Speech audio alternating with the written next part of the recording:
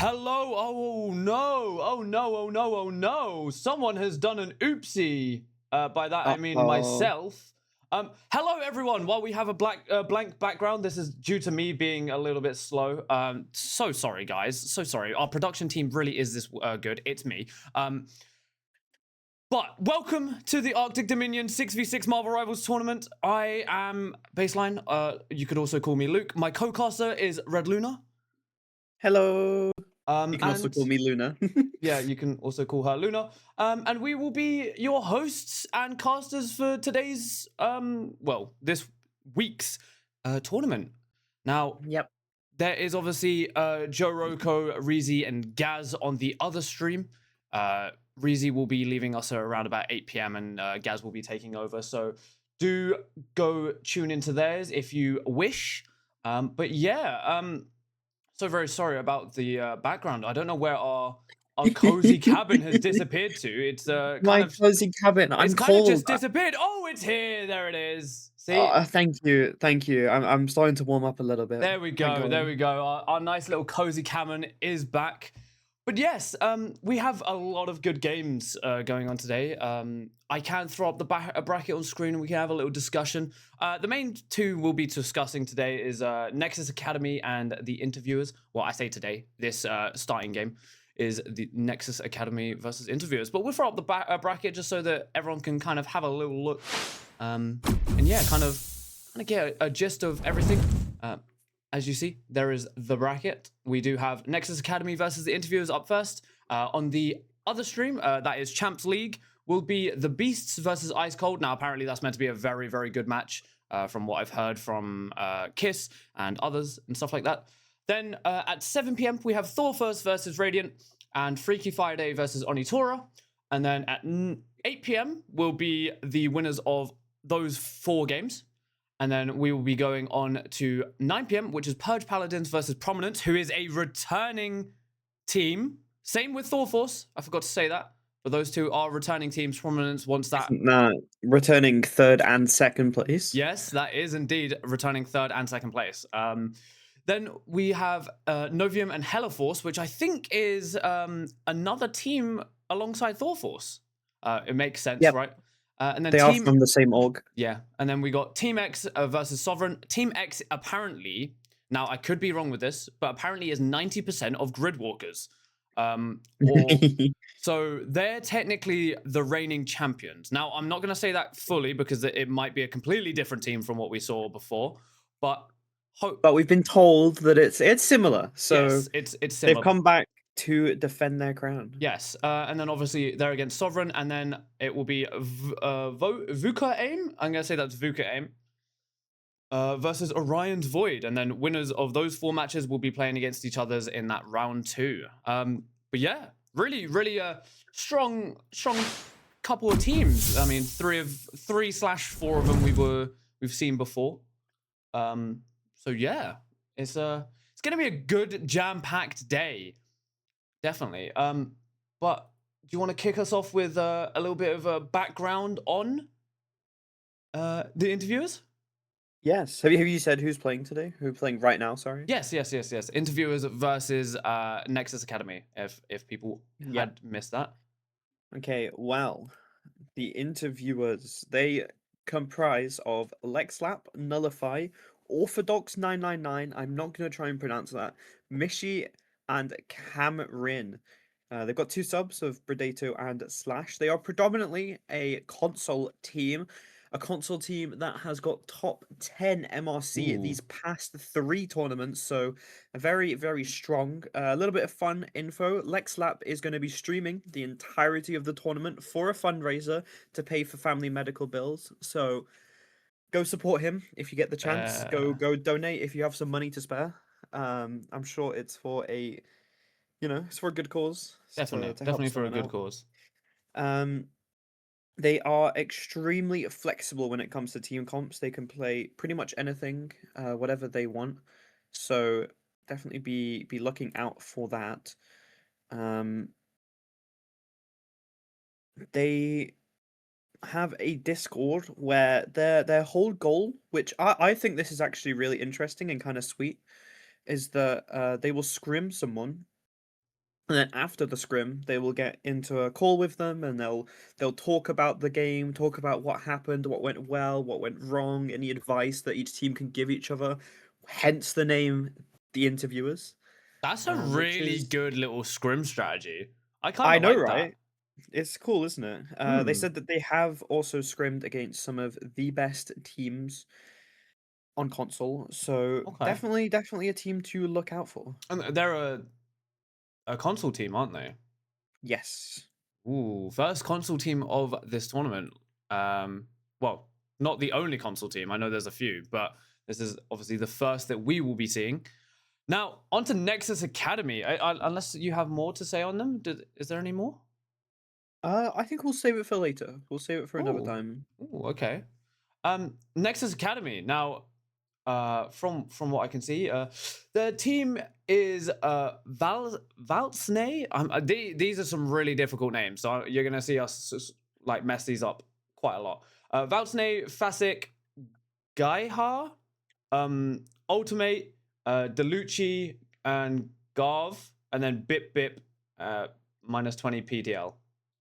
Really difficult names, you know, not very straightforward. But yes, they haven't give us any too much information, which I kind of like. I like when teams are kind of hidden about it. But they were able to get top 64 in MRC and top 32 in Ignite, which is pretty impressive. I mean, Ignite players are usually at that top level, you know. So apparently they've only been together for 3 months, which in terms of Marvel Rivals, that's actually quite long. Yeah, Uh, it is. I mean, I mean, that's like an MLC and a half. yeah, that is true. But yeah, no, there's not much else to be said on them. They haven't given us too much, and I think that's for a specific reason, which is probably they don't want to, they want anyone kind of getting too much ideas because obviously we are staying it on stream, so anyone that is watching can understand that. But yeah, we are obviously just waiting on them to get in a lobby. But yeah, I think if you want to head over to Champs Leagues, they're obviously running the if I'm correct, the Beasts versus Ice Cold. So if you're a Beasts fan or an Ice Cold fan, they're the guys to go watch. But if you are here for Nexus Academy and interviewers, then stick around because it should be getting started very soon. We are just waiting on Nexus Academy to kind of get in the lobby and get everything sorted. So yeah, I think it's gonna be a little bit of waffling from us, to be honest, which is very usual. It is day one. It tends to happen quite a bit. We do obviously have our day 2 and day 3. But yeah, who's your predictions before we go into any games on who's gonna win the tournament? Win the whole The tournament. whole thing. The whole Oh, thing. I mean, there's a lot of good teams in it this time around. Not that there Mm. wasn't good teams last time. It's just that, I mean, Gridwalkers kind of did a whole losers bracket run where they managed to, was it 7-0 in the end in the Yeah, grand I think it finals? was. I think it was a 7-0. Yeah, so I mean, I'm expecting good things to come from them. Obviously, there's some teams that we haven't seen yet. No, But true. if I had to put my money on anyone, I feel like Prominence has come back with a vengeance. I feel like they are gonna come and take it all. Yeah, now if I'm not wrong, Prominence had Chaos, if I'm correct. Yes, the strange goat. Really? Hmm. Yeah. So Radiant sweeps. Okay, so we got a Radiant fan in chat. Now, I think, I think just from what I've seen on signups and a little bit of information and stuff like that, I think it might be the Beasts. You think the beasts are gonna pull Yeah. through? May I ask why? Um, from what I know, I think they're a fairly high Ignite team. Mm. I could be wrong. I could be wrong, but I think if this is good, just from memory, I think they're an Ignite team. Who are? Oh wait, no, no, no, they're not an Ignite team. They are top 16 in MRC though. So, Oh, but not bad. they are a full one above all team. And apparently their rivalries are Team X. So Oh, when that okay. match comes around, that's going to be a good little watch for us, I will say. But Yeah, I mean, I can't wait to see the Prominence rematch. I can't lie. yeah, That's kind of what I'm excited for. that's going to be really good. But no, I mean, based on, I don't know actually. It's kind of hard. It's kind of hard to get this decision. Um, maybe, I mean, maybe, yeah, maybe, there's a lot of good teams.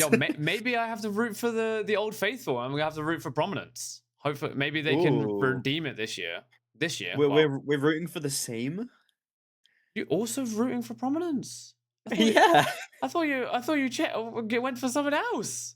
You know what? no, Yeah, no, we go with I said Prominence. Prominence are gonna come back for a vengeance. Yeah, yeah, yeah, yeah.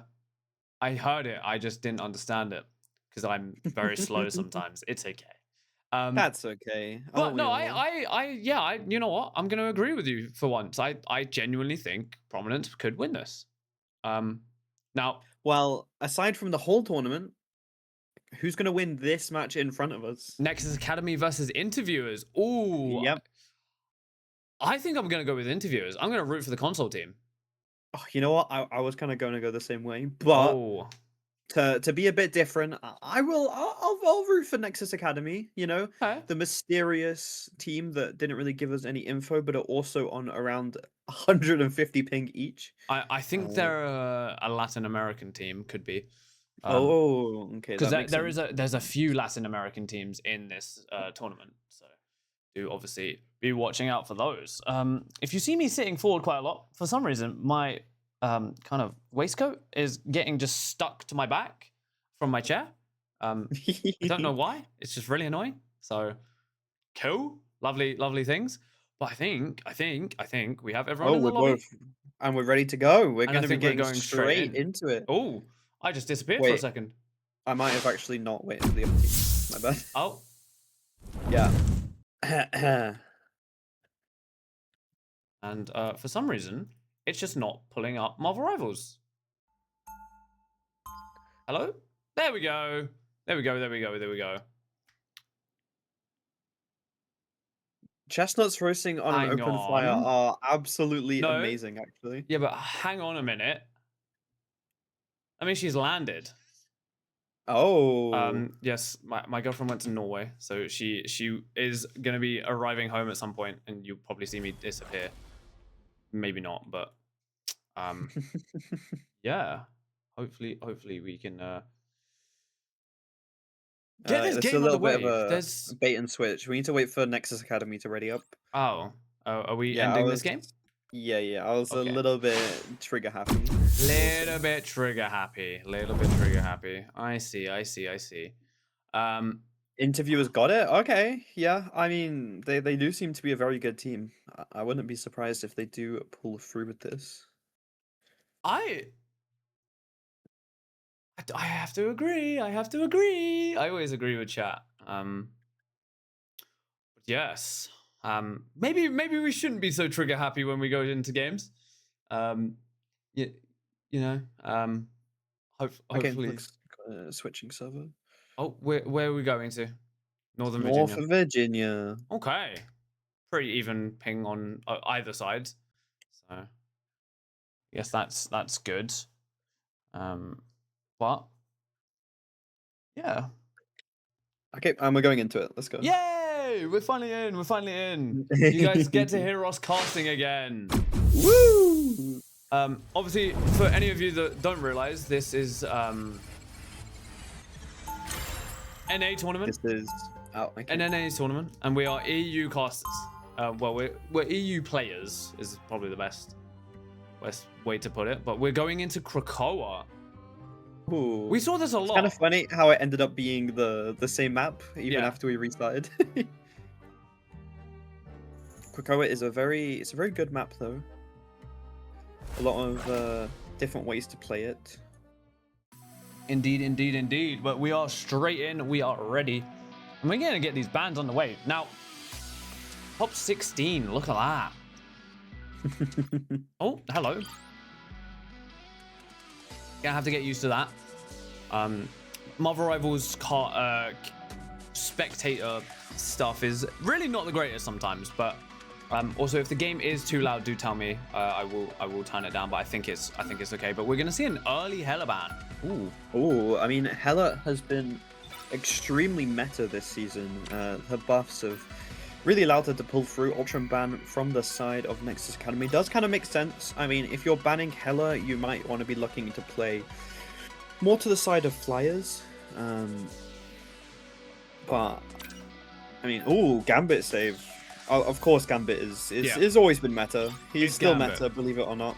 Now, Gambit never falls. would you say that Torch could be a good pick here? Torch is getting back in the meta, but only really with an Ultron. Okay. Yeah, because the new damage boost that Ultron can give is really, really strong with Torch.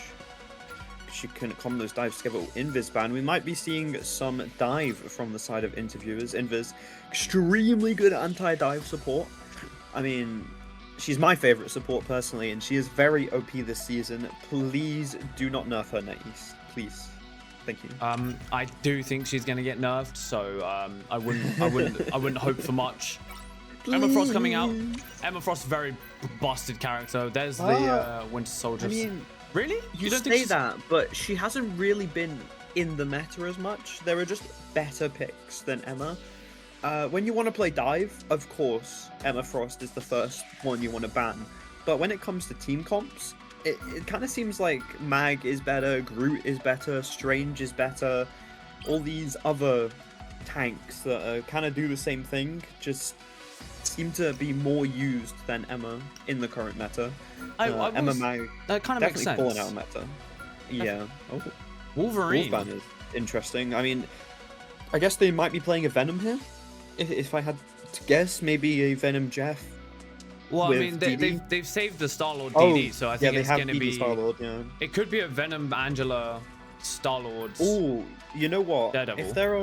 If there are top 10 interesting ban, seems as though 2 DPS are already Pick saved. your hero. Yeah. Or villain. Seems though I'm they not are judging. a top 10 MRC team, they may be running the meta from last season, which you kind of go Cap, Venom, and then you go 2 dive DPS with Animal backline. It doesn't look like they're going to be doing that though.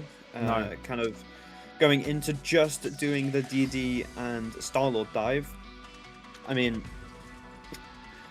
Loki Gambit is extremely overpowered at the moment. Gambit's ult, probably the best support ult in the game. Yeah. I mean, arguably you could say that maybe situationally some others are better, but all in all, Gambit is so overpowered. Works really well with DD, works really well with 30 seconds Phoenix, before you attack. you know, Get both ready. works really well with Rogue as well. Just a really strong ult in all, and to be able to get that ult twice with Loki copy, it's just game over. I can't lie. True.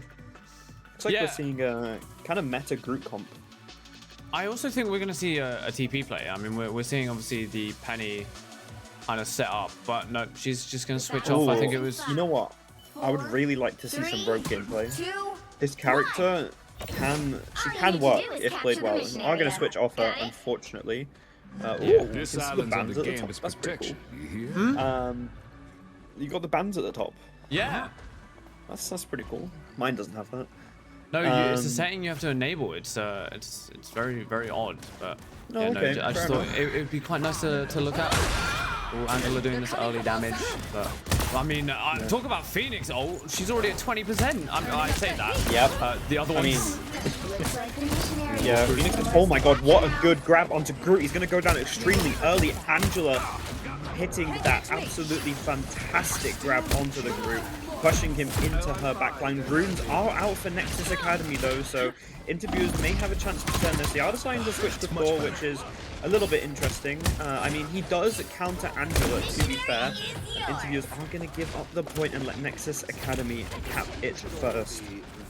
That they do, but interviewers are gaining their ult charged at a rapid speed, and it looks like they're going to try and get this early pick onto the Daredevil. Is unable to get it, but this Phoenix, she's just farming ult charge. However, I don't even think she's the person, but Orthodox gonna take down Dota SK, and this is gonna be one pick on the side of interviewers. Hopefully they can go in. Here's the Raging Royal Flush coming out from Nexus Academy, able to do a lot. Meteor Rem followed up to try and take this down.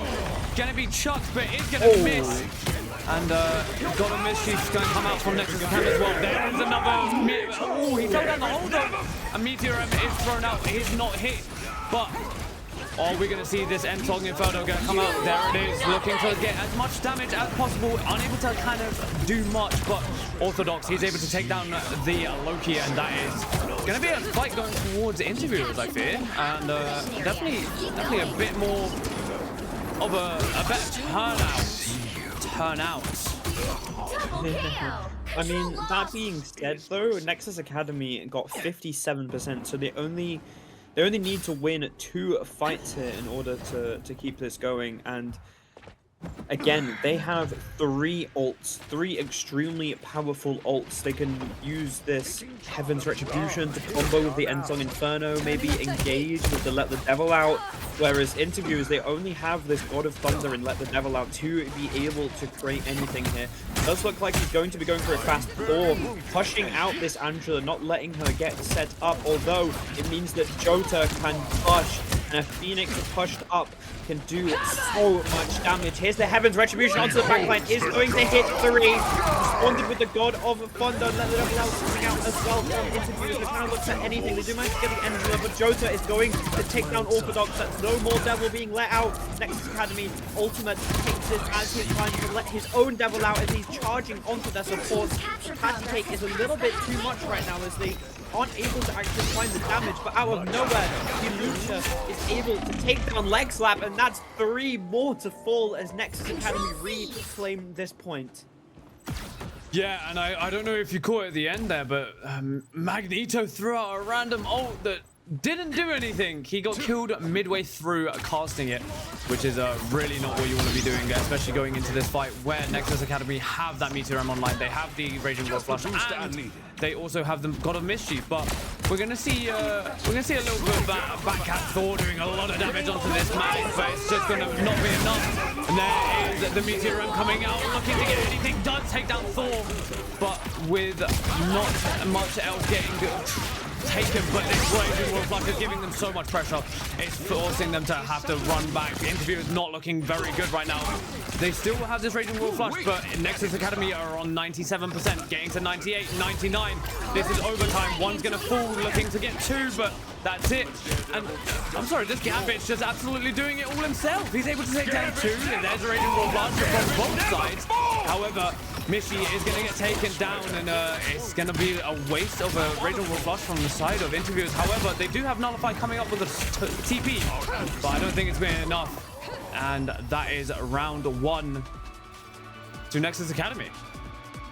Yeah, extremely well played by Nexus Academy. That getting it to 60% almost on the first kind of fights was really crucial, because it meant that interviewers were kind of forced to look for a quick fight, and they instantly lost, which meant that the TP could not come back fast enough. I mean, interviewers' supports just needed to play a little bit safer there, maybe save their runes a little bit. They aren't really getting as much healing output as Team Nexus, which is kind of concerning when Team Nexus does have more damage than interviewers right now. But I mean, we'll see if they can make any change here. I'm not really too confident about this Thor pick. I mean, he's very good into Angela, but when Mag is open and you have that Mag Phoenix combo, although they have switched onto Bucky instead, so maybe the Thor pick isn't as bad. It's just, he's very squishy. He just gets taken down. Yeah, I think fast. especially into a Phoenix as well, like it's very hard to kind of like do as much pressure as you want. You get stunned out and you get quad headshot, and that's kind of your entire HP just disappeared. So I don't really know if it is the play, but we're very early. Heaven's Retribution gonna get 2. Oh. Looking to get 3. Holy! Valsny with such a crucial Heaven's Retribution. They weren't really ready. They were mid-rotation, and Valsny just swoops in and claims 3 souls. What a play.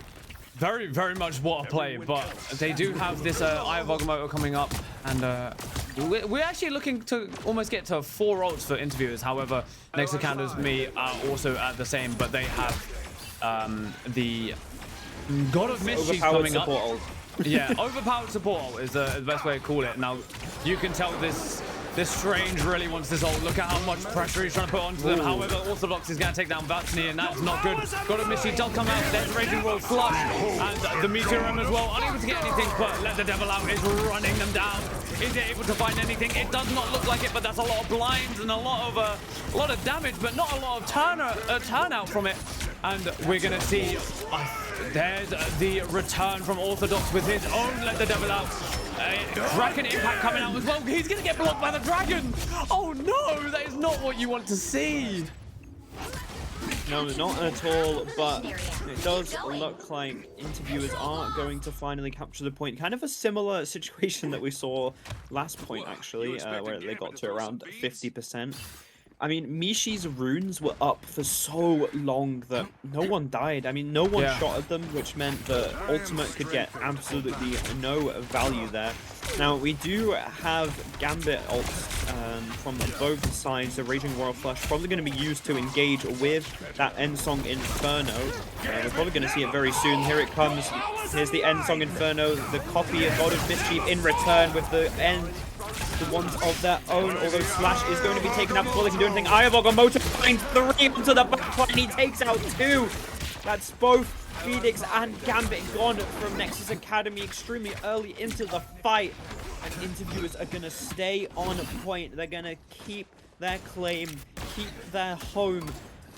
Nexus needs to make something happen next fight. I am strengthened. Yeah, I don't quite know what really happened there. I mean, the Endsong Inferno came out probably in not the greatest of places, but I think it kind of just came down to what is happening there. Why is Nullify just kind of that far in? But here's Mischief turning into the Raging Royal Flush, and they're going to take this pressure, walk forward, but he's getting very, very low. He's going to dash out, however, but it looks like Bucky is going to get that clear up. There is the ultimate doing Daredevil's work, looking to try and take down Gambit as well, but is not possible. I mean, I'm not really too sure what the tanks for interviewers were doing there. They kind of walked up way too far. I mean, Loki still had his runes up, so he possibly could have saved them. Hutkin and Miss blocked by the Strange. They are going to be going in for the Raging Royal Flush of their own. Here it comes. Meteor M in return. Is it able to find anyone? Here comes the Armed and Dangerous taking out Garv. That's the mag out of the fight. Reset on to no one. Unfortunately, does manage to take out Jota, though. Here comes the God of Thunder to try and clean it up. Slash has been taken down, but Nexus Academy, the members are running dry. Only a few left. They do almost have this Raging Royal Flush, though, which they may be able to use to touch. TP coming out along with the Raging Royal Flush as they start to run them down. Nexus Academy looking so good right now. Ultimate takes down one. His GPS duo ults onto the next, and it looks like Nexus Academy is going to take map 1. That was a really, really good last TP there, and especially coming through with that Kraken Impact as well to kind of follow up with it. It was kind of unmatched, especially after they had thrown out so many ultimates for that fight to kind of maintain the point, and then just like from there, it just wasn't really possible to do anything about it. They just kind of had to lose. I mean, unless they were able to farm that Loki ult quick enough, but that is first round going towards Nexus Academy. And let's look at the scoreboard quickly. I mean, Jota with the 21-5 with 10 finals. Wow, what a performance. But yeah, I just think it kind of came down to that ult rotation and that kind of clutch TP at the end, but I don't think much more could be done. As soon as I saw that Gambit ult getting extremely close to that 100%, it was on about 97, and then I see them TP, and I'm like, I know what's going down. They're going to just run them down with a Gambit, and that is exactly what they did. Yeah, and then obviously Bucky does what Bucky does, and he used that Kraken Impact. He was able to get 3, I think it was, with it. But just there's so much pressure that they were able to kind of put onto them that there's not much you can do about it, is there? Like, you just if you don't have anything in response, you kind of just have to let it happen.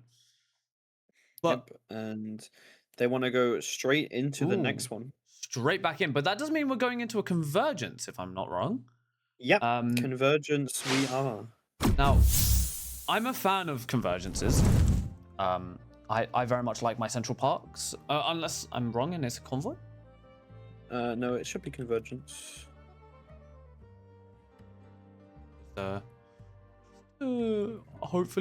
Hopefully. But yep, it is a convergence. Now, I think we're going to see a Central Park. Yes, we are. Now, Central Park is definitely one of the better convergence maps. I don't really know what else could kind of combat it. Maybe the Clintar. Maybe I think. I mean, I've started to really like Kunlun. I can't lie. Yeah, I mean, Kunlun's It's a still very a good map. interesting map to play, and it's one that you kind of need to learn how to play it. Yeah. But once it's mastered, I feel like you can absolutely dominate on that map, if you so wish. I mean, Central Park though, that Penny hover may not be a hover anymore because she is so good on this map. With that one choke point, you kind of have to push through. You can place mines on either side. You can place them on the flank. You can stop the DD dive from coming in. Yeah. I wonder if we're gonna see any different bans here. Nope, not at the start. It does look hella is Are going they down. banning out instantly. Jota? Is that possibly what they're doing there? They're not actually kind of trying to play for the Ultron play, I mean, Jota did play extremely well last map, so I wouldn't be too surprised if they're banning him out. I mean, he's clearly a very good player. Obviously, Gambit save yet again. We saw Faisk? I'm not too sure. I'm gonna say Faisk. Faisk. Well, we saw him pop off on the Gambit last map. He had so many kills, so many finals. It does look like interviewers do not want to have that Loki Gambit yet again, which, I mean, it's very fair. He's extremely overpowered to have 2 Gambit ults constantly. We are seeing the Emma save though, so doesn't look like they really are going to run dive anymore. Psylocke ban ultimate getting his own hero banned out, unfortunately, but we have seen him on the DD. We've seen him perform. He clearly knows what he's doing on these dive characters, so I wouldn't really be too worried if his picks have been banned out.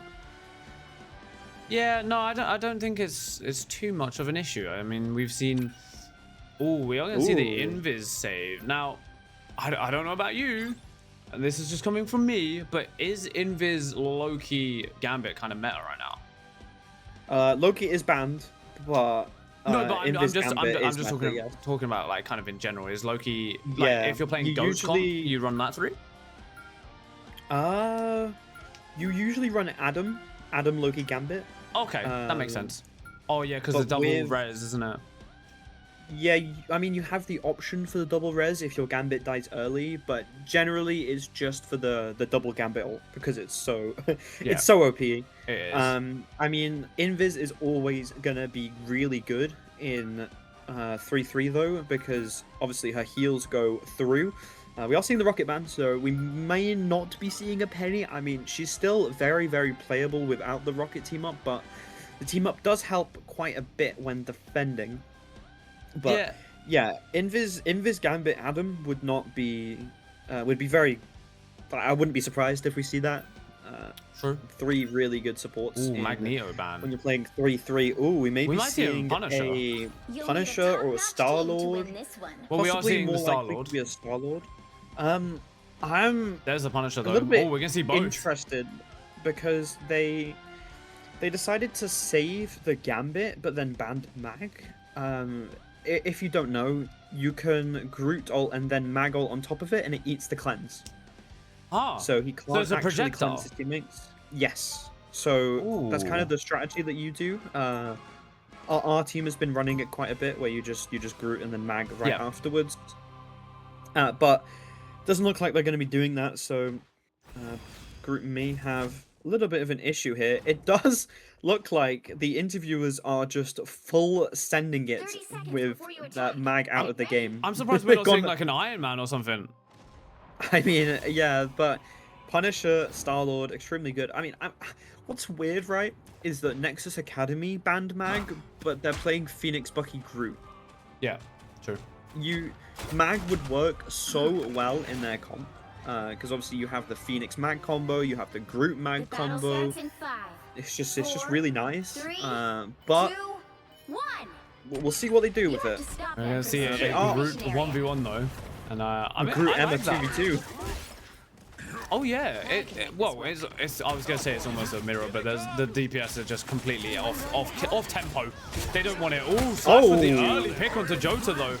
Hook coming out from the side of Nexus Academy, and it was able to grab 2. They are gonna get a pick from that, but I don't think it's gonna be anything else. But it's a very big pick, taking down their Punisher, stopping him from farming any form of ult charge is really, really good. Another hook coming out from this Bucky, unable to land anything. Iron Wall does come out from the side of Interviewers, and ooh, this Groot's getting very low, but he also has an ult coming up very quickly. Although he is gonna get taken down. Playing with fire. But it doesn't look like they are going to be able to grab the Invis, and Gambit's going to fall as well. And looks like Interviewers are going to be taking this first point. I don't think they're going to have enough time to TP. Although I'm going to call No, them they Gary. don't. They don't get it off. They don't get it off. No. Unfortunately. A shortcut. They do. Oh, they did. Okay, they jumped through it. Invis ult coming out from Cameron though, trying to force them onto point. The Lucci is going to be copying that Invis ult. Now both Groots have their strangling prison, but I don't think they realized that their Invis ult was over, and Jota is able to find 2. Nullify coming out with a Psionic Seduction, but it's gonna be in vain as the rest of his team is dead, and Jota is going to clean it up. Now, a very common strategy on this map, Luke, is that you kind of just let your Gambit build ult. You don't shoot the enemy, you only heal, and you can just kind of run them down with Gambit, but Yeah. we didn't see that happen, No. which is kind of interesting. Guard does have this eye of, here comes the Raging Royal Flush along with the final punishment. Raging Royal Flush in response, and the Endsong Inferno able to take out Orthodox. That Punisher threat is out. Ultimate getting grabbed in the Strangling Prison, but it's not going to be enough as his teammates are there for him. His teammates are there to help him. He was down his main damage and Nullify, soon to fall as well. They had such a good response to that Punisher Gambit kind of push. Like they instantly just went, you know what? Yeah, you're gonna use 2, we'll use 3, and we'll win the fight. Like, we're on defense. All we have to do is just stall out the time. So if we win the fights, it doesn't really matter. But ooh, this Groot's getting very, very low again. And I don't know. I mean, this Bucky's getting a lot of damage out, but here comes the Galactic Legend. Does come out. The Silent Seduction in response. Is it going to be able to grab him? It does indeed, and I think he's going to get taken down from that. And there it is. Star-Lord falling on the side of Interviewers, and this Emma's just putting some serious damage. Emma into Groot is probably the most scary thing to do. But here's the Eye of Agamotto, does get pushed away and unable to find anything. But there's so much pressure that this Emma is putting onto this Groot that he can't really do much. He's gaining a lot of ult charge, but he's also losing a lot of health. There is the Raging Royal Flush as well as the Silent Seduction coming out from the Interviewers. However, Endsong Inferno set up and ready, and it's going to get taken down instantly, unable to kind of find anything. But this Bucky, I know he's ready. He's waiting. He's just trying to find an opportunity. There it is. He's going to throw an ult at his own teammates. I don't really know what that play was, but Emma's going to get taken down by Interviewers. Invisible Boundary, I think, was enough. And also, Orthodox able to get 2 with that shotgun going behind them. Here comes the Raging Royal Flush from Nexus Academy. Oh, very close to being able to take down one. That is Slash to fall, but he's gonna get shotgunned in the back. They don't realize that Orthodox, he's a close gamer. He's a close range warrior. And that is point, I think, going to Interviewers. Yep. Now, Nexus did have a single win con there with the Invis having ult. Same with Mishi. They could have just let the Gambit build. If Feist managed to get ult before his team was dead, they were sure to win that and take the series probably, because it's kind of hard to do much after you've been full health. We are probably going to be seeing a Strangling Prism soon. Nexus Academy have 0 ults, extremely close to this Endsong Inferno, probably going to get it instantly because it is Phoenix. She gets ults extremely fast. Lexlap going to be looking for this Strangling Prism though. He wanted to get up to the high ground to maybe get a better angle, but he's going to see 4. Is he going to rip it? I feel like you kind of have to soon, right? Right? It looks like they're going to be doing the Raging Royal Flush along with the strangling Oh, prison manages the fucking 3. What a nice combo. They didn't have to really use anything else. They did use Nullify's Psionic Seduction though, maybe to try and stop Face from cleansing, but it doesn't really matter. You kind of can use overcommit ults here, especially when you have both DPS and your invisible boundary up on online. Yeah, and especially when you have like this one, the last judgment coming out, unable to. Well, it's gonna take down 1, then 3 to fall. That's 4. And they're going to look to try and get 5. It's not going to be enough. However, the Galactic Legend is running this storm down, and that is another one to fall. That is 5 down on the side of Nexus Academy. Make that 6, actually. But that is point 2. You can really tell that this team has played together a lot. They really do have that coordination. I mean, that push on second point was just, it was played to perfection. They got the staggers, they used the ults they needed to win the fight before Nexus could build any, and they just knew that if they ripped that invisible boundary along with Final Judgment, it's just kind of free. I mean, they used the Galactic Legend as well, but I feel like it wasn't needed. Bit of overkill, but hey, it won them the point, so what does it really matter? We are going to be seeing the Storm damage boost along with the Raging Royal Flush with Final Judgment. The Slash going down extremely early. It does look like interviewers are going to be able to kite most of this though, although Orthodox is going to get found. And Lex Slap and Mishi both go down too. Yeah, I mean, the speed boost with the Final Judgment is crazy. That ult is so slow usually. And they buffed his movement as well. They made him so he's quicker in his ult, and then you just throw a speed boost onto it, and there's no running away from a man with that many guns. Although Deadpool might be able to counter it. Hopefully, extremely early Omega Hurricane is going to be able to find the Slash, and it means that the rest are soon to fall. I mean, they didn't have anything to counter it, so going early there with that ult is extremely well done.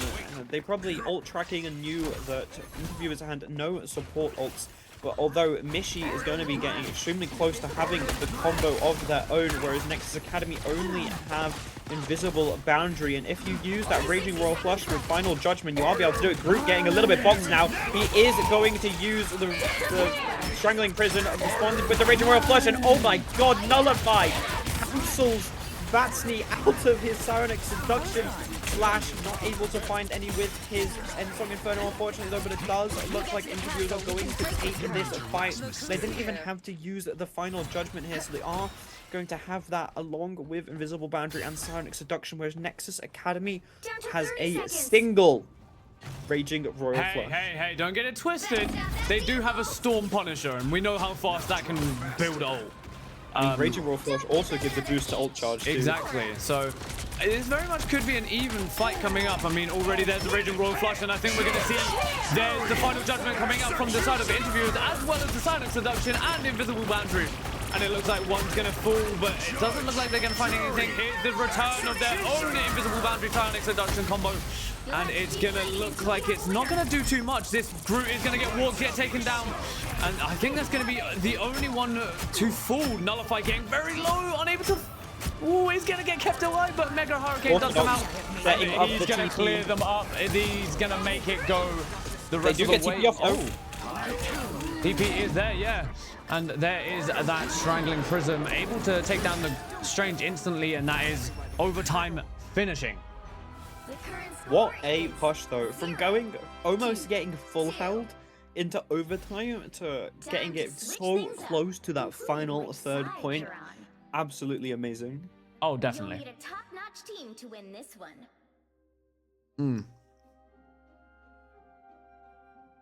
Can we talk about ultimately is already 19-6 with 11 I've already finals. said ultimately on day one. In fact, on game one of day one. No, I said ultimate. I thought you said ultimately. Look at these stats. No, I said ultimate. Am I getting? I feel like I can't remember the word. I'm getting gaslit. You're gaslighting me. No. Trust me, I would have known because I would have said it. I would have spotted it out myself. Yeah, Ollie is normally like Mr. Production. He's our 30 seconds before you attack. Our VAR, as some would say. He confirms if it was said or not. But we got some Nexus for fans in chat. Anyone who just joined the chat, it is currently 1-0 to Nexus. If they win this map, if they are able to push it all the way, the series is going to go to them. They're gonna move on to the next round. 4, 3, We have a lot of 2, Nexus fans in chat. 1. Yeah, apparently so. All you need to do is capture the mission area. But Got it? we we are are- underway. Yeah, we're seeing kind of a interesting comp. We are seeing the Storm Punisher match from both teams, which isn't exactly surprising. We saw how well it worked for Nexus Academy, so Interview is going to adopt that strategy as well. Here comes the damage boost. They're going to be start to push in. Lexlap getting killed extremely early into the fight. This is not looking good for Interviewers. That is their main tank. He is able to TP back though. Orthodox getting awfully low in the backline. Invisible Woman's shield is going to save them, and Valtzy is going to be taken down out of nowhere by the Sonic Vortex. Doesn't really do too much damage, so maybe the supports were a little distracted, but this means that Interviewers are able to push Nexus back and allow Lexlap his mistake to kind of go unnoticed. Yeah, definitely it does. But we are seeing almost 4 ults coming online for this side of Nexus. I say 4, more like 3. And 2 of them are a very, very good combo, and that is that Raging Royal Flush as well as the Final Judgment. I think we're going to be seeing it very, very soon. Maybe there it is. There it is. Final Judgment and Raging Royal Flush coming out. Invisible Boundary in response. However, I don't think it's going to be enough. But Johto is going to get taken down by that Strange, and there is 5 ults. Although the cancel onto Valtzny, I don't know what you were doing there, trying to use your Psychic Seduction in their face.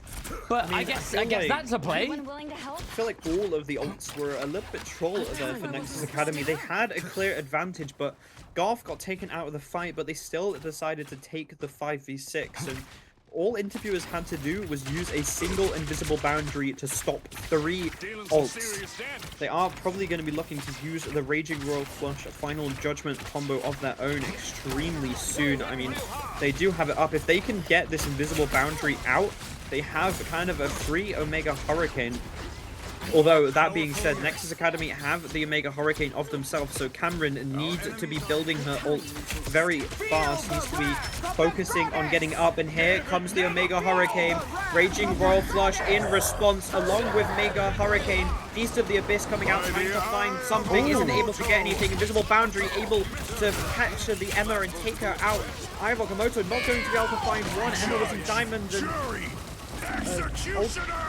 Jota was in his turret form, although Orthodox is managing to put out a lot of damage with this Final Judgment with no supports left alive. It is going to be taken down, unfortunately. Here comes the Final Judgment from Jota. The Final Judgment of their own invisible boundary gets forced out, otherwise Emma was about to die. It does look like this Final Judgment is going to not find anything, unfortunately. He does go down as well. Garth getting extremely low. No TP ready for Interviewers though. So if Nexus Academy win a single fight, the point is theirs. They have the Emma ult. They have the Raging Royal Flush, and Interviewers have nothing.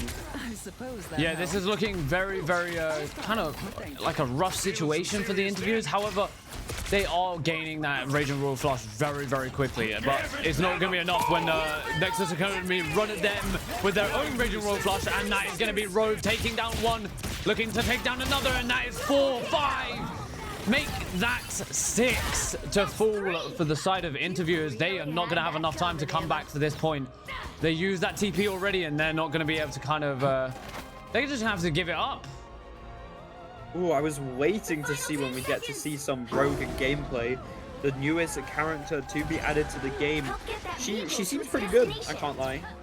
She's very, very frontliney, but you can kind of use her as like a dive hybrid because she can dash and dash and dash again. Yeah. Yeah, she does have a lot of dashes. Her ability to steal other characters' abilities can be very good, especially into Emma, because you can steal that diamond away from her. Although both cards are going to be instantly used from Nexus Academy. Probably going to be responded with the invisible boundary. That is exactly what they wanted, but Slash did not want to die. Here comes the Rogue. Rogue running it down. Rogue does what she wants, taking their ultimates away from them and silencing Interviewers. Yeah. Wow, that ultimate, by It the is way, time is to take so good. The fact that you just absorb everyone around you and you gain so many stat buffs, it's like... if you ever played League of Legends, it's Malzahar on crack, but Omega Hurricane coming out from both, well, from one side, shall I say, unable to kind of get, well, it was able to get one, but nothing else, because they used, interviewers were only able to use the Raging Roar Flush and the Sonic Seduction, and that was enough to win the fight. Well, I mean, Nexus Academy had nothing really in kind of defense, did they? Yeah, I mean, Nexus Academy are kind of in a little bit of a rough situation here. They do have that Raging Royal Flush and Sonic Seduction coming up.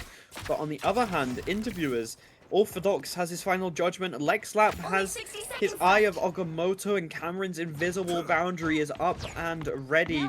So, I mean, if she uses this invisible boundary early, kidnaps a tank, it can be extremely quick win for them. Orthodox winning that 1v1 against Jota, such a crucial pick, especially when there's only 40 seconds left. You need your Punisher to be building his ult, especially with this Storm. He is kind of the center of the comp here. The damage boost is mainly for him to be able to output a lot more and get his ult very quickly. If interviewers just let Nishi build his Raging Roar Flush here, this could be a second map win. But Falx is here with the Raging Roar Flush of his own. Here comes the Sonic Seduction, Invisible Boundary spot, but Agamotto is going to find 5.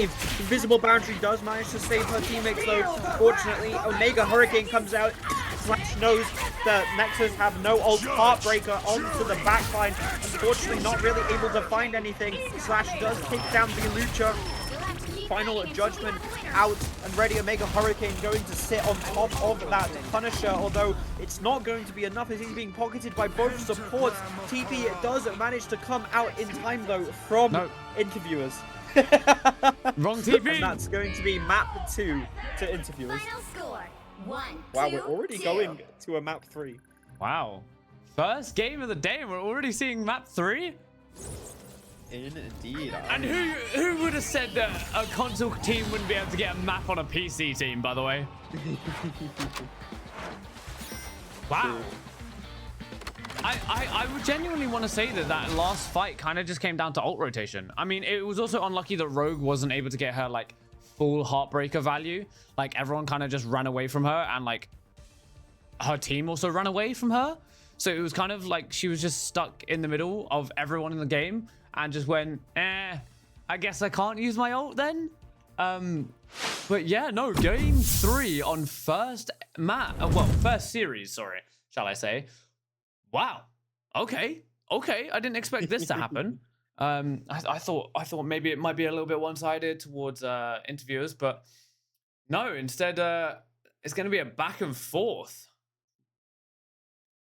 Yes, indeed. I mean, interviewers just played that so well. They clearly have the second point of Central Park locked down because both on attack and defense, they kind of played it to a T, really. They had their positions, they knew what they needed to do. Their ult rotation was out of this world. Nexus Academy really needs to work on the ult rotation of their own because that's kind of what won it for interviewers.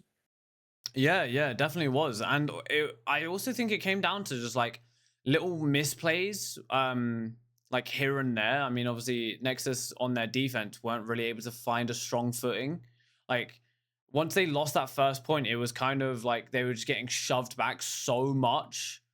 Whereas interviewers, they did lose that first point, but they were still able to put a lot of pressure on them for the entire 2 minutes 30 on that second push.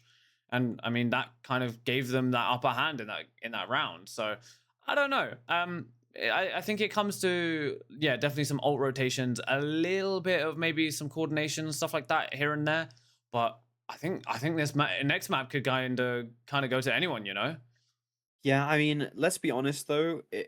Convoy just kind of comes down to who's better at playing the spawn hold. True, it does. And who's better at playing the 3-3 and the spawn break, obviously. It does also look like Nexus are, I think, better on that spawn hold, but I feel like interviewers are pretty good on that spawn break. So yep, we'll definitely be a little bit of a matchup on it. So we shall. I mean, both teams definitely have that Punisher Punisher Storm down to a T. Hmm. Yeah. Which I didn't think I would be seeing a lot today. I didn't think I would be seeing a Punisher Storm, but apparently we will be.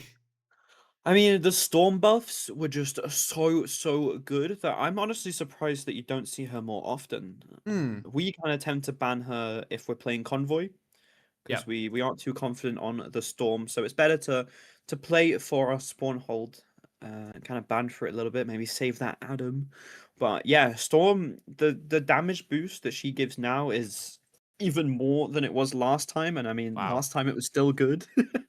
Yeah, last time was still very much a big pick into that spawn hold comps, isn't it? So now it just kind of solidifies her in spawn hold. But we will be going in to our next game.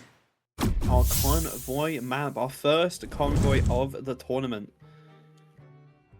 Well, yeah, we've only had one game. I mean, yeah, but last tournament, do you not remember? We didn't get a Convoy until day 3. True, actually. Yeah, but I'm not surprised that it's these two teams that are bringing us to a map 3. They are extremely close. Both very, very good teams. I mean, as we've seen, their coordination is really, really good. Spider look like- Islands. Interviewers did need a little bit of a warm-up. Ooh, Spider Island's extremely good spawn hold map. It's kind of the first spawn hold map, although Midtown kind of was, but that didn't really join us until Season 2. But I guess you could argue that spawn hold wasn't really a thing until Season 1. Sorry, my bad. So, I mean, not surprising though. Out of the 4 options, I feel like Spider Islands is the safest bet. Yeah. The most rehearsed map, if you would like. Very, very good penny map, yet again, though. Probably going to be seeing that Invis Gambit Adam, if they are confident on the... We are seeing the Adams Gambit. hover as well, so Yep. possibility. Instant Heliban yet again. I mean, what a lot of teams like to run here is you kind of run like a group mag cap. Because all 3 of those together, along with the Invis Adam, there's the Loki save. I wonder if we're going to be seeing a Gambit ban. I mean, probably not so much of a good idea, because but Mishi is so good on that Gambit. You saw him perform. Oh, there it is. Never mind. My bad. Looks like we're going to be seeing some Loki Invis. Not surprising though. It is kind of just Loki, Invis, Gambit. Those are the 3 supports that you play. If one is banned, you just switch it out with one of the other ones. Yeah. If 2 is banned, I mean Rocket is still extremely meta and very good with Punisher and Star-Lord, like always. True. Rocket Phoenix is also kind of scary. We are seeing no ban from the side of Nexus Academy. I think they probably ran out of time while conversing and couldn't decide on it. Yeah, probably not. I mean, we've seen that happen a lot throughout the tournaments. That teams kind of just like either forget to, or they just kind of sit there and talk for too long, and we're gonna see. It doesn't look like we're going to be double. seeing a save either. Not really too sure. Has Valtsny DC'd? I mean, he's the Oh, he's they're the just band guy. lagging. He said he's lagging, unfortunately. Oh. Well, that's always a shame. Yep, definitely going to be seeing some Invis Loki. I mean, we saw the Valtsny is extremely good on Angela, so I'm not too surprised about the Invis save. It kind of renders Angela useless. Mantis ban. Mantis Loki is very, very strong. Ooh. Very, very scary. Giving those runes the damage boost is You'll need kind of a really top-notch nice team pushing to tool. win this one. Not really too surprised about the group ban. I mean, you know, it's both teams played it quite well, but I mean, sometimes you just don't want to have to deal with a group. True. Yeah, I mean, there's definitely as a group player, there's many times that it's been banned out, and it's just even playing Groot against a Groot is just annoying. It's so annoying. I mean, it's annoying for my team. It's annoying for me, because there's just walls everywhere. It's just annoying. But Yeah, I mean, we're gonna see like a fairly normal kind of comp on interviews. I mean, seconds apart from before the, you attack. the Moon Knight, Get but ready. is he meta now? Would you say? No, but he's probably just playing it for spawn break. I'm kind of surprised that they aren't playing this Storm and Moon Knight if they wanted to play Moon Knight because Well, Psylocke might very good. might switch combo. onto it. So Yeah, maybe. I mean, once they see that on spawn hold, they might. The battle starts Kind in of a 4. not very pushed up spawn hold. Usually you want to kind of play in that little health pack room to the right. yeah. But this looks like the supports are playing main and the tanks are playing very far back, so interviewers kind of get a little bit of free room to push here. Kind of interesting how far back they are playing on this spawn hold comp. Usually want to kind of take control of that corner, although Valtzy is going to contest the cart cap. Extremely annoying little fly buzzing around on the cart. Yeah, but I will say playing Moon Knight into Loki is actually really beneficial because obviously like you can bounce it off all of his clones and you just get so much ult charge.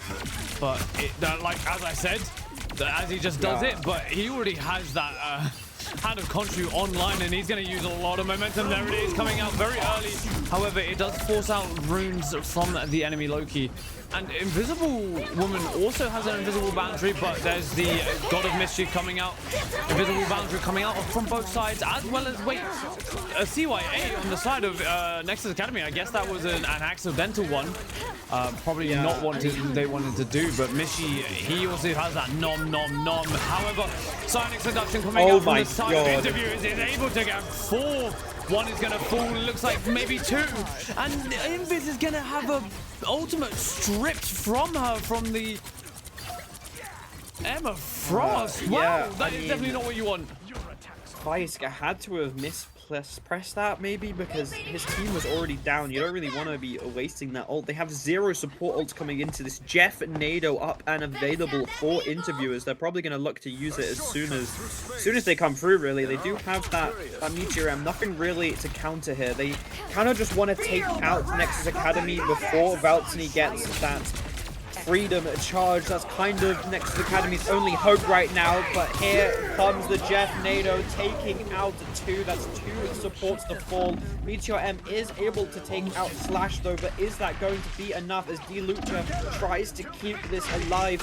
Freedom charge coming out, able to keep his team alive for a little bit longer, although it's not enough to save Garv or DLucha. DLucha going to get rezzed in the backline though, but Ultima is going to go down as well.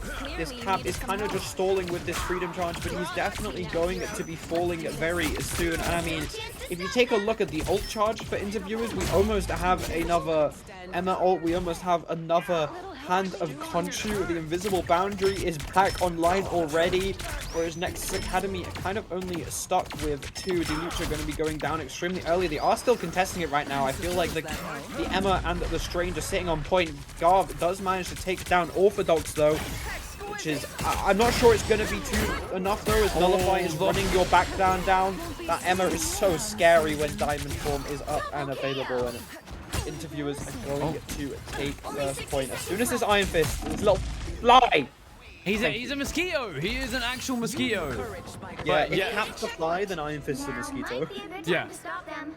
But obviously, we are going to see almost 6. Well, I would say about 6 ults coming up for interviewers. However, Nexus Academy only looking at about 2, maybe 3, maybe 5 if you think how quick Ultimate and Jota can get their ults, especially on this character. But Orthodox, he's sneaking about. He's looking to get this Hand of Khonshu, and it's going to be coming very soon. Although he's going to get spotted out and a lot of damage thrown onto him. However, he does have that. Wait, he has Snowflake. They have a Lunasaur. I haven't seen this character in like 4 seasons. Oh my god. I mean, her blasts definitely make her viable. You can kind of give yourself the Snowflake and do 80 damage per clap, and if you're doing it to 5 people, you're gonna get your ult in a couple seconds, to be honest.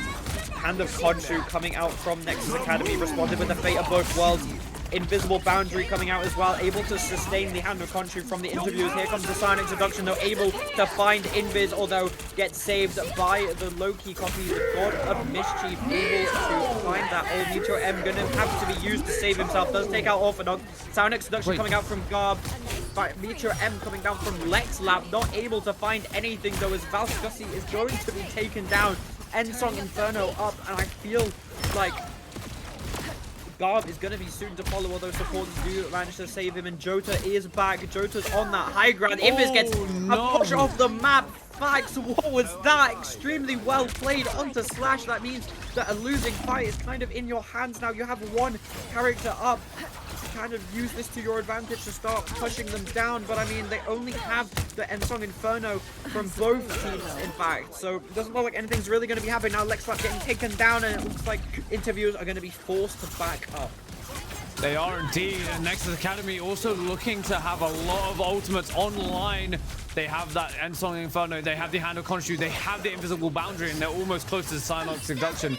Yes, interviewers are matching it, and they almost have that that fate of both worlds, but here comes the Psylocke Seduction early from Nexus Academy. Able to grab one, Hand of Khonshu does not find anything, however the return from Orthodox gets 3. Slash is helping him as well, and that is going to be 4 to fall on the side of Nexus Academy. Make that 5, and interviewers are going to retake this point. 6 actually. They're going to ace them. Well, slightly ace. It was delayed. Kind of an extremely bad time, although Garv is setting up that TP. They are going to be able to get a touch here, but interviewers, they have 4 ults up. Nexus Academy only have 3, getting extremely close to Vapsney, having that and that Meteor M. Invisible Boundary from both teams. Ensong Inferno coming out, not able to find anything, but also manages to finish off with the kill onto Orthodox. That means interviewers are already down 1 player in this final fight. Orthodox probably going to be TPing back in. Garv managing to find 2, Vapsney finishing off Nullify, and Mishi is running for the hills. Yeah, and we're gonna see a switch onto a Thor. Now, I think in this position, like, yeah, it's really good to kind of have that burst damage, but Psylocke Seduction coming out from interviewers, able to grab both supports, but not much gonna come from that hit. The Meteor M able to get I don't think it actually got anything. I think it hit the shield, but this Slash is doing a lot of damage right now. Able to take down 1, I think it was, that I saw. And now it's looking a little bit scary. However, Ultimate with that massive pick onto the Invisible Woman, and looking to take down this Phoenix as well, but he's going to have to run away. And there comes the runes from Nexus Academy, and it looks like interviewers are in a very bad state right now. That is 3 to fall, only 2. I think it's only 2 left alive right now. Make that 1, and that is first round ending there. Yep, I mean, gonna be a little bit of a rough push as they have to break through the spawn hold first. Sorry, not a rough push, a rough defense, but that being said, they do have to break through the spawn hold, like I said, so, I mean, a lot of convoys kind of end on first point because team isn't able to get through that spawn hold. I mean, from what they're hovering right now, it doesn't look like they're going to be running that, though, but Nexus Academy, if they're able to push that first point with quite a bit of time on their hands, they can probably be looking to take this series away. I mean, interviewers not pushing it to the end didn't prove to be too crucial last map as they held them on point 2, but it's not really too far to push when you think about it. I thought you were going to make me guess what was going to be said next then. You took such a long pause between that but, and I was like, oh no, what have I got to throw out to make it sound correct? I've just got to keep you on your toes. Yeah, of course. I totally understand it. But yeah, no, obviously we are going to see this, we're going to see a spawn break on defense. I think they have it a bit backwards, you know. Sometimes they have it kind of the right way round, but this time they just didn't.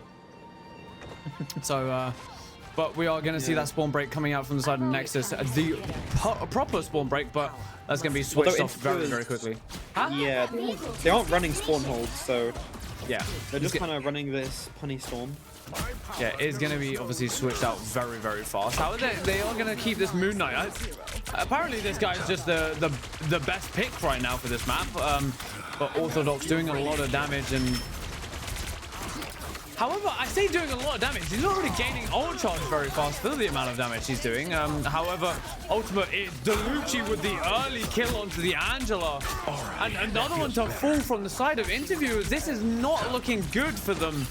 However, this, oh my god, I forgot his name, Moon Knight, there we go.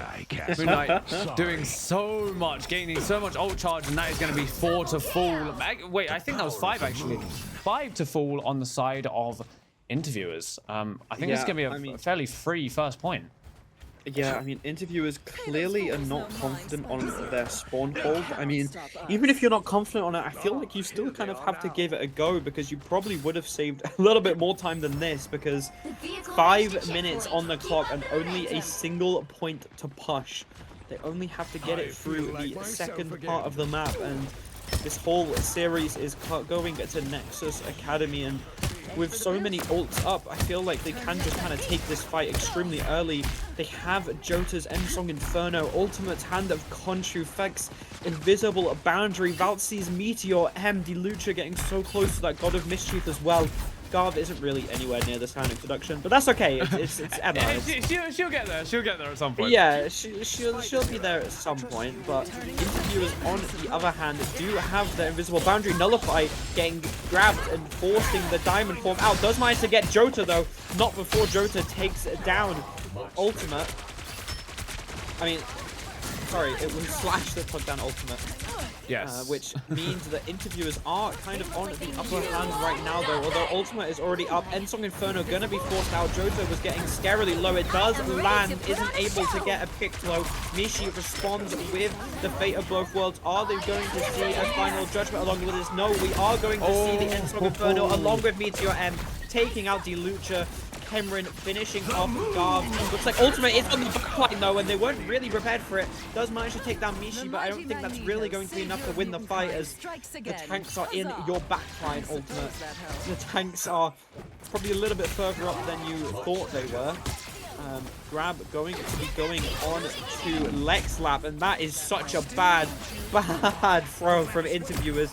Lexlap got a little bit too big for his boots. He kind of went a little bit too far, and now with no shield from the mag to stop the Psionic Seduction, is able to create so much space. Orthodox going to be ripping that final judgment, though, instantly taking out Jota. Psionic Seduction as well from the side of Interviewers. Orthodox taking down 3 with his ult, and they are still holding this. Although, with how fast the Nexus took first point, they have 3 minutes left on the clock to push this. They do indeed, but Nexus Academy do also have kind of 2 very powerful ults online. They have that Meteor M and they have the God of Mischief, which we'll see be turned into an Invisible Boundary. But I think with this is a really nice kind of little flank from Ultimate, but it's not going to be able to kind of be kept around for too long, as he is going to get forced back. But we are going to see this Endsong Inferno from the side of Interviewers and almost the Meteor M. However, Nullify going to get a very early amount of damage. Invisible Boundary forced out from the side of Nexus Academy, and I think it looks like we're going to see the same on Interviewers. There is a God of Mischief. Now, he can hold this for 10 seconds before he is forced to kind of use that ult. There is the God, the Meteor M and the Endsong Inferno. It's not able to find anything but Valtzni able to kind of get that secure kill. A lot of damage onto that Phoenix there from Moon Knight, but unable to find anything. And there's the fates of both worlds. This gives them so much kind of time and pressure to be able to put onto Nexus Academy. And it is indeed gonna get how are you saying it? Garv? Garv. Okay, that makes sense. Yep. Garv does get pushed off the map by Cameron. I mean, I personally, as an Invisible Woman main, this map is one of my favorites. That little ledge there is so easy to push tanks off. I mean, I'm assuming that Garv didn't have his diamond form or was not expecting an Invis to shove him off the map. But Invisible Boundary almost up again. Garv getting so close to that Psionic Seduction, but Interviewers, on the other hand, have 4 ults coming up. Little bit of an advantage. Garv getting extremely low, forced to use his shield here. Orthodox on the right side with that shotgun. Psionic Seduction coming out is responded by Orthodox, and his final judgment and some Inferno. Not really going to be able to find anything there. Not going to be able to do enough damage through that invisible boundary. Nullify with this very, very well played sound introduction, although Nullify is going to be taken out. Cameron gets another off the map, another fall to this invisible woman, but it looks like it's not going to be enough as Ultimate has his ultimate. He has that Kraken impact and is able to find a 3 with it. Reset still up and ready. He is going to use it though a little bit too prematurely, as Nexus interviewers do end up managing to TP on the point. Orthodox getting taken down extremely early. Slash manages to trade out Jota though, although Nullify gets taken down as well. Slash with this ultimate Meteor M coming out as well. Is it able to find anything? It does not. Not enough damage to take out ultimate just yet. Manages to hook in a Cameron. No more tanks are going to be pushed off the map. And it looks like Nexus Academy are going to take the series. Final score. What 2, a 2, final 1. fight. I mean, we were seeing back and forth ults. That TP came out really, really nice. Now, I don't know what more interviewers could have done. I mean, they had the TP. I think literally it just came down to them not having any ults for that last fight. Like, they used so many, and that was kind of like the issue. Like, they were rotating really well though. They had good ult rotations. It just, they weren't able to kind of get the the kind of outcomes they wanted, you know, from them. Whereas Ultimate threw out 1 Kraken impact and was able to get 6. So it's kind of a hard situation to be in, but that is Nexus Academy taking the first series of the day. We will be obviously running a quick 5-minute break while we get this lobby set up for the next game, which, if I'm not wrong, is Prominence versus. I'm correct with this. It's Prominence versus so very wrong. It's Thor versus Radiant. So we'll be seeing a returning team back. Now we know how Thor Force have played before, and they are a very, very good team. But yes, we will be running a quick 5-minute break. So go get some drinks, go get some food, go get some whatever you need, and we will see you guys in 5. Goodbye. Bye. Goodbye. Bye. Well, hello there, Average Joe. Are you tired of having bad logos in design and you would like to get some done by professionals that do designs like these? If so, head on over to ink3d.com, where you can choose from their products that they sell, from light boxes to keychains and even gift cards. They also sell merch. And if you like saving money, like I do, go ahead and use Championships League's discount code. Ink3D is approved by Tiny. And so long, Average Joe. I'll see you next time. You tired of bad energy drinks? Then look no further. Glitch Energy, a zero sugar, long-lasting energy drink. It will boost your reaction time, and it's loaded with vitamins. Just find the product you want, go to checkout, and then add our discount code for a sweet 10% discount. Thank you, Glitch Energy, for spot. Hey, you. Yes, you. Do you need a beard product? Well, then look no further. Fable Beard is a medieval theme beard company. They're going to have all of the necessities you're going to want and need for your beard, like beard oil and beard wash. And they have other things too, non-beard related, like body wash and deodorant. And if you're also looking for more feminine products, they also have Fable Beauty. And they also have a lot of Christmas themed items. And use our discount code at checkout to get a sweet discount. Thank you to Fable Beard for spot. Did you know playing video games with your regular old-fashioned chair could lead to low scores, back pain, and even sometimes this?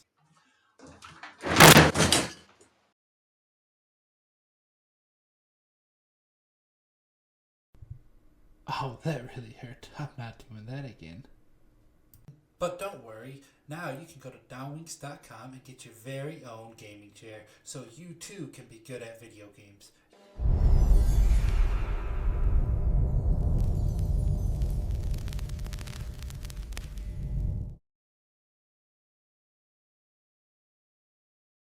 Welcome to Bad Game Store. How may I help you? Hello, sir. Can I get the new Call of Duty? That'll be $267. That price, huh? Game Evo is the best place to get games for a great discount. Indie games or mainstream games, you can get them for a great and massive discount.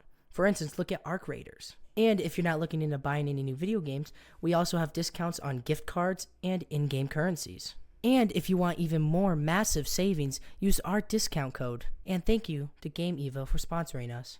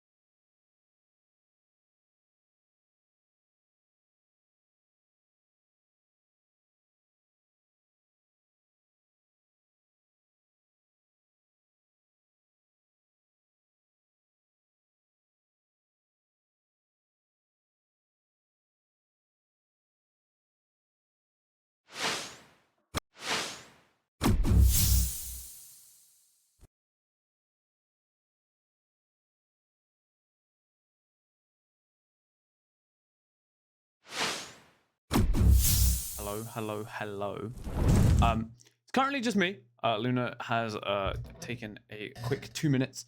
She will be back. But in that time, I'm just gonna quickly say that up next, yes, is Thor Force versus Radiant. But I want to run a quick highlight reel of the matches that we just witnessed. So do be ready. Do be prepared. It's going to be good.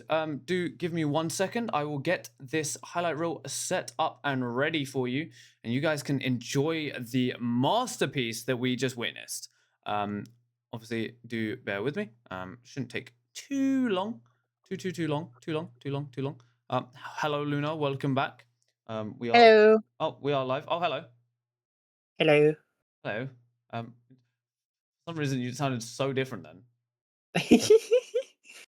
What can I say? I gave my cat some pets, and it cheered me up. Yeah, that's No longer feeling sleepy. now. This should be it. Right. Quick highlights page. We will see you guys in 3 minutes. 3 minutes, guys. 3 minutes.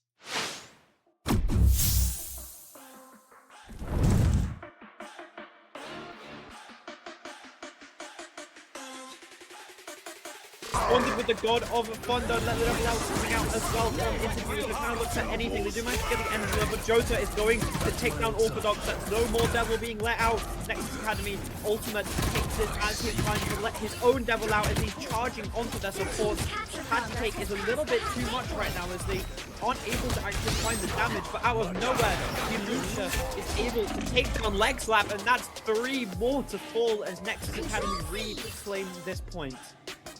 Be honored to point. Orthodox getting taken down extremely early. Slash manages to trade out Jota though, although Nullify gets taken down as well. Slash with this ultimate Meteor M coming out as well. Is it able to find anything? It does not. Not enough damage to take out ultimate just yet. Tries to huck in a Cameron. No more tanks are going to be pushed off the map. And it looks like Nexus Academy are going to take the series. Final score. What a final fight. I mean, we were seeing back and forth ults. That TP came out. To try and stop Face from cleansing, but it doesn't really matter. You kind of can use overcommit ults here, especially when you have both DPS and your invisible boundary up on online. Yeah, and especially when you have like this one, the last judgment coming out, unable to, well, it's going to take down 1, there's 3 to fall, that's 4. And they're going to look to try and get 5. It's not going to be enough, however, the Galactic Legend is running this Storm down, and that is another one to... Other characters' abilities can be very good, especially into Emma, because you can steal that diamond away from her. Although both cards are going to be instantly used from Nexus Academy. Probably going to be responded with the Invisible Boundary. That is exactly what they wanted, but Slash did not want to die. Here comes the Rogue. Rogue running it down. Rogue does what she wants, taking their ultimates away from them and silencing interviewers. Yeah. Wow, that ultimate. Final judgment coming out from the side of the interviewers, as well as the silence seduction and invisible boundary. And it looks like one's going to fall, but it doesn't look like they're going to find anything. Here's the return of their own invisible boundary silence seduction combo. And it's going to look like it's not going to do too much. This Brute is going to get walked, get taken down. And I think that's going to be the only one to fall. Nullify getting very low, unable to... Ooh, he's going to get kept alive, but Mega Hurricane does come out. He's going to clear them up. He's going to make it go the rest of the way. They do get TP off though. TP is there, yeah.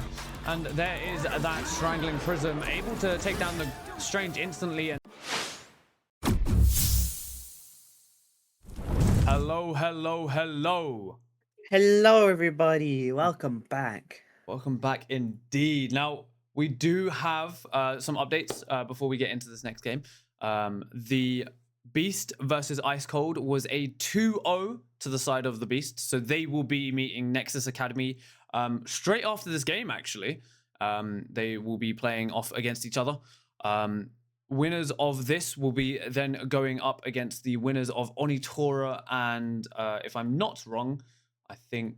Oh, I wish I could tell you, but my Discord just died. Freaky Friday. That's it. Freaky Friday spelt with a PH. But yeah, no, obviously that's a latest date. So let's talk about this game. Who do we have? Who do we have? Let them know.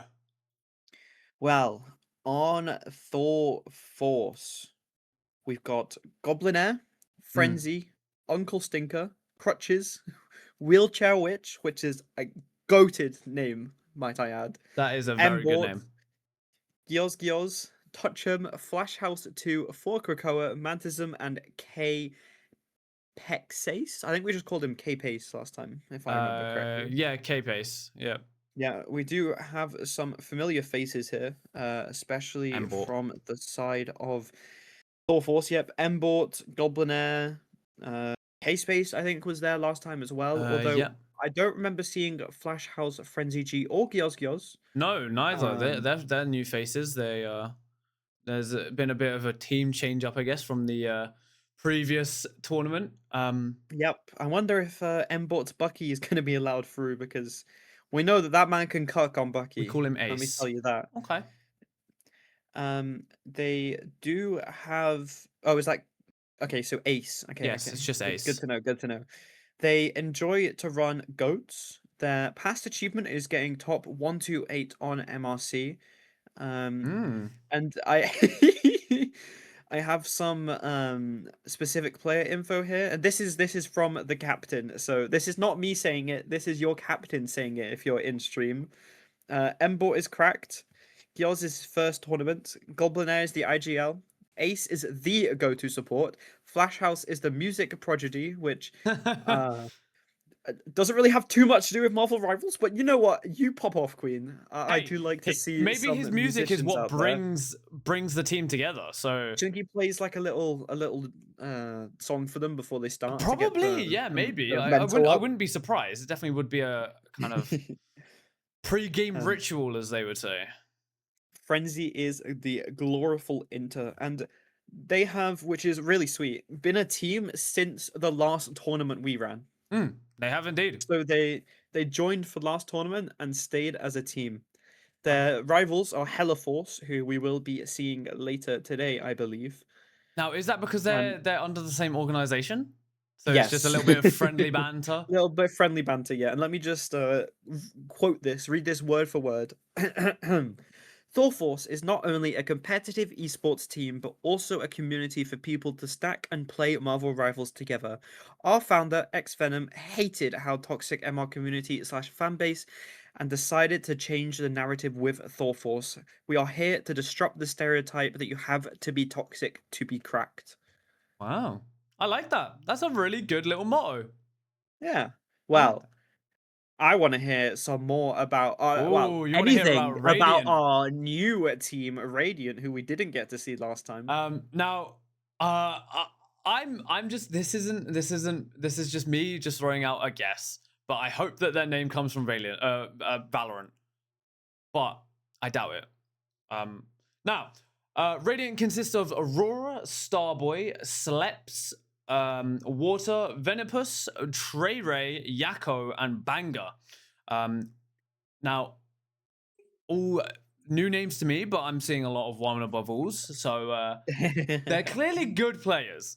This is also a console team, so another console team will be playing today.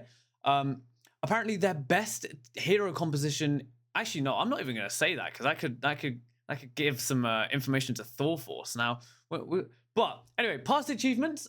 They were top 32 at last MLC in having to play with subs and a revamp, which is kind of impressing.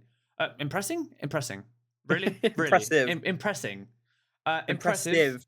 Any You got specific this. player info? We got Trey Ray and Water are peak rank 1 players on console. Wow. That's Ooh. a very, very cool feat to have. Apparently, they've only been together for 2 months. Again, fairly long when it comes to Marvel Rivals teams. They tend to disband after about a week. So, yeah. But apparently, they have some rivalries in this tournament. And I think that's... I don't know who... I know who it is, but I don't fully know who it is. If you get what I mean.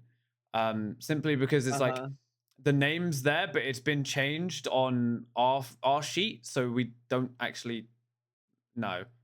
Either way, they have a rivalry, and we'll tell you when we get there. But at this point in time, we don't know what the rivalry is looking like. Well, just ignore me. Just ignore me. I'm so bad at this. I'm so bad at reading information that is given to me.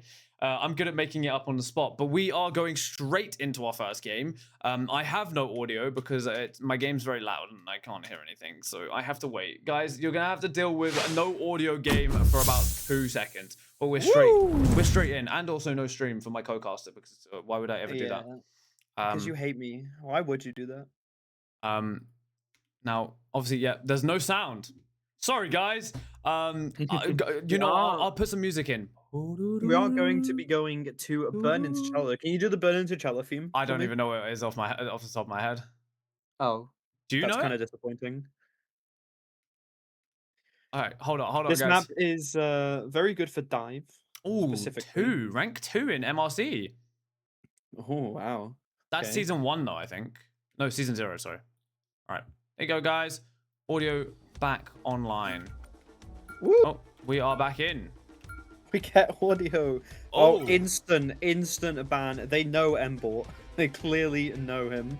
And for yeah. that chatter, the torch is not going to get through, I'm afraid. No, it definitely will not. And there goes the Daredevil as well. Now, what I was going to say when I was talking about players is they are very good at their dive comps with the Daredevil. So I'm kind of not surprised the Daredevil's been banned here, but there's the Invis save, a very obvious one. Very just kind of meta pick, isn't she? Like, we're going to see her kind of almost every game today. She's either going to be banned or played. Nothing really I will say, in between. Gambit Loki is better than Invis Gambit. Oh. So, if the Loki is not banned here, and Radiant decide to run that Loki, could be looking a little bit scary. Does not seem that Thorforce want to deal with any dive today, though, which I can't blame them. Dive against I hate dive. Yeah, if it's a coordinated team, it's so scary, and we can expect Radiant to be a coordinated team. Yeah, we definitely can, especially if they've been playing together for 2 months. I'm definitely not surprised that they're going to be very coordinated, but hey, who knows? A cap save though, so I wonder if Radiant are going to last ban that Psy, because it's probably what they're going to be running. I wouldn't be surprised if we see Embor on Bucky, seems as though his torch has been banned out. I mean, he popped off last tournament on Bucky. Oh, Radiant are actually going to save that Psy. Looks like Radiant are going to be running the Psy cap themselves as well, so we are going to be seeing a little bit of dive after all. Rocket is banned though, so we're not going to be seeing that full dive with Animal backline comp that we've been seeing so much in Ignite recently. Absolutely dominating, especially on this map as well. Okay, they aren't going to opt to use the Loki. They are going to ban it out. Although, I'm not really sure that Thorforce was planning to run that Loki. I mean, maybe with a Mantis for triple support. But if you're saving Invis, you're not going to be running Loki Gambit. You're going to be running Invis Gambit. Let's be honest here. Hela last ban. Or villain. I'm not Seems like judging. they are a little bit scared of the console Hela. Sorry, I just had a little bit of a boogie session with the Burning Charlotte music, man. It goes crazy. Oh, do you know it now? Can you recite it? Yes, Beast versus Ice Cold was casted. It was casted on Champs League, and that was by Joe Rocco and Reezy. Who won? That was a 2-0 from the side of the Beasts. Oh wow! So I mean, I heard that they are a very good team. yes. Wow, Hulk! Wow, you shouting at me? Jesus! Bro started hulking out and took out my ears. In the meantime, don't really know what he was thinking there, but Ooh, are we going to be seeing a bit of Iron Fist cap dive? I mean, Psy is open. I'm not really too sure why you wouldn't want to play it. I feel like they are just kind of messing around right now, though. They are all in that little area, kind of looking at each other, showing off their comp. I wouldn't be surprised if Radiant do walk out on the comp they are on currently. Obviously, minus the Wonder. There we go, back onto the Punisher. And Thorforce are going to be running this Cap Starlord dive. I mean, we've seen how good Embor is on Starlord, along with Gyögers on the Iron Fist. So we've got kind of a triple dive here, and then playing with Goblinair as their main front line. So it's going to be like a 3-3 kind of comp here.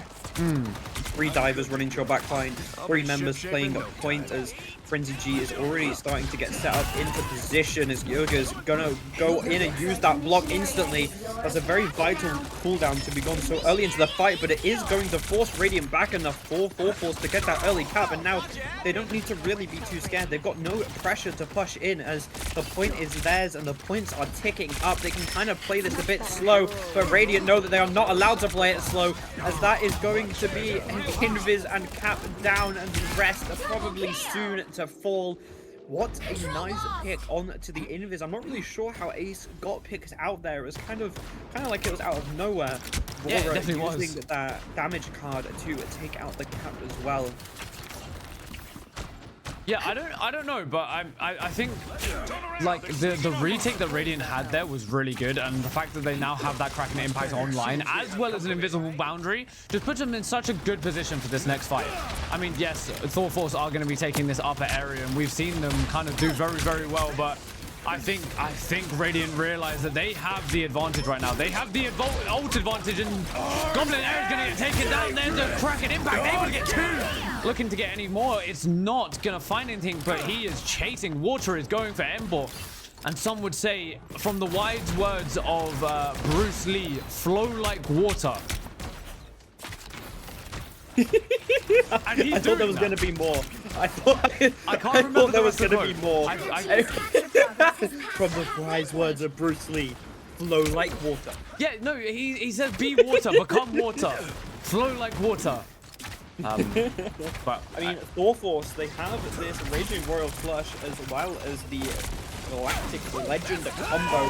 Not really too much to go through the Starboy's Invisible Boundary, but it is going to come out, forcing out the Invisible Boundary. Meteor M comes out as well from Radiant, although it's not really enough to find anything. Dark is getting extremely low, and he's going to be taking out Raging Royal Flush from the side of Radiant in response, along with Disarnic. Impact going to be able to find 3, but they're in the safety of that Invisible Boundary, and Frenzy's going to be able to take down Banger, and it's just the cleanup left now. Water getting taken down as well, and Radiant of course off the point for the first time. now, some would say water is no longer flowing. This is going to be the ongoing joke for this entire series, I will say. But yeah, we are seeing Giles back on, well, I say back, we're onto this Bucky trying to get that match, but massive early Emma grab from the side of Radiant. She is putting a lot of pressure on, shoving this mag into their team. I don't think he's going to get taken down. I mentioned wrong. There comes the Kraken Impact. He is able to get the kill with the assistance from the Emma Frost. However, I don't think he's going to be able to get anything onto the Strange. No, there it is. However, the Strange is just going to run at them with an Ivogamoto and get taken down. And this is not looking good for Thor Force. 90% on the score for Radiant. And Water, he is back at it again. He is running them down, and he's looking to end the game right here, right now. Well, I say that end the game, end the round, but Ember is going to stall enough.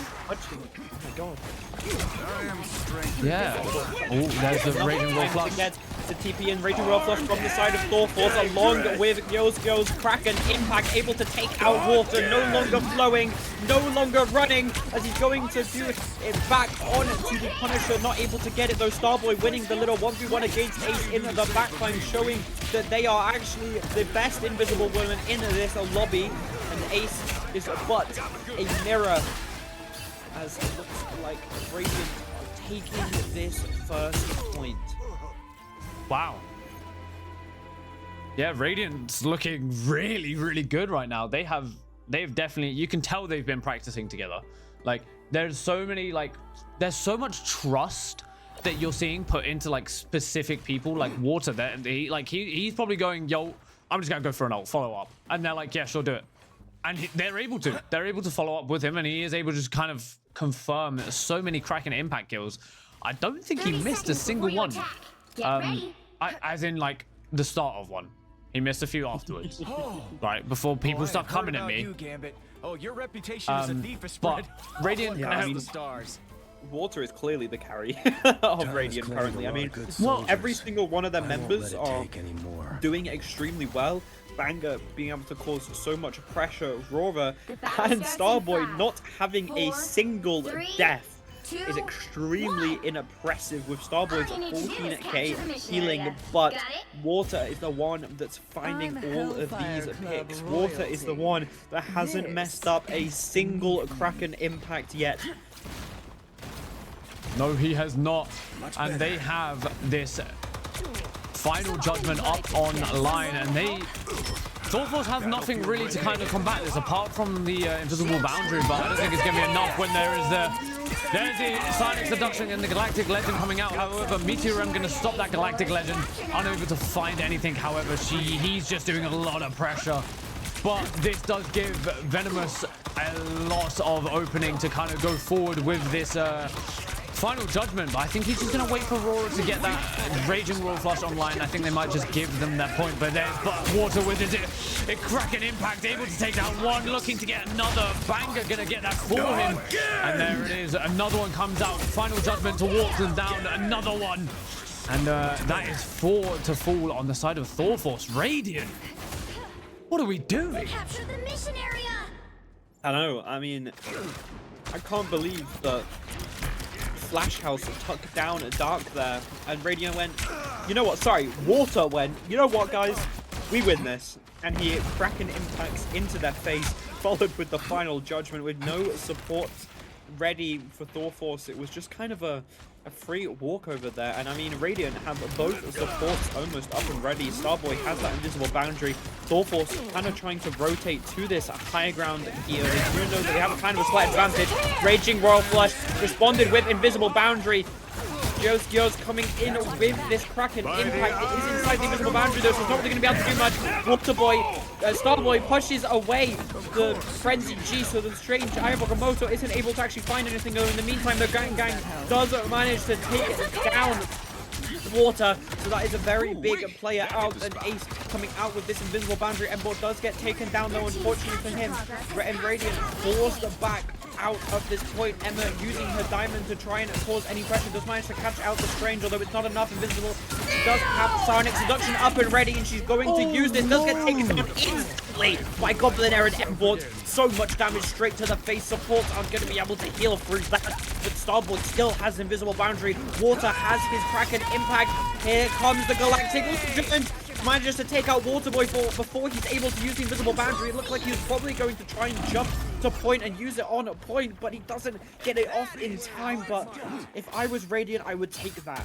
You have forced them to use so many ults, and you have 74% ult charge for yourself. Yeah, I don't really know what they could have done there. I mean, Starboy was just very, very slow to try and get that ult out. But I mean, at least she didn't lose it. At least she didn't die after like using it. But Raging Royal Flush going early with the 4-4. We're going to see a lot of response from Radiant with the invisible boundary as well as the final judgment. But he's going to get taken out by that Meteor Rem. And Go-Go's, he's going. The Water says no. He's going to get one, looking to get another, but invisible boundary does come out, and he is going to get slowed to oblivion and taken down. And it looks like Radiant are not going to be taking this fight home. Yeah, I mean, Goblinaire hit such a crucial Meteor M on to Venopius. I'm going to call him Venopius. That's what I've decided. Veno. He hit a crucial Meteor M onto Veno, shutting down that final judgment. But that being said, Radiant, they have the Raging Royal Flush to push with now, and Thorforce have nothing. Embor needs to build this ult as soon as he can. And Raging Royal Flush comes out, they're going to take them down. Ace going down extremely early into the fight, caught a little bit far up, caught with his hands down, as Goblinaire is going to be soon to follow. Embor and Frenzy G follow his fallen comrades, and Radiant managed to take back the point, although Thorforce should still be able to get a push here. No TP really needed, although it looks like they are going to be doing it just in case. And as a reminder, if Thorforce win this fight, Radiant only get a touch if they get a TP. So if they are able to find any of those slow staggers, it's going to be really good. TP straight onto their supports. Both of the tanks walking out, but Water is on this off angle. Water is armed and dangerous. Meteor M coming out in response to the Galactic Legend, going to be shielded by Goblinaire. They have the Raging Royal Flush coming out, not able to really find anything. Starboy coming with his invisible boundary. TTP, Veno coming out with the final judgment, able to find Ace, able to push Thorforce off the point. And it looks like map 1 is going to be going their way. Goblinaire does manage to take him out though. Meteor M coming out. I mean, with Flash House still being alive, it is kind of possible. They do need to be careful of this Emma Frost in their backline right now, though. Sarnic Seduction up and available. Strange is stuck in there. Looks like she's going to be looking to solo ult that Flash House, although Ayabokamoto finds 3 on the other hand. Although it doesn't look like he's able to really get anything from it as TP comes out from Veno. 2 go down. Rora and Dark Water soon to follow, and the TP was for naught, and it looks like they're going to have to walk the point. They're going to be extremely staggered. They have not so many members alive, but they're going to have to take this fight. It looks like Water and Veno are not going to be up in time to get this fight up and available. They're still in spawn. I mean, Dark is still in spawn as well. It looks like they're kind of looking to just give this. I don't think they're going to be able to even touch. I don't think they have the opportunity to. I think they're just going to go and farm ults. But yeah, wow, what a last fight. Yeah, Thorforce getting those kills, even though the Radiant TP'd, was so crucial. It meant that they didn't have the chance to touch. I will say though, I think if Water went really early on that first TP, as soon as the mag went through, I think he probably could have got the reset. Because the mag was like 1 HP, like very much 1 HP, and very much could have just been absolutely slammed 30 onto seconds and before you attack. taken ready. out. But I don't know. I wouldn't. If you step out of line, It's a Mr. sticky Barnes, I will situation. not hesitate It's a to sticky rip one that still. metallic limb from your- But yeah, Should what I a give them what a until the little count of last 4 fight to from walk Thor away? Force. I mean, I didn't expect that to kind of be the outcome. It looked like it was very much in Radiant's side. They were up two. I think they were battle up starts in 4 to 5, 2, 4, and 3, 2, it might have even been 1. 6 to 2. But All you need to wow, do is it capture just the mission was not area. looking like Got the it? Thor Force could have taken that. And they proved us wrong. Embort was able to get, well, I think it was like 2 or 3 in that fight, but they are going into this with that Kraken Impact and a Raging Royal Flush, as well as an Invisible Boundary and a Galactic Legend. But Radiant's not far behind. They're not far behind in these ults, but we're going to see Flash Outs coming very early with this Raging Royal Flush, as well as the Kraken Impact. Able to get 1, that's 2 to 4, make that 3. And he's going to look for some more. That's 4, and here comes 5. And that is Radiant getting taken out very quickly into that round. Yeah, Thor Force for the You first expect to time get him in across a this beat? map have managed to just completely wipe out Radiant in the first fight. Going early with that Raging Royal Flush was so good. Radiant supports did not have time to follow up. Although Raging Royal Flush is going to come out from Rumba, Ace responds with the Invisible Boundary, able to keep his team up for a little bit. Frenzy G does have this Firebug on Moto, and he's going to rip it out. Does get pushed away, though, not able to find anything as Bang manages to take down the Bucky. Frenzy G soon to follow. This Emma is kind of just wiping both Thor Force's frontline. Goblin Air does use a Meteor M, kind of a desperate one to get any more points that they can. Both supports are still up, though, as Vino is going to use this a Galactic Legend. I'm not too sure it was needed, though. I think the fight was definitely already won, but He just wanted to confirm it. yeah, it was used to confirm, and I mean, Thor Force don't really have a single ult, so it's probably going to be too detrimental. Yeah, definitely very detrimental. I mean, Radiant do still have like 2 ults online, so they can stall this out long enough. But Thor Force not in a very good position going into this fight. Especially when Radiant, well, they have to walk into a Psionic Seduction, which and also a Kraken Impact as well, and that those two in a good combo is a very difficult one to kind of get past. But Water doing a lot of damage, but not looking to kind of get anything from it. Well, I think we're going to see a Raging Royal Flush. Instead, we're going to see the Psionic Seduction, and there's the Kraken Impact. Unable to, I think he was unable to get anything, but he does still get the kill onto Gaio's. Oh my god, his name hurts my brain.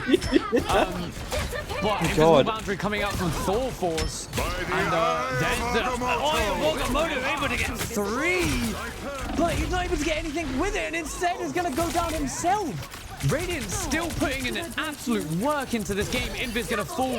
Gambit looking to go next, and they're going to take down Mag, and this is going to put them at least 80%. Yeah, Thor Force committed 3 ults into that fight, and Radiant only kind of used 3, and Water already basically has his Kraken Impact back. I mean, Thor Force using both of their support ults isn't really going to be great going into this, especially when Rora has his Raging Royal Flush, which he's going to use instantly as soon as the TP comes through. And Radiant need to kind of kick them out. Thor Force have to make something happen. The point is only 10% left. They do kind of need to walk onto it. They are trying to wait out this Raging Royal Flush. Galactic Legend coming out. Responded with the Meteor M. It does manage to find Ace as a support down. And Embor trying to look for anything that he can. Bucky from Thor Force trying to find anything. But Vino has this Galactic Legend. And the Galactic Legend is going to be enough to finish out the map. Radiant, such a strong first map. What a team. What a console team. What a console team indeed. I've never seen a team. Well, actually, I say that. You've never seen a team. Right. I stopped myself. We're not playing COD. We're not playing COD. Sorry. I don't need this hostility thrown at me. I've just been given bad breaking news that there is no milkshakes. So I'm a There's little bit no angry. milkshakes. There's at no McDonald's, I'm milkshakes. assuming. Yes, no milkshakes at McDonald's, No, which is no actually banana devastating. milkshakes for you. You know what? I'm upset for you. Exactly, But exactly. I'm slightly happy because I would have been extremely jealous. Yeah, exactly. But Water with the 29-9, 14 elims. But I mean, Banger outdid him with the 30-4 with the same amount of finals. I mean, Banger's Emma is very scary. but very scary. Can we talk about Water's damage for a second? Almost 30k damage. I know. That's crazy. That's almost double what. Nah, I'm just not even gonna try it. Gios. Can someone on Thor Force tell me how we say his name, please? Please, thank you. I will say though, what an absolute performance from Radiant there. Like they really showed that it doesn't matter what they're playing on console, PC, nothing. Like they're able to put up pressure and a lot of pressure onto a very good PC team. Now, I'm not gonna say Water is good. Hey, no. I mean, Water is good, but not in terms of drinking. Banana milkshakes on top. Water is great. Water is great. But yeah, Is no. that how you say his name? Geos. Geos. Geos. Oh, Geos. Okay, that makes sense. Geos makes sense. Yeah, but I mean, I feel like you kind of have to ban out Water. But what can you he's ban out? Extremely scary, Bucky. Yeah, you but have to take him off his Bucky. yeah, I but know. we've seen I know this that Thor before. Force We've seen have this their before. Buckies. We saw someone ban out someone's Bucky, and then they instantly destroy on another character. I think this might be one of them players. Yeah, but I mean, he was getting his ult every 2 seconds. Every single fight, he output so much damage that he just kind of instantly got his ult back, and he got to use it every single fight, which is just kind of crazy. I mean, you can't really let Banger on his Emma either. I can't lie. I'm not really sure what Thor Force need to do here. That Radiant is such a scary team, it seems. Vino is for. Oh, Vino. Yeah, okay. That makes sense. Thank you. Can't ban out Water. Ooh. Server admin Bucky. That's true. Yeah, I'm not gonna He lie. was controlling the lobby. There's very much not much they can do. Very much not much, you know? Very much not much. I mean, they can kind of maybe take us to a map that they're confident in. Maybe ban out that Emma. Possible? I mean, you can't really ban out the Bucky. I mean, he's probably just gonna go on something else. So maybe concentrate on the Emma. Looks like we're going to be seeing another Central Park. What a surprise! This is definitely a favorite map from all the teams. Can we talk about the supports though? Oh, the supports were Rora insane. And who else was it? It was Starboy. Starboy, yes. Starboy was absolutely insane on the invis. So much pressure. The pulls were absolutely amazing. I mean, we saw so many invis ult into pulls, which kind of just locks out a tank from being able to get heal, and you kind of just assassinate them, turning invis ult into an offensive ult more rather than a defensive one. So, I mean, insane. Absolutely crazy. I mean, Ace was trying their best, but Starboy, I'm afraid to say it, they did win the invis 1v1 in the backline. So True. I kind of feel like Starboy kind of wins the whole invis differential. I mean, Flash House was really good on that. Oh, have you died? Hello. Sorry, my Wi-Fi is having a couple issues. Oh no. Guys. Yeah, Flash House was really good on that Gambit, but Rora was also kind of insane. But I feel like if we're talking about supports, Starboy 100% the MVP. Oh yeah, 100%. Oh, what a surprise! It looks like we're going to be seeing some Rora and some Gambit again. But no one's banned out Bucky yet. Just saying, no one's banned out Bucky. They haven't thought about it. They haven't thought, you know, Yeah, maybe I that was an mean- issue. I mean, I'm pretty sure Thorforce have some Bucky mains of their own. Yeah, but is So it? we're not going to see a ban from Radiant. Is it water? Didn't have the time. Are you staying hydrated? Do you need some water? I don't myself. I'm okay. I'm pretty alright. That's okay then. I'm glad to know. I was just wondering why you were talking about water so much. Oh, I don't know.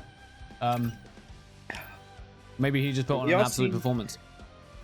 The exact same bans again, which I mean, I hope that Thorforce have a plan, because if you're going for the exact same bans, you're probably going to end up with the exact same outcome. But we can't count Thorforce out just yet.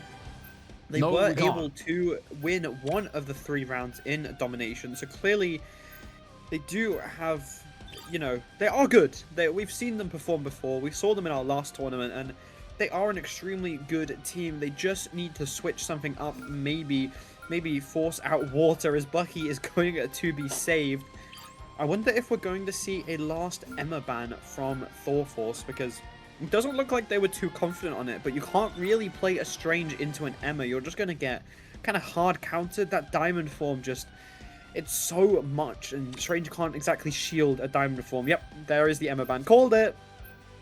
Good call. You'll need Good a call. top-notch team to win this one. But we are seeing the Bucky once again, and ooh, Veno on a Widowmaker. Oh my god! Widowmaker, are you... I don't even play Overwatch, by the way. I don't play Overwatch. I have like maximum 100 hours on Overwatch. Like what? Where have I got this from? I have well over 900 hours on Marvel. What? Okay, You anyway. just lost 20 viewers because you said Widowmaker. Yeah, no, that's it. GG's.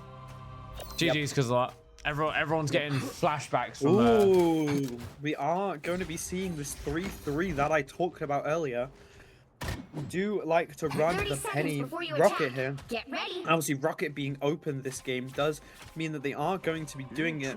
You do obviously run that Gambit Adam and Groot Mag along with it, because it's just a lot of peel for the Penny. But if you're able to get a tank to walk up a little bit too far, you just Groot wall them and the Penny destroys Battle them. starts in 5, As 4, they're going to be 3, having the nest 2, go straight 1. into that choke point. You have to Obviously, a stop them classic during the Goblin Air mission Penny area. setup. We saw this last tournament. It got a lot of picks, to be fair. So curious to see if it's able to get any. Water getting awfully close, but all of them have been destroyed instantly, it seems. We are seeing a Hela from the side of a Radiant. Veno deciding to go not on Widow, as you would put it, but going on the Hela. Oh, they are going to instantly be switching off though, which is kind of interesting. Going on to Moon Knight instead. I mean, the Moon Knight Groot combo isn't exactly as good when you're running a Gambit, because the Gambit can just cleanse the Strangling Prism, not really able to make anything happening. Speaking of though, he almost has his ult already, getting extremely close to the Strangling Prism. I mean, Penny, the Spider Sweeper it's an ultimate, to say the least. I mean, it's kind of just nice to place some more mines around. There's not really any other use for it. You can't really create too much pressure with it. I mean, putting the webs out so the spiders go on it is kind of nice. Water on this little off angle here, up on the high ground. Spider Sweeper is going to come out. She needs to be careful to not go too far. I've seen many a Penny kind of get a little bit too aggressive and get very killed extremely fast. I mean, Water just hooks her in, and that is a very dead Penny Parker. But almost 6 ults from both teams here, as it looks like Dark is going to be going for that Struggling Prison. Finds pretty Moon Knight instantly gets cleansed though, and responded with Flash House using that CYA. He's not able to find anything. Doesn't look like a bank. He's going to be finding Ember on the backline. He should have the self-res though. They do use this chance to use the Gambit, although not able to cleanse himself from the Groot ult. His Invisible Boundary is going to be used as well. That's almost all 6 ults used in a single fight from the side of Radiant, and not a single member of Thorforce died apart from Ember, but he is playing Adam, so that character can literally just bring and bounce back from the dead. Yeah, they definitely can. I mean, yeah, they lost. Well, Radiant obviously lost that fight, but it doesn't even matter if they go into this next fight with anything because obviously Thor Force do have that karmic revival. But yeah, obviously we're gonna see this spiding. What is it called? Spider Sweeper. Spider Sweeper. There we go. But Yet again, not really able to get anything, unfortunately. As I said before, it's kind of just used to place down some more webs, place down some mines, and it does look like Vino has this Khonshu yet again. I mean, Dark has his Straggling Prism, but they kind of need to force the cards out. Straggling Prism is going to find 3, and they combo it with that Magneto Meteor M. Although Karmic Revival going to be coming up, Radiant using Starboy's Invisible Boundary doesn't have enough. Moonlight, oh wait, he didn't use it because they used the Magneto combo. Oh, he absolutely dunked onto Vino, although Frenzy is going to be taken down by Water. Raging Royal Flush from Radiant as well. Force do kind of have a chance to. Water is going to get solo ulted right next to Starboy, his support, although Aurora is able to keep them up. Gambit is an extremely balanced hero, I promise. Frenzy is going to be TPing back to point, although Thor Force don't exactly have any ults to contest. Water is getting scarily close to having this Kraken impact yet again. Goblinaire going down extremely early. It looked like he was just trying to contest the point though, and as I said it, he has it back. They do need to win this fight though, as if they mess this up, this is a game. Looks like they're going to be able to use that to be able to find a pick onto Vino. Bang is soon to follow Starboy next, and the Dark is going as well. And I can't believe I'm saying this, but Radiant got full held. this is a lot different of a game from what we saw in the first one, isn't it? I mean, I guess it does kind of come down to that penny setup. Like that very much is hard to push through, even if they have 6 ults. Like you have to deal with it. Do you know what's really funny, right? All of the strats that I called out during the first match are kind of being used here. We saw that Meteor M with the Strangling Prison combo, which, as I said earlier, it does eat up that cleanse, so it's able to find a couple kills, but I feel like Thor Force kind of knew that, and they were prepared, so they had that Karmic Revival set up and ready. Yeah, and it's definitely shown that maybe they are just better at their defense, you know? I mean, Thor Force, when they had the point on 30 seconds before you domination, attack. they were able to hold it for a very good amount of time. So maybe that is just what they need to do into the, well, what they were able to do in Convoy and, well, Convergence. Because I'm not gonna lie, this is looking like it's gonna go to a Convoy. I mean, with the way that it's going, but I wouldn't really cast a curse it just yet, because Radiant may able to hold them back. We are seeing a triple support, triple tank goats setup from Radiant, although they are lacking the Penny Parker. Extremely early TP coming out from Goblinaire, trying to take that back high ground. I mean, it's kind of what you want to do. You want to be able to catch out the supports and kind of flip the map here, but you aren't really doing it too much. That is an extremely early soul bond. I'm not sure if that was really on purpose, because as soon as that's down, the Thor Force are just going to run in asses to the wall. Although, while what a pull from Starboy, taking both the tanks off high ground. This is a Groot. He isn't going to be able to get back up, but Emborg takes out Vino extremely early into this fight. Obviously, it is Adam. He does have that self-res. It is still a 6v6, but he has no self-res anymore, and we are getting so close to ults. Here comes the Invisible Boundary extremely early. Radiant doesn't have any ults response. Water manages to find 3. Not enough, though, as the bubble is going to be able to save him. What a dunk on to Flash House. So close to that Raging Royal Flush. The Raging Royal Flush that probably would have been able to win them the point, as Radiant does not have the Raging Royal Flush up yet. Or they did not have it up while that fight was going on. Yeah, and also the thing is that Thor Force still have to cap some of the point. They can't just kind of win one fight and win. They do have like enough time to get that TP off, but Thor Force do have 4 ults online. I mean, basically, here's the Raging Royal Flush coming out with the final judgment, and it is going to be in response, but he's going to get taken down instantly. Strangling Prism just going to get thrown into nothing, and same with the Hand of Khonshu, really. It wasn't able to find where it really wanted to go, but I don't really know about it. It got thrown onto water. That's where the Strangling Prism got thrown. But, Yeah, wow. he kind of thought water was his enemy for a second. Yeah, but Water is going to be running them down. He does have the Agoramoto online. Banga going to take down Embor as they're running away, looking to almost take down this Groot as well, but not going to be enough. Not going to be enough indeed, as we do have 4 ults up for Radio Water, looking for this sneaky Eye of Agamotto. He is going to shoot, so he is going to get spotted out. They do know he's up there. I mean, if Banga bubbles him, though, Ace isn't able to push him back. He is going to get forced out, though, getting kind of scarily low. Goblinair has this combo. They have the Groot Mag, the Strangling Prison. If he's able to find a big one, he's able to take them all out. Meteor M coming out extremely early from Frenzy. Eye of Agamotto finding 4 in the backline, though. Water was spotted out, but I think they kind of just forgot about him, as he was allowed to just get back up there, back in their face, and find 4 with that Eye of Agamotto. Yeah, I don't think there's much you can do about that when there's a Strange in your backline destroying everything, and your tanks are kind of going, yeah, let's combo together, and then turn around and go, oh, my team's dead. Don't know really what they can do about that, but Embor getting very, very low there to the Magneto. And I think we're going to see a Strangling Prison coming out. There's the Invisible Boundary. Well, there's the Invisible Boundary, sorry. But I'm going to say Final Judgment as well as the Raging Royal Flush is able to find one. Water is going to fall. The Goblinair going to take down Dark and takes down Venno as well, but there's no res online either. He isn't able to get in a position, and it's not looking like they're going to... Wait, I lied!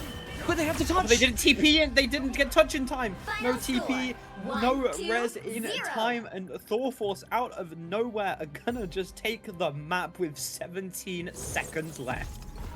What an incredible map from both teams. I mean, it was almost a full hold both ways, but unfortunately, it ended up with... Well, unfortunately for Radiant, as they are going to go to a map 3 now, and Ace with the MVP. Honestly, I'm not surprised. Both Invises played so well this game. Double map 3, by the way. This is 2 already map showing 3s in that a this row. tournament's a little bit more close than it was last time, but we'll take it back to us. I like it. While we obviously talk about what happened, I mean, that was just... I don't know why the Gambit didn't touch. He had so much time and opportunity to, and he just kind of was like running around the point a little bit. Because if they did take enough time, they would have obviously gotten that that res off and been enough. Sorry, if I keep looking over there, it's because my girlfriend has arrived home and she keeps staring at me. She's giving you the death stare. Yeah. At 1 a.m. Why are you yelling at death stare? No, she's more hyper than I am right now. It's quite funny. I mean, after being sat on a plane for a couple hours, I can't blame her. No, she had a monster on the plane. That's why. That makes sense. Yes, but go to game 3, which is a Convoy. Now, it does look like Radiant are making a sub though. Oh, is a player unable to play? Or are they just thinking, oh, okay, for this next one, we need a little bit more of a situation? Yeah, it looks like Dark is being subbed out for another tank player. I believe it was Eternity for a One Above All, but I could be wrong. It could have been One Above All for One Above All. We'll see if this is enough. It was a One Above All for a One Above All. Ah, okay. Maybe Dark isn't really performing as well as they would hope he would be, but that or maybe Trey Ray is just a better Convoy player. Like, I mean, I feel like at this level they definitely have players that are better at certain game modes. So yeah, I wouldn't be surprised if Trey Ray is their like 3-3 kind of player. Yeah, definitely. Maybe a Cap player. True. Cap is very, very good on Convoy, as we have seen before. Apparently, he's also in the servers. He has 0 ping, which is quite impressive. But we are It is into indeed. the next game. And it is going to be a convoy. Looks like we're going straight to Yggdrasil path. Asgard is Isgard? Yasgard? Isgard. Isgard. I wonder if we're gonna see any pick and bans to do with this 3-3 goat comp though. I mean, Thorforce said that they are very good at playing goats, so which we saw, to be fair. Yeah, true. We definitely did see that. But who knows? Who knows? Who knows? They may have a different plan in this game, especially with the substitute of Trey. Ooh, maybe Trey Ray's the Penny Parker player. Ooh, that's But true. I He is don't know- hovering it instantly. I don't know why it would be needed on especially Yggdrasil. Penny is still pretty good on this map. Would you say? I mean, her buffs kind of make her ideal in any 3-3.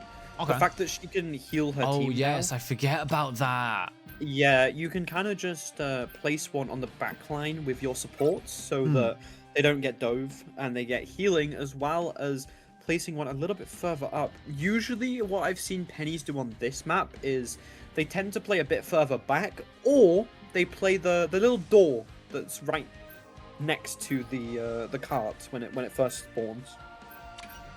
Not sure if anyone knows what I'm talking about right now, but They probably do. They may I'm also sure not. Luke will tell you when we get there. We are seeing a Emma first save. I'm not surprised. Banger was popping off on that Emma in the first game. Rocket Ban as well. They don't want to see any of this Rocket Penny shenanigans. No, they do not. I will say though, Mbot has kind of been banned out every game. Like they're not letting Torch through at all. Maybe they're watchers of the stream. They watched the last event. They realized Thorforce is actually a very good Torch. Well, I say Thorforce. Mbot is a very good Torch player, but Bucky's not going to make it through this game. Yep, Mbot is being banned out by his own team, but I don't to think it be matters fair, too much. I don't really blame them, as Water has shown how good he is on this character. Yeah. His mastery of Bucky is something that I have not seen in a very long time.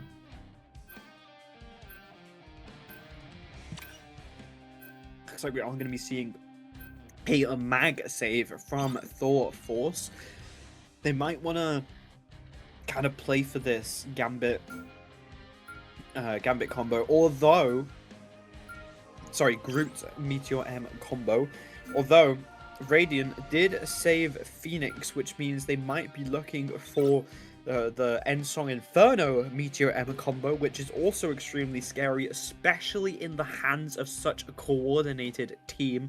Yeah. Strange being taken out extremely early. Well, sorry. The last ban was Strange, which means no TPs this game. No TP shenanigans and no raging royal flushes. No You'll need a top-notch constant team to running win this at one. the enemy team. We are probably going to be seeing a Invis Loki from both teams. Although, that being said, Radiant kind of last banned Loki every single map. Yeah. So they clearly aren't confident on it, which we are seeing. We are seeing the Invis Luna. Now, the Luna buffs are quite nice, as I mentioned earlier. Being able to flake yourself and getting that 10% damage boost can be really crucial, especially now that you can 2-tap people, which is crazy, by the way. Yeah, but it's Luna Snow. When is she never? She's never gonna get a nerf. She got one nerf Very back in true. like season 0, and that was kind of it. Ever since it's been honestly- buffs. 30 seconds Kind before of you surprised attack. that Get ready. we aren't seeing a Loki on this spawn hold. He can build ult so fast, and he's really, really good on this map specifically, as there were really nice clone placements where they can't really be shot. Yep, that is the door that I was talking about. Yeah, you were talking about this one, this little area in here. You play. Oh, Yep, this is where a lot of teams will play Battle their starts spawn in hold. 5, 4, I personally like 3, playing kind of the default position and you just send your tanks to push cart, but that's mainly because we have a cat player. So we don't really you are need the to have support. Whoa, water big though. pressure on the cart. Water onto 50% ult. The game is 8 seconds in, and he's halfway to this Moonlight ult. Make that 3/4 of the way to this Moonlight ult, as he's probably going to be ripping this pretty much instantly. Getting so close, and Frenzy getting taken down extremely early. That's not something you want to see in a spawn hold, as the tanks are being split off from the supports here. The Hand of Khonshu zoning them out, as they are going to both be taken out. And Ember is going to not take that res, and they're going to have to be walking back, and Flash House deciding to take the plunge off the map instead of getting Water started. just got 3 with 1 unk, by the way. Yep. And he's already And at he's- 5k damage. He What almost has the his roll, by hell? the way. Needed that, thanks. He just farmed an entire ult before someone else has got to 50%. He's already back at 50% already.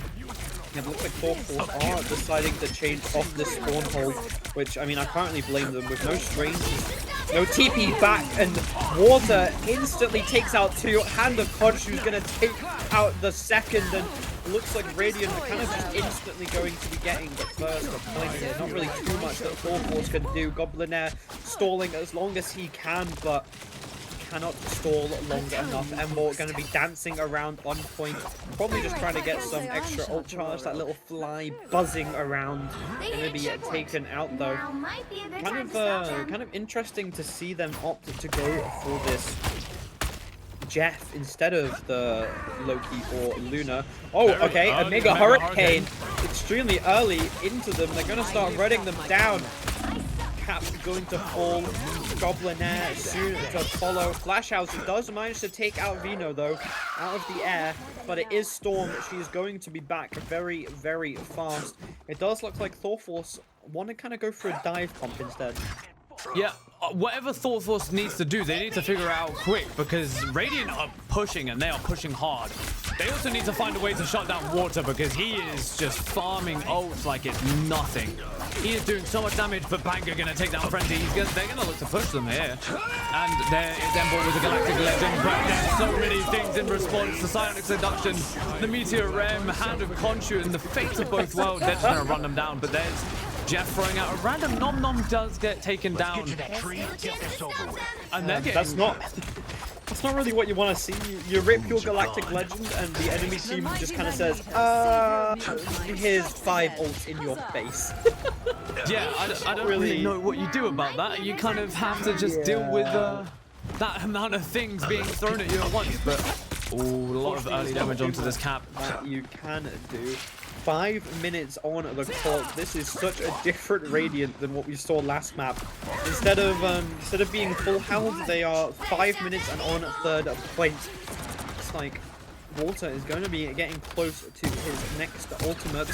Aurora having that invisible boundary, although that is kind of the only thing that they have. If they go early with this Hand of Khonshu, Goblinaire needs to find a big one. It's going to be able to take 5, but invisible boundary is going to be able to defend enough. Vino taking out Frenzy, which is not what you want to see. You're suddenly in a 5v6, especially when Frenzy had that freedom and charge. And here is the 4th Hand of Khonshu into the game. He's going to take Goblinaire. I don't think he has failed to get a pick with his ult yet.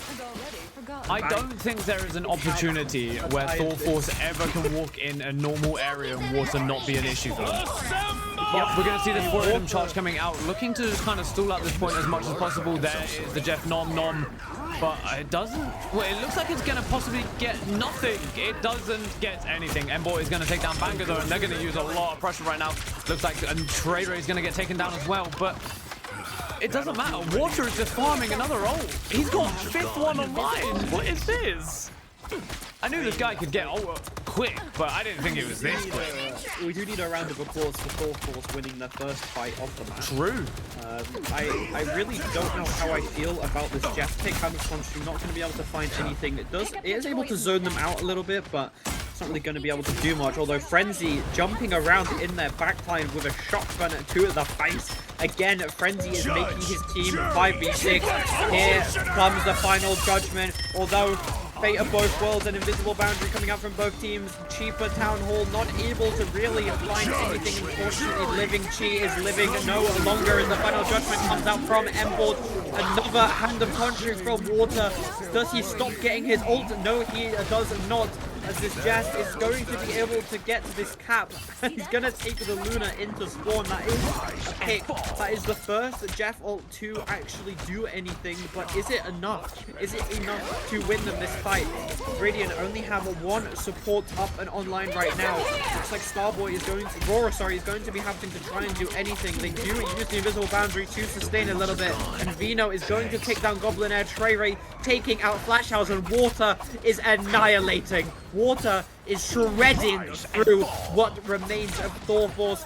Whatever hope they had, it is diminished now as Water has evaporated it all. The current score is I don't know about you, 2, but 3. that is a completely different game from what we just saw.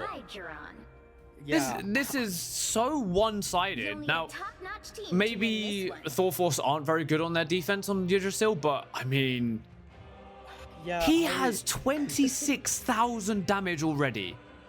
He has double, more than double the second most damage in the game. I've also just realized that Hela No More is open and is available. Hela No More is very scary. I'm really not sure about this Jeff pick. I feel like it could have been such a different round if you decided to go that Loki. Clearly, Radiant do not like running Loki, and Loki is kind of better than Invis at the moment. I mean, it's extremely situational, let's be honest. But the runes to be able to stop Frenzy from feeding, the constant healing when you have 3 tanks, being able to get ult off cooldown. I mean, Loki still has the fastest support ult in the game, as with all your clones up, you're just able to build it so fast. I mean, Mantis is also available as well, so you could have been running some Mantis, Loki, and kind of pocketing Embor. They had the Groot as well, so I don't know why they didn't. Yeah, I'm not too sure either, but Flash House does have MVP, but I don't really think this Jeff is doing as much as they wanted it to do. No. I mean, Jeff's ult isn't exactly, you know, the greatest in the game. You kind of just want to use it defensively, use it to reposition, but he's been trying to get kills with it, and that's often led to him dying and Thor Force losing the fourth fight. They are looking to go for the dive here, an early pick onto Vino, that Hela being taken out of the fight extremely early.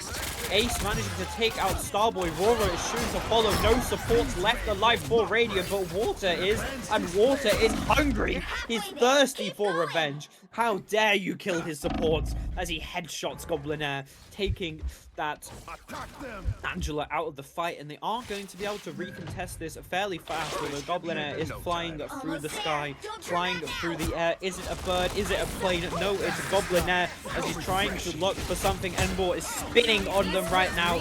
Not really able to find anything though. Goblinair's going to drop down. Frenzy getting taken out first yet again, making it a 5v6 Thor Force yet again. Goblinair soon to follow, and no frontline left. Thor Force is forced to back away. Yeah, and this is the first time in this round where Thor Force don't look like they have an opportunity to kind of win. You know, I mean, they were looking really promising this, like the entirety of this first part of this round, and they were just kind of getting picks like it was nothing. They were kind of walking around for free. I mean, this Angela was having a field day on their backline, but now Trey Ray's kind of turned on. He's ready. He's doing it. He's kind of making everything possible. But there's the Jeff ult, and there is the absolute horniest Proteus taking them down. I've just realized. Proteus. Bro, I had to call it that. Do you know why? Because the entire phrase of what I just said beforehand was so like off top, like out of pocket, that it kind of just made sense. You said so. Let me get this straight, right? Trey Ray is turned on. Yep. And Water has the horniest Proteus in the game. Yep. Right. Good to know. Yep. Thor Force kind of need to make something happen here, as Radiant are coming up in a lot of ultimates. Only Water doesn't have his ult, but we've seen how fast this man can build it. I'm not really sure it's going to matter too much. Embor probably going to be looking for a Galactic Legend here.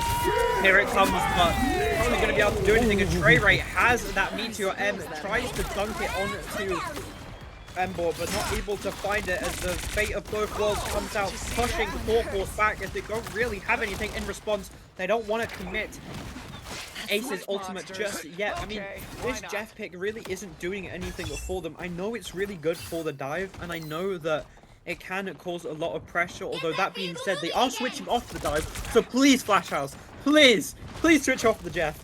Please go and main support. Please give your team 2 support ults instead of just 1. You aren't playing dive any longer. You don't need your P-line to be going to the back line as Vino is going to force out the invisible boundary extremely early. That's not what you want to see because Rora has ult of her own. Here comes Banger, Sarnic Seduction, able to find the Groot, doesn't get any more. The Warner Proteus is going to be taking down the Moon Knight though, as Treyray gets the finishing blow onto that. Both tanks still up and alive though, only Moon Knight is out of the fight. Ember is able to take out Vino, winning that 1v1. Now we'll see if Jeff is about to throw. Looks like he's able to get the mag. Visible boundary comes out, probably to try and slow that Jeff, although he's managed to get out. This is going to be the first Jeff ult kill into the game, and he messes it up. He throws him the wrong way, and Treyray is able to survive. My hope for that Jeff to do something is instantly gone, although no support ults are left for Radiant. So this Strangling Prison is able to finish off the fight, and with no strength in the game, no TP is going to be saving them now as Thor Force are able to finally take the first point. Only took him 4 minutes flat, but hey, they did it. They did indeed do it. But hopefully they have like a better response going into the second point. I know the first point on Yggdrasil is usually the hardest, and it kind of gets, well, actually no, the third point's probably the hardest. But the second point is a lot easier sometimes, but I mean, it kind of does depend on ult rotations, how they play this, and very early Psionic Seduction and Galactic Legend, but there's going to be the Meteor M. It's just going to be chucked into the abyss. Really, it's just thrown out there. No real direction actually, but still a lot of damage, and no one was able to fall to those 2 ults coming out, and they did force out the Fates of Both Worlds though, as well as the Meteor M, but it doesn't look like it's going to mean too much. However, Treyray is going to get taken down. Invisible boundary comes out from Radiant. There's the Psionic Seduction, and Jeff is going for another E. Is it going to be enough? He gets 2. Oh, he is going to find 2.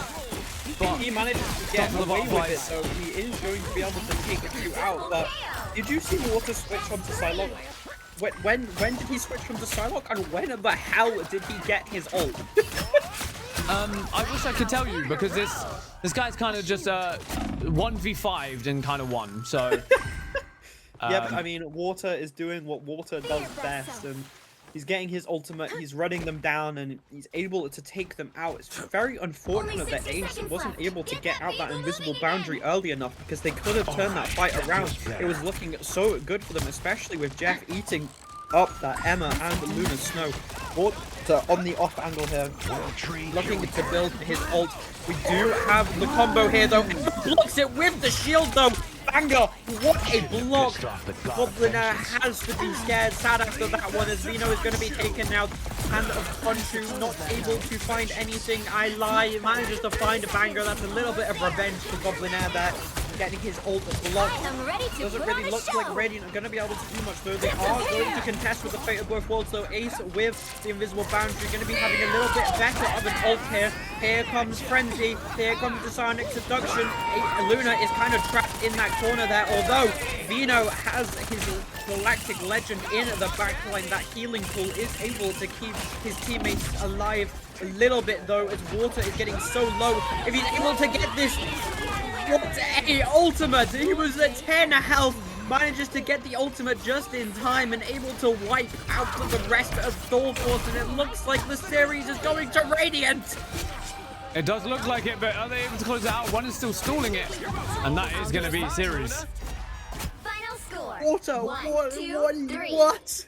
Chill out!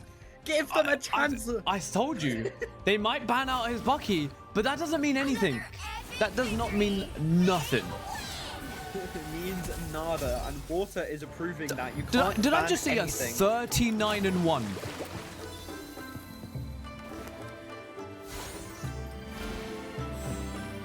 Jesus. That is That's a scoreline and a half. Radiant taking that series absolutely insane and insanely. But yeah, wow, what a turnout of events. Jesus. That was definitely something. But now we have, obviously, because that game took a little bit too long, we now, well, we technically should be within the next match, which is a bit annoying. But we're going to run a quick 5-minute break so that we can have a little break. We can get everyone in, everyone situated. But I think up next will be, if I'm not wrong, it will be Nexus Academy versus the Beasts.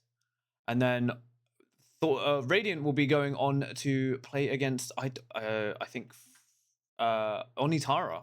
Okay. So that will be playing on. But, okay, actually, no, we will be continuing with Radiant. And, yeah, but quick 5-minute break. We'll see you guys very, very soon. Goodbye. Bye-bye. Well, hello there, Average Joe. Are you tired of having bad logos in design and you would like to get some done by professionals that do designs like these?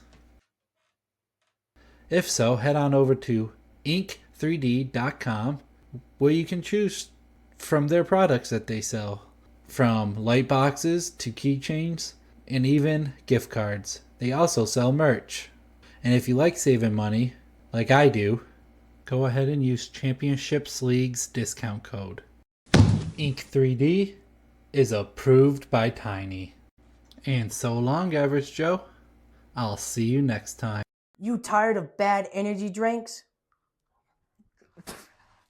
Then look no further.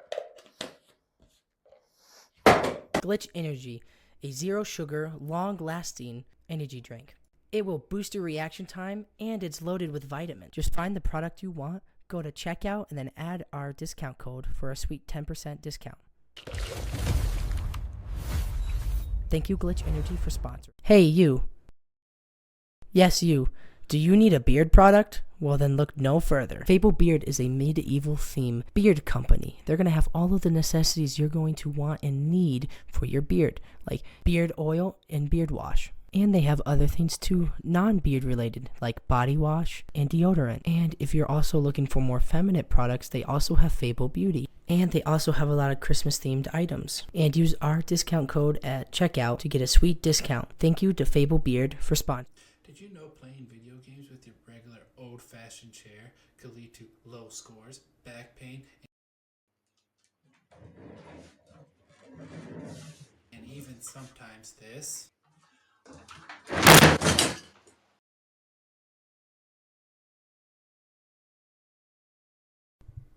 Oh, that really hurt. I'm not doing that again. But don't worry, now you can go to downwinks.com and get your very own gaming chair so you too can be good at video games.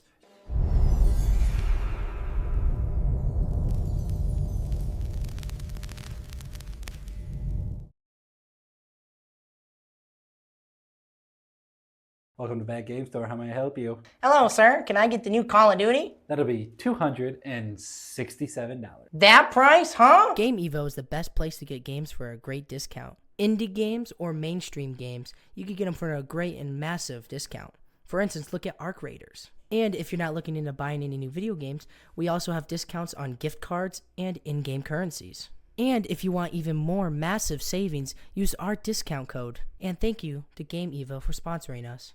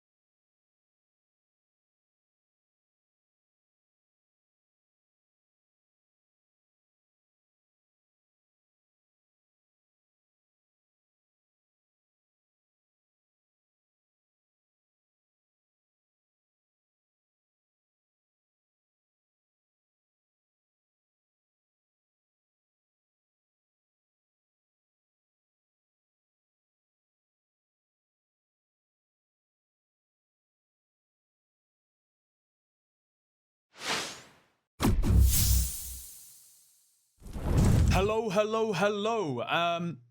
You won't be seeing us quick for very long. We will be running a quick highlights. Just thought I would come back and say it myself. But yeah, we'll be running a highlights of that last match that we witnessed, just while we wait for the Onitora to get in the lobby so we can get this next game underway. But do be excited because it was a very good match that we just witnessed. So yeah, highlights coming up very, very soon. Just changing over the video. And oh, hello. Why are you dying? Just look at the stream. Oh, what was it? You just like zoned out. Just like... Oh no. Having a little bit of a wiggle. Yeah, just a little bit of a wiggle. All right. Okay, let's run the highlights. Back to the highlights, people. Back to the highlights.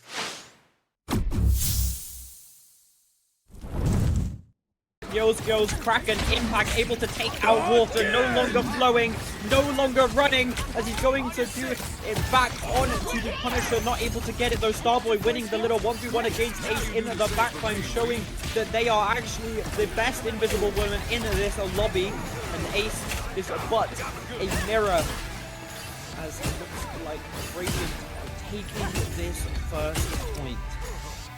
Wow. Yeah, Radiant Flash going early with the 4-4. We're going to see a lot of response from Radiant with the Invisible Boundary as well as the Final Judgment, but he's going to get taken out by that Meteor Rem and Go-Go's. He's going, the Water says no. He's going to get one, looking to get another, but Invisible Boundary does come out and he is going to get slowed to oblivion and taken down. And it looks like Radiant are not going to be taking this fight home. Yeah, I mean, Goblinette hits such a crucial Meteor M on to... Lots of opening to kind of go forward with this Final Judgment, but I think he's just going to wait for Aurora to get that Raging Roar Flush online. I think they might just give them that point, but there's Water with it. Kraken Impact able to take down one, looking to get another. Banger going to get that for him. And there it is. Another one comes out. Final Judgment to walk them down. Another one. And that is 4 to fall on the side of Thorforce. Radiant, what are we doing? I know, I mean... Frost in the backline right now, though. Sonic seduction up and available. Strange is stuck in there. Looks like she's going to be looking to solo ult that flash out. Although, look, a Motor finds 3 on the other hand. Although, it doesn't look like he's able to really get anything from it as TP comes out from Veno. 2 go down, Rora and Dark. Water soon to follow, and the TP was for Nord, and it looks like they're going to have to walk the point. They're going to be extremely staggered. They have not so many members alive, but they kick them out. Thorforce have to make something happen. The point is only 10% left. They do kind of need to walk onto it. They are trying to wait out this Raging Roar Flush. Galactic Legend coming out, responded with the Meteor M. It does manage to find Ace as a support down, and Embo trying to look for anything that he can. Bucky from Thorforce trying to find anything, but Veno has this Galactic Legend, and the Galactic Legend is going to be enough. This Kraken Impact yet again. Goblinaire going down extremely early. It looked like he was just trying to contest the point though, and as I said it, he has it back. They do need to win this fight though, as if they mess this up, this is a game. Looks like they're going to be able to use that to be able to find a pick onto Veno. Bang is soon to follow. Starboy next, and the Dark is going as well. And I can't believe I'm saying this, but Radiant got full held. Hard. They also need to find a way to shut down Water because he is just farming ults like it's nothing. He is doing so much damage, but Banger going to take down Frenzy. They're going to look to push them here. And there is Ember with the Galactic Legend, but there's so many things in response. The Psionic Seduction, the Meteor Rem, Hand of Khonshu, and the fates of both worlds. They're just going to run them down, but there's Jeff throwing out a random Nom Nom does get taken down. And that's not really what you want to see. You rip your Galactic. This Kraken Impact yet again. Goblinaire going down extremely early. It looked like he was just trying to contest the point though. And as I said it, he has it back. They do need to win this fight though, as if they mess this up, this is a game. Looks like they're going to be able to use that to be able to find a pick onto Veno. Bang is soon to follow. Starboy next, and the Dark is going as well. and I can't believe I'm saying this, but Radiant got full held.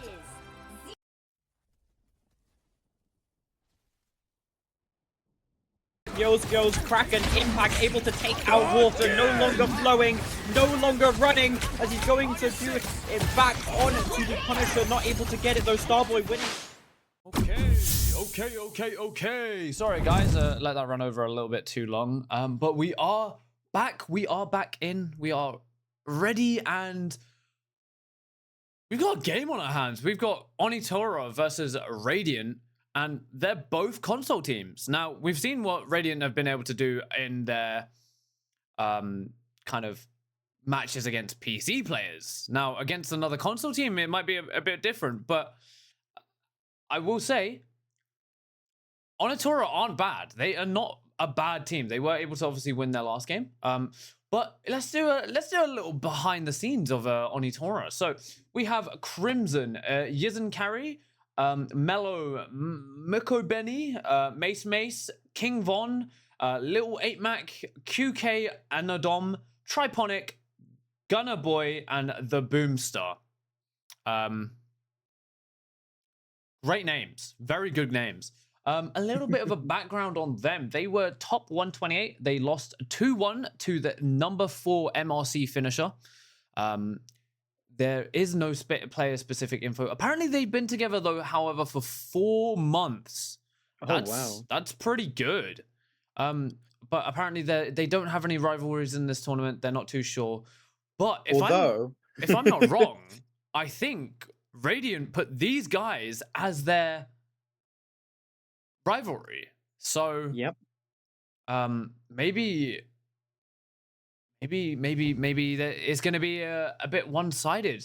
But before one-sided, I think it's just a rivalry match. I feel like Radiant they want to prove that they are the best console team out of the org that they both belong to. Because correct me if I'm wrong, but I believe they are part of the same org. But I could be wrong. Radiant is going to want to prove that they are that org's best console team, and judging by the ranks, I mean, I'm gonna have to go for Radiant, especially after performance they put on for us. I mean, come on, you can't not vote for Water. True. I guess you can't, but yeah, it's gonna be definitely a good one to watch. This is 3 console teams that we've seen already, and 2 of them are facing off against each other. Yeah, I mean, that just as a reminder as well, both of these teams won their first match. Yeah, true. So this is round 2. Teams beat a PC team to be able to get here. So well, we don't know. Onitora may have played another console team. I believe they played a PC team. Okay. I could be wrong. I could be wrong.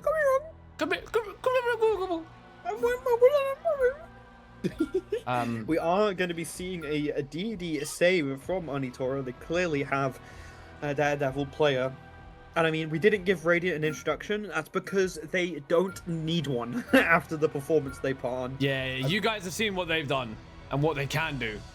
Yeah, and what they are capable of. And I mean, the Emma save makes so much sense. We've seen Banger. We've seen what he can do on Emma. The absolute aura, the presence of him on this character it's kind of scary. I can't lie. It definitely is. It definitely is very, very scary. But I will say, is Water bannable? Ooh, no. Rogue save. We're going to be seeing some Rogue DD, possibly paired with a Gambit, especially as Gambit is kind of really good with both of those picks. You can kind of just use the Gambit ult, use the DD ult, use the Rogue ult, and run them down. There's not really too much that you can do about it, especially because Rogue's Heartbreaker does actually take ult charge away from the enemy. So, okay, I didn't know that. You didn't know that? Oh my god, you need to start playing the game again. Yeah, I really do. I just watch it. I didn't know that it takes the charge away from it. Wow, that's so. The way that it works is if they are above 80% ult charge, it brings them down to 80%. So, as an example, if, let's say, Starboy has his God of Mischief, if Rogue uses her Heartbreaker on top of him, he will go from 100 to 80% ult charge. What? That's really good in those clutch fights. Jesus! Look at that skin. That is an amazing skin. But yeah, obviously, we will be going straight into this Onitara with the rogue save. 30 seconds before you attack. This is, I Get think, ready. well, obviously, other than the little fight that we kind of had in that first game with Rogue, we haven't seen her much, which is surprising. If she is, but I mean, they're clearly confident on her if they're saving her. true. Although, I'm not too sure how I feel about doing two off tanks here. Groot and Rogue both class as off tanks, obviously. All you need to do is capture the mission area. Very Got it? squishy, not really many shields, but Rogue does have a lot of movement options, a lot of ways to get out, a lot of ways to get in, and I mean, with the Gambit team up as well, she can do so much burst damage that possibly won't be ready for it. Water already on 30% ult charge. It seems that it doesn't really matter what he's on. 40%, almost 50 already, going to be hucking the Rogue into the backline, and that's why you don't really want to play Rogue into Bucky, as it's such a free huck. No shield, no way to stop yourself.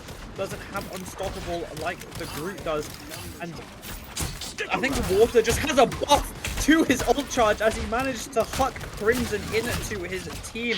They aren't able to really make anything happen yet. The runes are out, and that means that Crimson is going to fall. No one left to sustain him. Mace about to follow, but that being said, Onitora are keeping this point. They are staying on it. Banger gonna be taken down by Gunnerboy, although that is going to be the point for Radiant. Finally. Yeah, I mean, already Water has his ult online, God of Mischief up as well, and it's just looking like a better scenario for Radiant. I mean, yeah, Onitara have double support ults, but it's not, you know. Huh? They have the double Raging Roar Flush, the OP combo that I was talking about. Yeah, but we have Water with a Kraken Impact, and he's gonna get 3 resets of these the Loki lamps coming out. And it looks like instead we're actually gonna see Veno just do everything. He used that raging. It's actually Veno. Sorry. I'm gonna kick you. I was again. Yeah, just mute. It's fine. Yeah, you know what? You can solo cast this. Yeah, of course. No, come back. Anyway, we do have Aurora coming up with that Raging Royal Flush, and I think they're going to go early with this, especially when they have that Final Judgment online, as well as the Psionic Seduction. But Onitora really do need to kind of find an opening here. They need to get an early pick or something, but there's a Raging Royal Flush coming up from Onitora with the Kraken Impact. Does miss, however, and they're going to return with their own, and it's going to be the Raging Royal Flush as well as the Final Judgment, but that's going to get taken down. Raging Royal Psionic Seduction comes out, but Water does get 3, and it looks like it's going to be a little bit more in the favor of Radiant this last fight. Water just trying to take down oh, it's actually the Loki. Bamboozled. Bamboozled indeed, and looks like Onitora have realized that their tank line wasn't exactly very good compared to Radiant, and they have decided to opt for the copy. Harry is going to be getting this TP off with only 4% left, though. I don't think it's possible. Someone has to jump through, and that's going to be first point to Radiant, 100-0. Not a single cap from Onitora. They need to change something up here. It's clearly not working, and I'm gonna be so honest with you, I don't think mirroring them is the right play. No, I don't think it is either. I feel like Radiant have such a good understanding of how to rotate through their ults that even if they mirror them, I don't think they're gonna have that same kind of opportunity, you know? Is the best. I'm gonna call it now, and I may be wrong, but Radiant are gonna win this first fight, and they're gonna win it fast. Starboy is gonna use his God of Mischief. He's gonna copy that Gambit, Raging Royal Flush, and they're gonna just run them down before Onitora even knows what's happening. Very much possible. Very much possible. And definitely what we could be seeing. But 2, 1. It could be countered by the Sonic Seduction, though. That is a very nice counter to the Raging Royal Flush, as you're kind of forced to walk into her. So if she's able to use that and zone you away from your ult, you can't really get as much value as you'd wanted. And looks like Starboy has already copied. And there is the Raging Royal Flush responded with the Sonic Seduction. What can I say? I am a fortunate teller as water is on your backline. You need to be careful, Mace Mage getting taken down. Lamps already out. Carry soon to follow as water is doing so much. Water is doing so much damage. He's doing what he does best. He's already got his ultimate. He's got these resets. He does have another one. He's probably going to look to walk into their spawn with this, force them back, get as much time as possible. Crimson gets hooked in there really bad, but the Hand of Khonshu is going to save his Emma as they are going to use this Raging Royal Flash back. Water is down. That is the carry of Radiant gone and taken out. Dark soon to follow, as Carrie is going to be beaming him down. So much damage with this Raging Royal Flush, and that is the first cap of this map for Onitora. yeah, they responded really well to that. I mean, they saw Water get too aggressive with that Kraken Impact, and they kind of just capitalized on it. They just took him down and then instantly just started using that momentum to go forward. They used that Raging Royal Flush, and that was almost all they needed, but Rora's going to do the exact same thing back to them. However, Onitora do have that God of Mischief in response, but here comes Dark with that Meteor M, and he's going to pick up one, but Banger's going to find two. And this is going to be looking like Radiant are going to take that fight back into their hands. Yeah, Onitora may have capped, but they didn't exactly cap for very long. What a bad stagger as Gunner Boy is going to be taken out. That's so much free point time for Radiant, and if they don't overextend here, I think they can just kind of take the rest of the map. Onitora opting to change that Loki out for a Cloak and Dagger. Little Mac deciding to kind of go off that. He needs to kind of remember we're not playing Smash Bros. We are playing Marvel Rivals. Final Judgment coming from both teams. Meteor M going to be used in response as Vino wins the Final Judgment 1v1, taking out the carry, hitting more headshots, taking him out, and that's both combos down for both teams, but Radiant doesn't care, they won the fight. Only Onitora kind of wasted something that Dark King. Scarily low with the anti on him, but with no members of Onitora alive, it isn't really going to be able to do anything. Carry going to be switching on to this Hawkeye. They're kind of looking for everything, and he instantly makes the pick work. He takes out Water. That's such a good character, although he is kind of missing on the clone, which after hitting a shot like that, I'm very surprised that he was missing on a stationary target. But Little Mac is going to be having that internal bond. Dark has the Meteor Endo to counter it, although Little Mac's going to get taken out before he's able to do it. Maybe that's kind of the troll of the century. That is no Cloak and Dagger ult anymore. Carry trying to do all he can to carry his team, but it's not enough. As a victory, Meteor M spells the end of Onitora, and map 1 goes to Radiant. Wow. Yeah, Radiant. They're showing that they're very confident on this team comp. We've seen it kind of multiple times now. They have the understanding of running this Bucky, Punisher, Gambit style comp.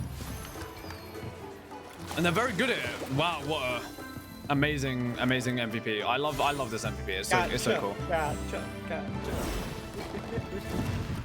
Actually, the first Gacha skin in Marvel Rivals, but definitely not the last. Let's be honest. No, definitely not. But again, Water going 22-2 with 9 final hits. Not much that they can kind of do about that. But yeah, definitely a good first map to be taking from a Radiant. Well, taking by Radiant. What's the word? I mean, taken by Radiant works. Yeah, taken by Radiant. Yeah. They take the point away from Onitora. True. They did. Going into a convergence. Central Park as Again. well. This is going to be the third Central Park. Three games, 3 Central Parks. Are we going to be seeing a Penny ban? Ooh, that's kind of interesting. I'm assuming that they kind of know what each other plays, especially if they've been watching the streams. And I mean, maybe they kind of ban out the Penny if Onitora play it, but we don't know if either team does play that. Well, I mean, we know for a fact that Radiant do not play the Penny, as they probably would have played it on the last time we were here. Oh, and there you go. That is the first ban of the map. Hey, they couldn't play into it. That was the only struggle they had, but there's the Gambit response. I don't think that matters too much, though. Gambit. I mean, yeah, what I'm hoping to see here from Radiant is they kind of look for a Mantis Loki angle and just pocket Vino, getting those ults as fast as possible. Radiant not going to be allowing Mace to play his Daredevil as they did save Venom, so I'm not surprised that they're kind of banning out the dive here. Bucky ban from the side of Onitora. They don't want Water to be countering the Venom. They don't want Water to be armed and dangerous. No, they do not. Which I'm not surprised, really. I mean, we've seen him outperform anyone on that Bucky in the last 2 games. And realistically, I don't think anyone really wants to see it anymore. Like, they're not going to want to play into someone that is just running through their team and just making sure that no matter what, they're not going to survive. They have no opportunity when that guy is on Bucky. But hey, they are going to be saving the Star-Lord. Oh my god, my brain is fried. Are going to be saving the Rocket Raccoon.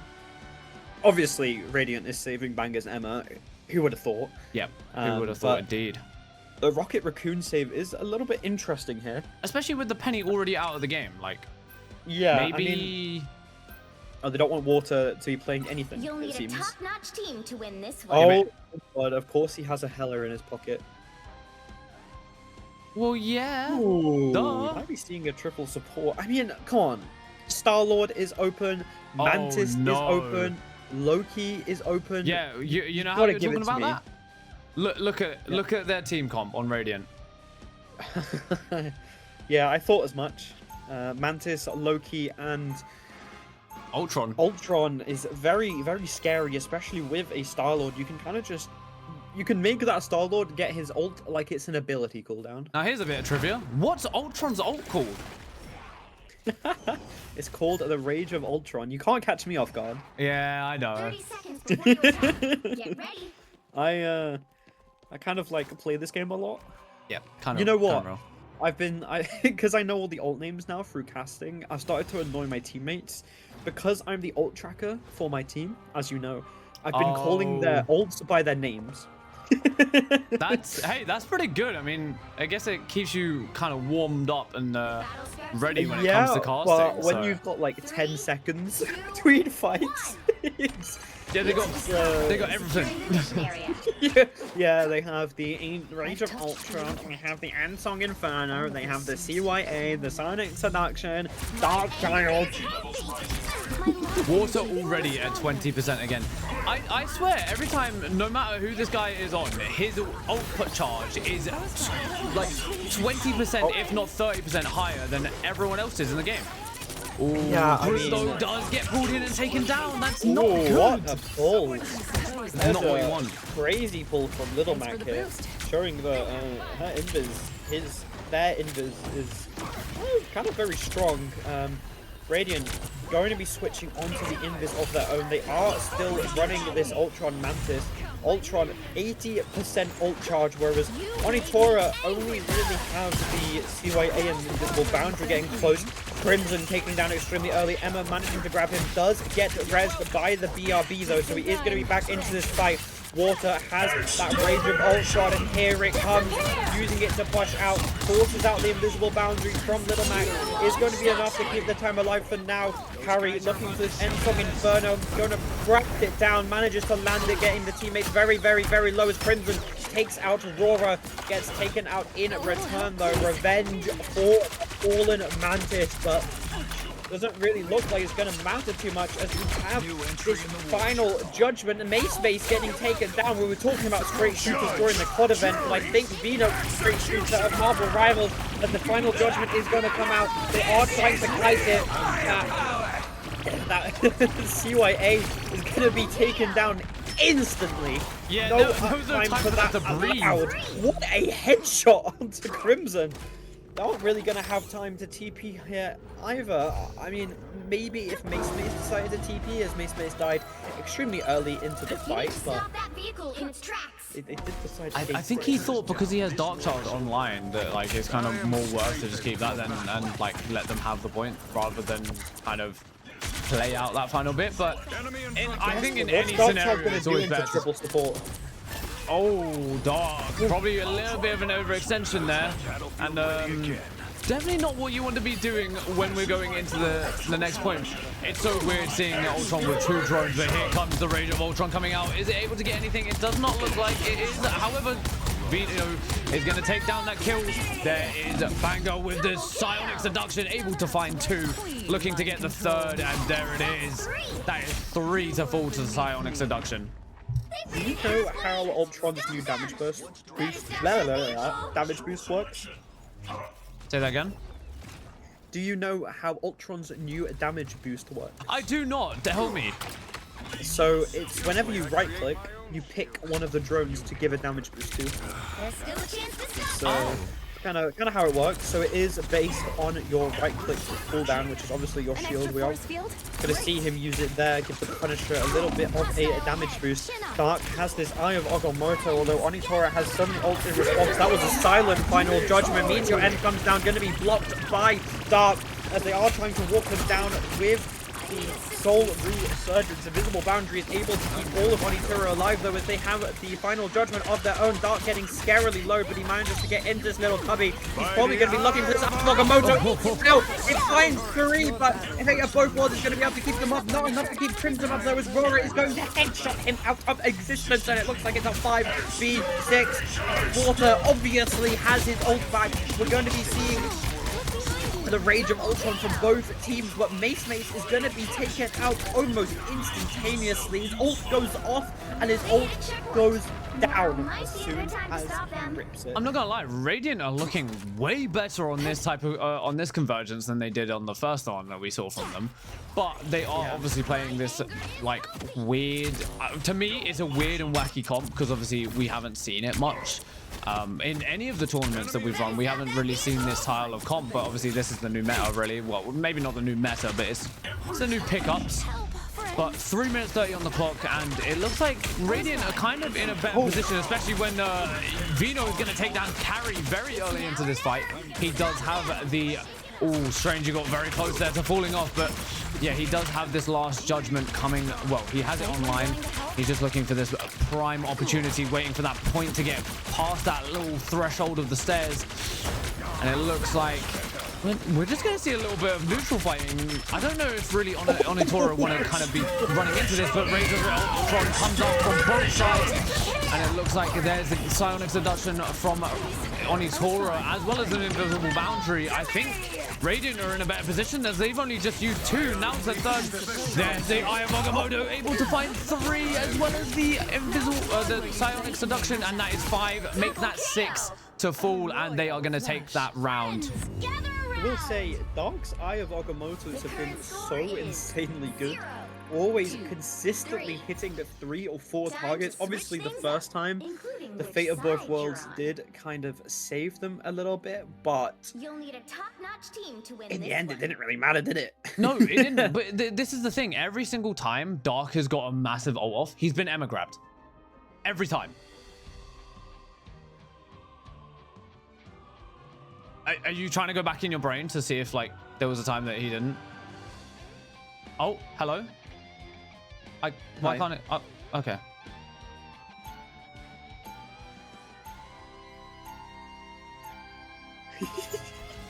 You said you wanted to cast by yourself. You told me to leave. Remember? When did I say this?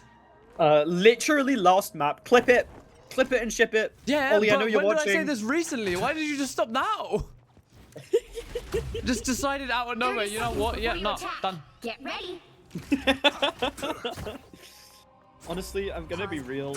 I'm just kind of thinking about what I just witnessed and how I can use it in my games.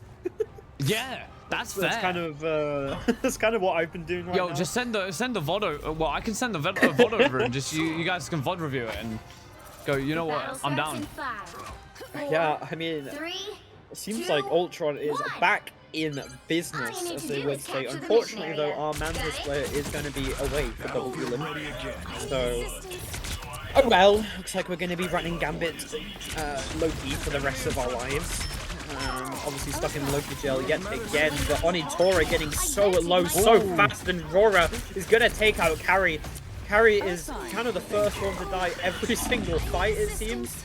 Mace getting scarily low as well as he's going to fall next, and Vino with this double damage boost is so scary. This man does not miss. He gets look at that tracking. Now, from what I've been hearing, apparently he's the #1 console aim labs player. That's crazy. I mean, I can tell. He's clearly been working on those tracking maps, especially I think he should be signing up for the COD extremely tournaments. early.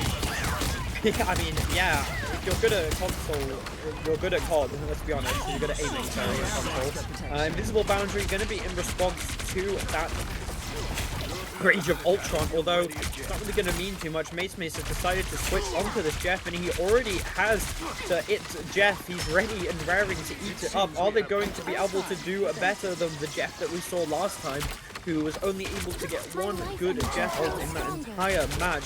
Although Radiant, they almost have a 6 ult up and ready. Water about to have that Age of Ultron back. Soul Resurgence comes out from both teams. Vino with the final judgment, forcing the entirety of Onitori to run tail between their legs and kite away. Oh, it looks like Lil Mac was not able to get away fast enough though, because he finds him. He hits those shots, and we know that he's not exactly going to miss. And Onitora are running back to their spawn yet again. Yeah, it doesn't look like Onitora really have an idea of what they need to do into this team comp. I mean, there's so much damage and damage boost funneled onto this Punisher that it's kind of impossible to kind of really get away with anything. Obviously, Radiant 2 still have 4 off the line. Here's the Rage of the Ultron, sorry. Yeah, you know what? Just, nah. It's fine. Able to take down one, though. And it looks like we're probably going to see Banger coming out with this Psionic Seduction. Able to take down one Invisible Boundary in response. And we're going to see that from both sides, actually. Crimson with the Meteor Rim unable to get anything. And there's Hand of Khonshu, but he does get taken down by Bang.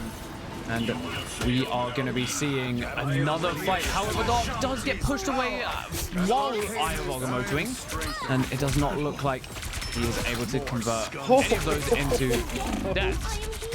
Oh my god, Vino! This man is a legend. I mean, yeah, we've been told that his aim labs is good, but I can see why he's the Punisher player, I can't lie. They are going to have this final judgment up in a radio longer with the Rage of Ultron. They're going to be doing it in their spawn, looking to take down the supports. He is going to be taken down, though. Water is going to die. This is Onitora's chance. 45 seconds left. Final judgment coming out, responded with the Rage of Ultron, is able to kind of sustain them for long enough, but they do have the Soul Resurgence double ult from Onitora. That's not what you want to see, especially in a crucial moment like this.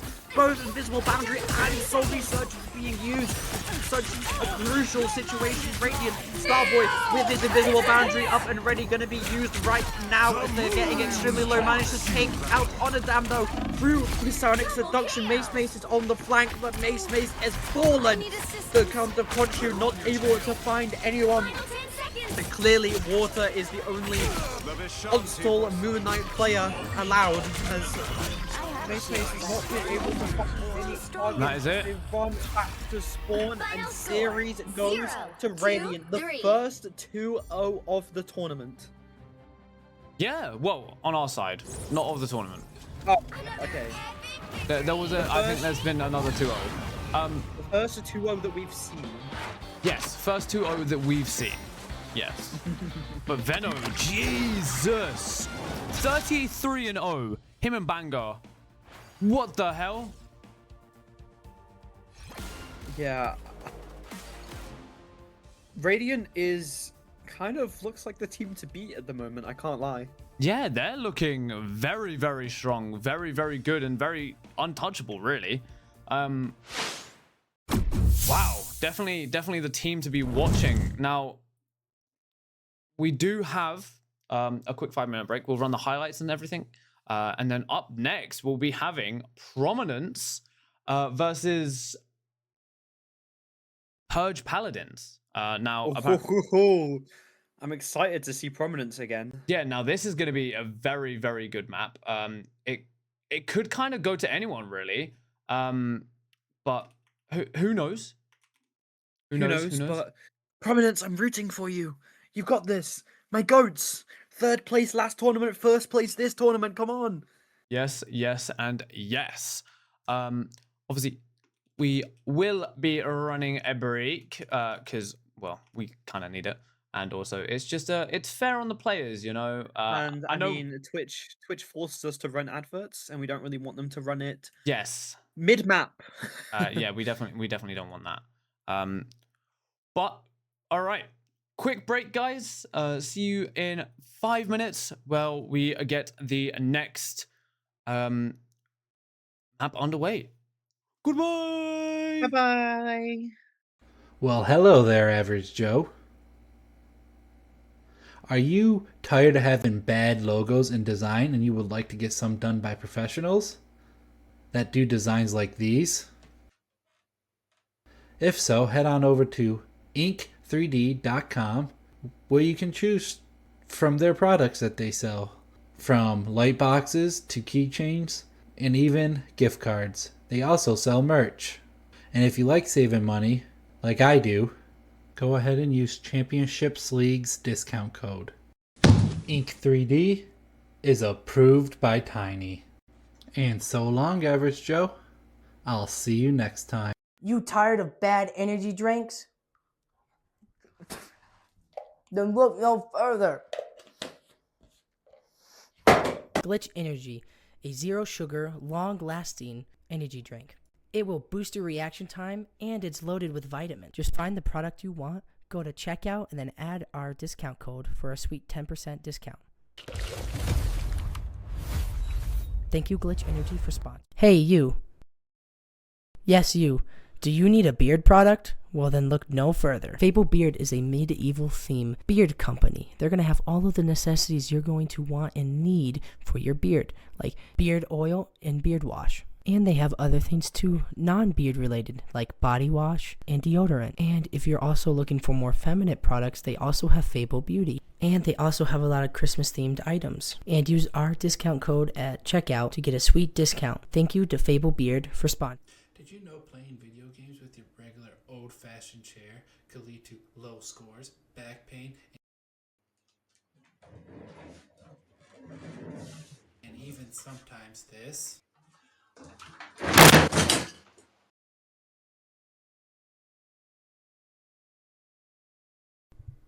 Oh, that really hurt. I'm not doing that again.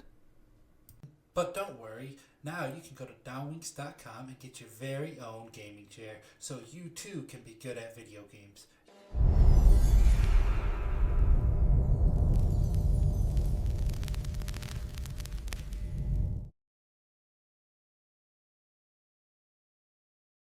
Welcome to Bad Game Store. How may I help you? Hello, sir. Can I get the new Call of Duty? That'll be $267. That price, huh? Game Evo is the best place to get games for a great discount. Indie games or mainstream games, you can get them for a great and massive discount.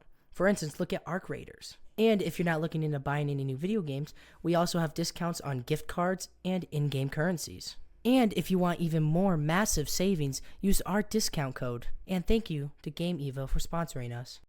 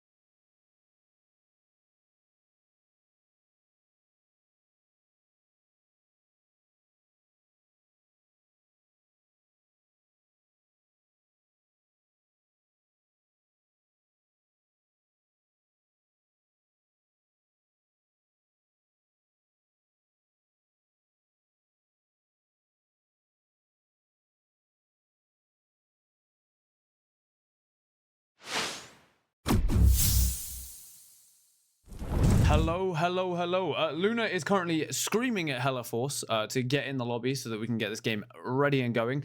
Sorry for the miscommunication. It is actually Novium versus Hellaforce that we are casting. If you're wanting to watch Paladins, I think it's Purge Paladins and Prominence, they are currently on right now in the Champs League stream. So if you want to go watch them, do head over. But yes, VODs will be posted as soon as this stream ends. It will go live immediately. You shouldn't have to wait around or anything like that, which is great. And then probably later tonight, well, more like tomorrow, they will be uploaded to YouTube, hopefully. And you will then be able to keep them forever. But yes, we do have Novium versus Thorforce. Once Luna back. Oh, she's back. Luna is back. Hello. Hi, guys. We will be obviously introducing the two teams that are coming up. Now, I'll let you start. I think as the team that I'm speaking about is a pre-existing one that's been in this tournament before. So Yep, they are coming back for second round. I mean,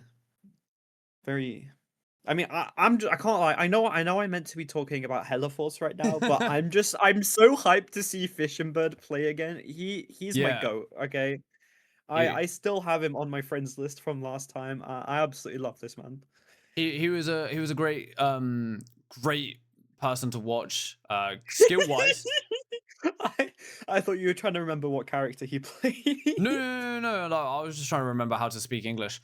It is kind of difficult at almost 3 a.m. to be fair. Yes, it is almost 3 a.m. But no, he's a very skillful player. He was very enjoyable to watch. He was also a really enjoyable person to speak with when he was in chat and stuff like that, and showing his support for the other teams. And there he is. Look, already back in chat, listening and waiting for his moment. But yeah, do tell us some stuff about Hellaforce. Well, we have already seen Thorforce play today, and they are part of the same org. So,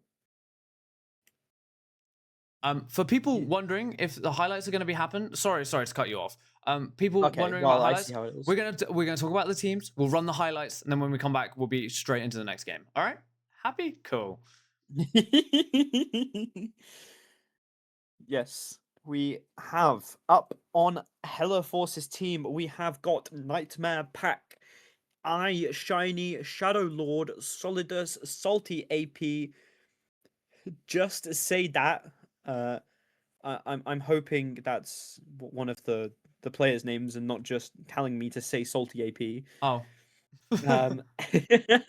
Their subs are Pin Sue and Skinny Walrus. They are a fairly new team. I'm assuming only formed recently, as we did hear before that Thorforce was formed for our last tournament and stayed a team. Yep. Since then, the org has grown and has spawned Hellaforce to come and join us. I've been told to say that Skinny Walrus is a D1 golfer. Now, I don't play golf, so I've got no idea what that means, but good for him. Yeah. Well played. Great. Good golfing, my guy. They've been a team for 2 months, and they have good chemistry, competitive, and they want a challenge. Ooh, okay. Now, for Novium, I'm just going off memory because they haven't actually uploaded anything on some background knowledge or anything like that. So I think they came 5th in our previous tournament. Fishbird was putting on an absolute performance, but I mean, not to say that all of them weren't also doing the same. They had a very good lineup, good roster. They have Fishbird, AJ Peeps, Monster B, Peter Bot of MR. For people who don't know who Peter Bot is, he's one of the best Fortnite players in the world. Then you have Irix and Barcode Name. Now, all of those players are very, very good. All of them did put second. You guys came second? Wait, were you Redshift? You're Redshift. They must have been Redshift. Ah, okay. Sorry, we didn't realize that you had changed your name. Okay, I mean, Redshift were crazy good last tournament. That makes a lot more sense now. That makes a Fisher lot. Bird played Bucky. I remember. He was the one that stood up to Embort. Yeah, yeah, yeah. And he also hopped on the torch as well, didn't he? I believe so. Yeah.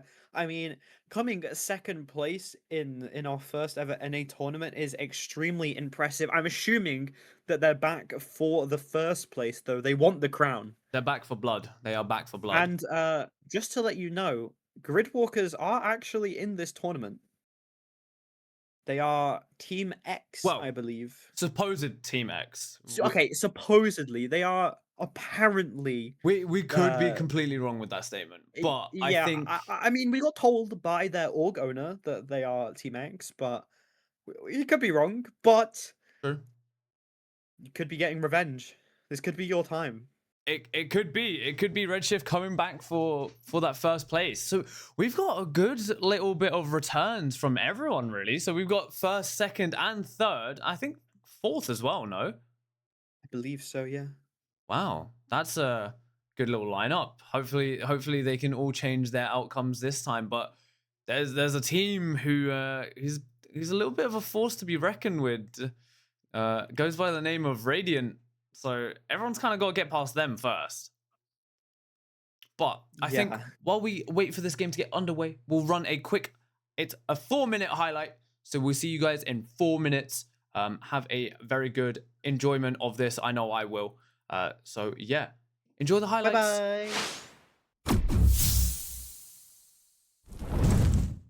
And they kind of just capitalized on it. They just took him down and then instantly just started using that momentum to go forward. They used that Raging Royal Flush and that was almost all they needed, but Rora's going to do the exact thing back to them.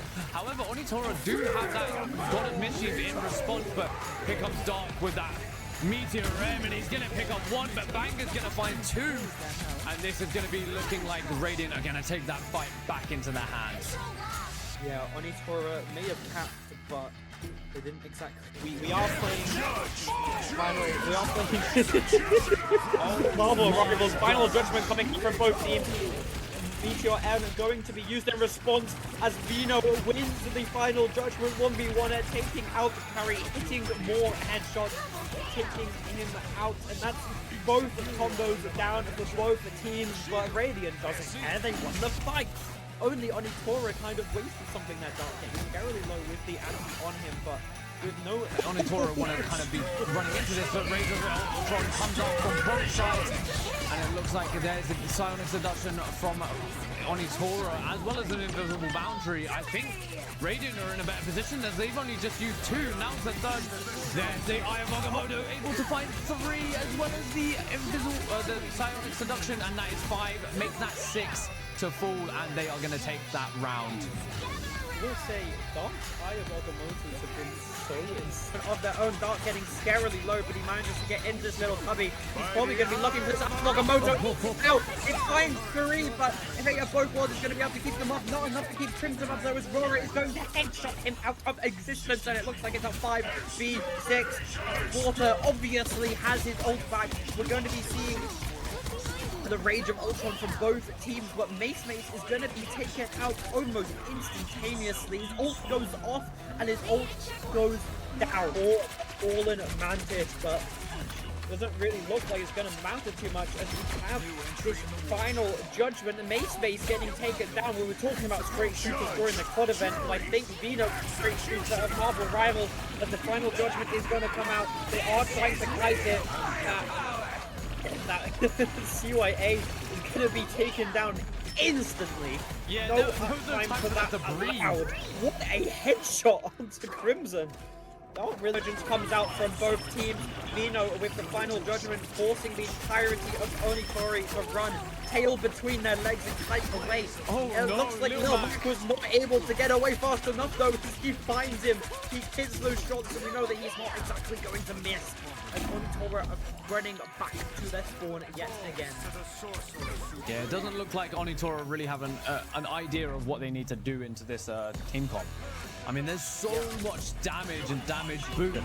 We are going to be seeing another fight. However, Dark does get pushed away while Iron motoring, and it does not look like he is able to convert any of those into deaths. Oh my god, Vino! This man is a legend. I mean, yeah, we've been told that his aim labs is good, but I can see why he's the Punisher player. I can't lie. They are going to have this final judgment. Starboy with his invisible boundary up and ready, going to be used right now. They're getting extremely low. Managed to take out Onodam though through the Sonic Seduction. Mace is on the flank, but Mace has fallen. The counter Konchu not able to find anyone. And clearly, Water is the only on-stall Moon Knight player allowed, as Mace has not been able to pop any targets. That is it. They've gone back to spawn, and series goes to Radiant. Wrong one. It's fine. What? We're back. And we're into the game. We're straight into the ban phase. No messing around. We did tell you. Yeah, I mean, we're excited to get this game on the way. I hope you guys enjoyed those highlights. They were very, very good. There were big shout out to Mr. Production for being able to do that in that quick of a time.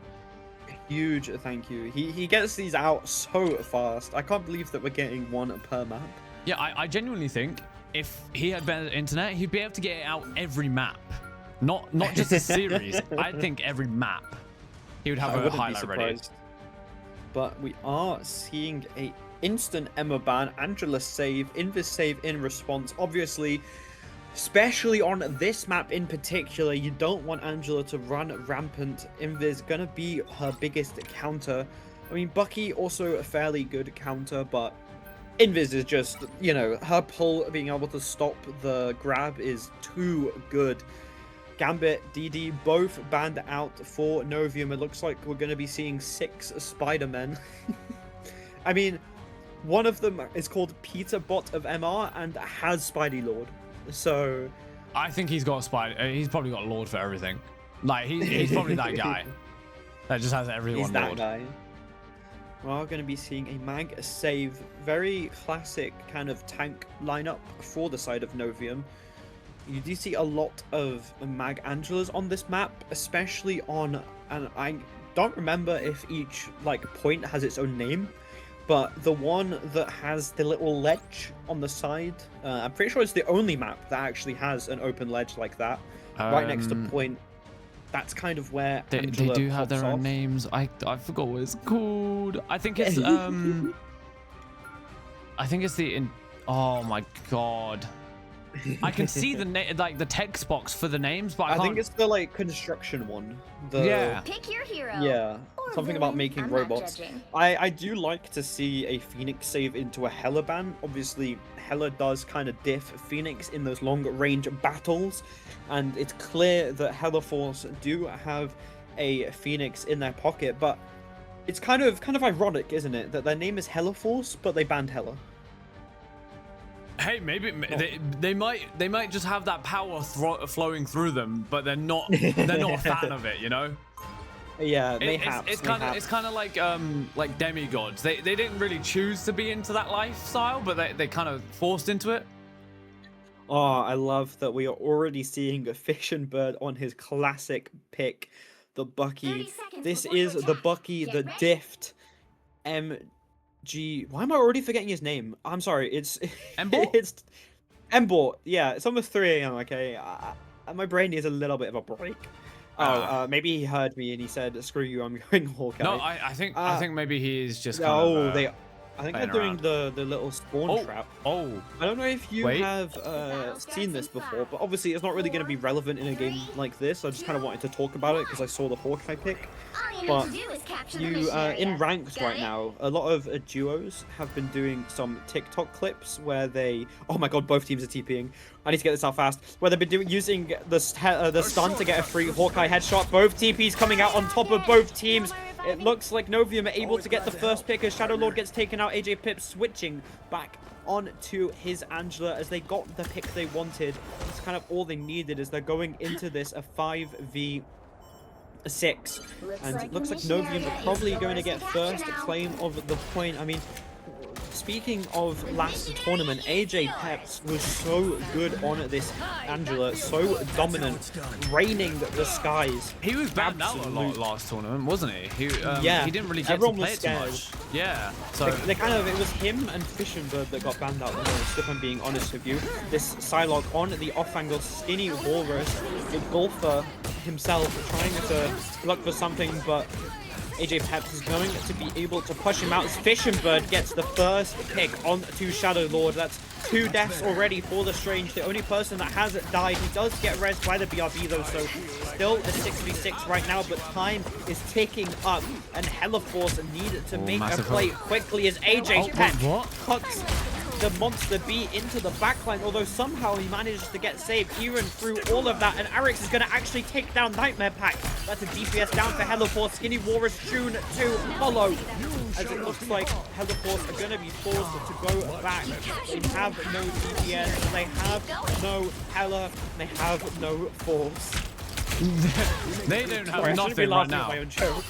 Yeah, it's okay. Hey, I do it a lot as well. But I mean, Hellaforce do have almost 5 ults online. They have that. They have the CYA. They have the Invisible Boundary. They have that Ensong Inferno. It's just kind of, can they capitalize on them? Can they turn them into picks? But Fishbird has the hook, and he's gonna get a massive one. Takes down Nightmare instantly, and that is gonna be CYA coming out, but it's gonna be instantly taken out by this Ensong Inferno. Oh my god! And it also is gonna take down the Rocket now. This is looking very, very rough for Hellaforce, and it does look like Novium are in this driving seat. 90%, very, very, very quickly climbing. Fishbird doing it again, taking down another, and there's the Invisible Boundary coming out, but I don't think this is going to be worth it. They are going to respond with their own Fate of Both Worlds, as well as the here comes Meteor M and the Ensong Inferno, but it's just no combo. But that is Fishbird and AJ with the Heaven's Retribution and Kraken Impact, able to get 1, but it looks like Novium will be taking this round 1. Oh my god. Wait, names. It's the Super Soldier Factory. That's the one you're talking about. Yes, Super Soldier Factory. I knew it was something about a factory or something like that, yeah. Yeah. I like this next map we're coming into, though. It's very good for hit scans. We do see a Hella, although a Phoenix, sorry, but Hellaforce opt to switch off that and go a Bucky of their own. I mean, after seeing the Fishenbird's performance, I can't blame you. Get ready. He hit every single hug. He created so many kills for Novium. Every single time that Hellaforce wanted to push in, he was there, he was ready, he would peek them, he would yoink them to the backline. I mean, I'm a little bit surprised that it seems though they had Shadow Lord on the Strange, that he wasn't able to block any of them, but I mean, I guess Fishenbird's aura is just, it's too strong. They're not able to do it. Hellaforce opting to go for a triple support comp instead. We have seen this work before. They are just going to TP straight to point. I mean, Novium are going to be doing the same. They wanted to kind of kidnap someone, but it's not really going to be able to happen as Hellaforce has kind of TP'd straight to point. Skinny Boris has that final judgment, although Monster B has the Meteor M to combat it, to eat up all those bullets and not really be able to make anything happen. Final judgment coming out from Skinny Warriors. Invisible Boundary. Meteor M dunks it straight onto Skinny Warriors' face as he gets taken out. And it looks like Novium are going to be able to take this first fight. I mean, it is a 5v6 right now. There is still a chance for Hellaforce to make something happen. Ensong Inferno is going to come out, but the Rage of Ultron comes out in response. But Fishenbird, along with AJ Peps, manages to do the burst of damage to take out that Ultron out of his ult. And Novium somehow sneakily capped the point from under Hellaforce's nose, even though they were on the point still. And it's kind of just a cleanup duty at the moment. Yeah, it definitely is, and I don't really know what more they can do against Fishbird's hooks. Like, every single time he's had it up, he's landed it. And also, it's really not, like, kind of beneficial when you take out your Rage of Ultron and instantly get taken down. Like, it's so impossible to kind of deal with that, but Fishbird does almost have that cracking impact online. AJ close to his Eye of Agamotto as well, but are they able to capitalize on it, or do Heliforce have an answer that they know how to use? Shadow has been holding this Eye of Agamotto for a while, but AJ's gonna go early, gonna hit one. That's 2 to fall. But Shadow's gonna get a return as well, but however, Eric's is gonna bring out that Fate of Both Worlds, and they're gonna look to try and walk him down with this pressure, and that is 60% on the point already. And it's not looking good for them right now. The Heliforce really need to find an opening, but I don't think they're going to be able to get one. Unless, although Barcode was getting very close to death there, but able to be a kind of step away and take his time. However, we are seeing a Fishbird with that Kraken impact. We also see Monster with the Meteor M, and AJ's just gonna take down 2. Oh, sorry, make that 1, and then Barcode's gonna take down 1, and it's just gonna be a team trade. That is 90% on the point, 4 down on the side of Heliforce, and they're gonna look to close this out right here, right now. There is 4 ults on the side of Novium, and they are running them into their spawners. Inferno, Ensong Inferno coming. Sometimes my brain just really does not like that ult, but that is Novium taking map 1 against Heliforce. I mean, you were speaking for a very long time there, so I'm not surprised that your brain kind of messed up a little bit. You managed to think of enough words to say to speak for that long, but Ensong Inferno, that was the cherry on the top. That was the cherry on the top. That kicked me out. Of course, Barcode gets the MVP here. I'm kind of surprised that it's not Fishinbird. Personally, Fishinbird is my MVP, hitting every single one of those hucks and not allowing anyone to get in. But that being said, he is the only death. Oh, wow. He really is. Yeah, maybe that's why he didn't get MVP. But Heliforce didn't get a single cap. No, they did not.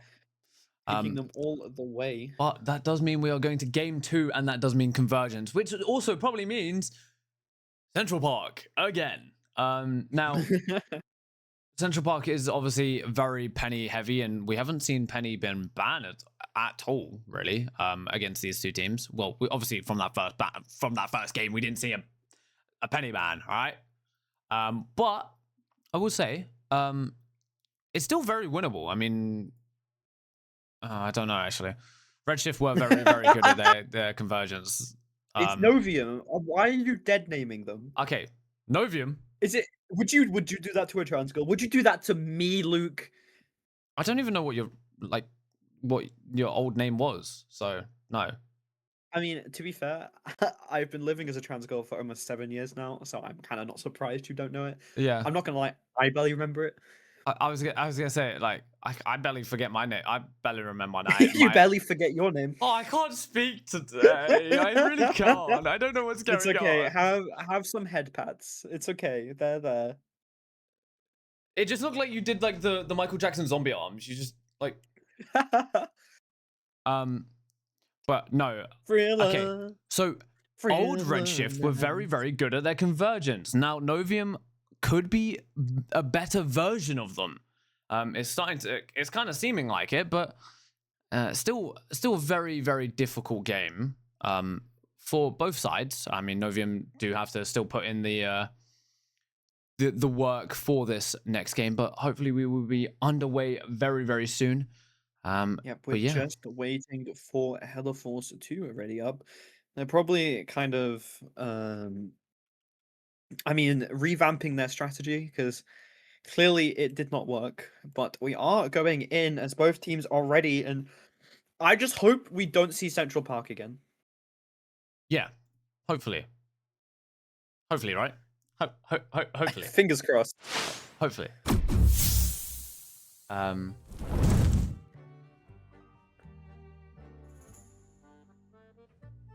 Well, yeah. Sorry. Well, we both just got I love messaged. the trans love in NA. I always feel so welcome over here. It is very. Oh, very... and we're going to. Oh no, we're going to Kunlun. Oh my god. Nice. Oh my god. Kunlun. Oh my god. Oh my god. You said we both got messaged. It was us messaging each other. Well, no, I was reading another message because I had already messaged you. Oh, I see how it is. I'm not Yeah. important. Yeah. I'm not important. Nope. Nope. Nope. Nope. Nope. Nope. However, but yes, I don't know why I said however. You know, sometimes maybe work, sometimes maybe not work. Today, not to work. Oh, Way too much Monster, Emma. Tarkov, and Esteban. just Yeah, Tarkov is one way to rot your brain, and Bro. just before we went live, we were running some yeah, we're playing League of Legends. League of Legends. Yeah. So I'm not surprised that your brain is a definitely little didn't fried. really help, did it? But no, yeah, I'm I've not been. surprised that they are first saving this Angela here. Sorry, what Yeah, what no, was she's it? they're really good on that Angie. Like AJ with the Angela. Like, Angie. yeah, bro, I love it's it. Angie. I love it. No, I love it. You have to call her that from now on, Right, please. all right, Angie with the Heaven's Retribution. Just air out our chats. What are you on about? What are All you? Richard Reed. I think you find this all Richard Reed with a squirrel girl lord. Yeah, wait. AJ doesn't have. Oh wait, no. Sorry, I'm looking at the wrong team, aren't I? Yeah. Peterbot doesn't have it. Peterbot doesn't have all of the lords. Oh my god, my leg. Oh It was my stuck. god. It was stuck. But I will say that Tarkov definitely does rot your brain. Definitely does, especially when you if anyone plays Tarkov or knows of Tarkov. I spent 6 hours trying to do 2 quests last night on reserve, in which I lost a lot of money. But that's a different topic. We're playing Marvel Rivals today. I personally have never played Tarkov Don't. for the reason that it seems to cost like 120 quid. No, for some make that reason. 250. 250 quid for a game that I'm not going to enjoy. Flipping G. That's if you want the max edition, and the max edition is very much what you want. So It's pay to win, isn't it? no, it's just more like pay to not spend 100 hours of a wipe trying to unlock a certain thing. Oh, okay. Um, Penny is going to be last band for Hella Force. No more TP shenanigans. I mean, I'm not really too sure that Novium was going to run at Penny. But that being said, I have seen Penny do extremely well on this map before. You'll need a That little to win this the little one. room on defense where you kind of have the smoke. Can't really there's not. Sorry, you can't message me while I'm Yeah. mid explaining strats. My brain. sorry. Does not I work. also my game for some reason is just not letting me hide chats. So, oh yeah, for some reason, Marvel Rivals, like, you can block all chats, right, to appear on your screen. If someone messages you on Discord, or you send a message on Discord, no matter what, it will show up on your screen. No matter what. Be strong together. So may have to 30 disconnect seconds before my you attack. Get ready. Discord. my Discord mean, from I wouldn't Marvel blame Rivals. you. Speaking of, because we got kind of high in the open qualifiers, people have been messaging you. I feel what I've been told anyway for scrims. Oh. Yeah, because one of them was like, Baseline isn't responding to my DMs. Who am I meant to message? Wait. There's so many people that were adding me You have to that I stop just them from didn't securing the realize. mission area. Yeah, it's for scrims because you have your name down. Yes. But enough of that. Enough of MRC. That's going to be happening not next weekend, the weekend after. Right now, we are in the Winter Dominion, the Arctic CL Dominion. tournament, our second ever NA Marvel Rival tournament, and Fish and Bird is sitting on the high ground. We are running a Hella No More, and I just realized I was watching the goddamn stream trying to cast off that because I am a dum-dum. Fish and Bird able to get the first pick onto Shiny. That's a support down, which means that Hella Force are kind of forced to back out, but they aren't really going to as Barcode takes down Shadow Lord. Only one support on Hella Force means that they aren't really able to keep their members up and alive, and Fish and Bird has this high ground for free. No one is contesting him up here. Someone needs to stop him. Wants to be taking down a Skinny Walrus as Looks like Nightmare was trying to force a Fishing Bird off the high ground, but he's going to be killed for it instead. Yeah, and that's a minute gone already. They haven't really made any progress. They've kind of just been picked off very, very slowly. I'm sorry, but this skin is so annoying. Every time you click onto it, it makes the ding sound.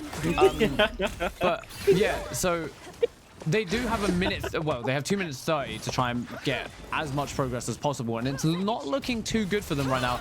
AJ in a very good position to take this Phoenix straight into their team. Another pick straight on to Hellaforce, but doesn't look like they're going to kind of find any way into this fight right now. They have the Fate of Both Worlds, but they're forced to just kind of run back. Solidus, sorry, getting taken down by Fishbird. Monster B taking down Pinsu. And it's going to be another 2 deaths. Make that 3 on the side of Hellaforce. Now they are down to only 2 minutes. Yes, they do have... Wow, Hella. I don't know what Barcode's doing, but he is cooking right now. This first point is all about this top high ground where Fishing Bird is sitting. It's such a good spot for hit scans to play. I mean, AJ is kind of hiding in that that fog right now. It looks like Shiny's going to be using this ultimate very soon. Here it comes, trying to make something happen with the Raging Royal Flush. Going to be responded with the Fate of Both Worlds from Peter Bot of MR. I just realized that they have support as so many ults are going on right now. The Fate of Both Worlds for the side of Hellaforce being able to take out the Barcode, but it's responded with Raging Royal Flush of that Owen, and what a combo! Heaven's Retribution with the Horn of Proteus able to wipe out the remaining members of Hellaforce. That was looking so good for Hellaforce for a second. They managed to take out Barcode. They managed to take out that Hella that has been causing so much chaos, so much pressure, but it just didn't matter. They weren't able to capitalize off it as the combo from Fishing Bird and AJ, these teammates that have been playing together for a very long time, their synergy being shown. Yeah, now this TP is good, but I feel like when they only have 30 seconds left on this clock, it's a little bit too early, and especially going in this like bottom area when like they kind of have to push the same way they've been pushing this entire time, and it also they have Hella no more. Like you're in a big group, it's not going to be good. But Heaven's Retribution comes out from the side of Hellaforce, unable to kind of get anything, and it looks like he's going to get taken down instead.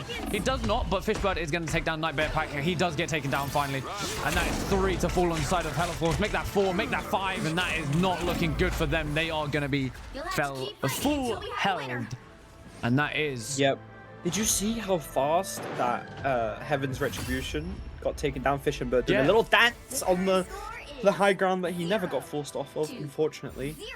Yeah, I mean, it got broken instantly. It got broken instantly, yeah. Okay, now I've got a little bit of time, now that nothing is going on. The way that you want to play this map, you have to take the hit scans off the high ground before you do anything else. Yeah. There is no other option.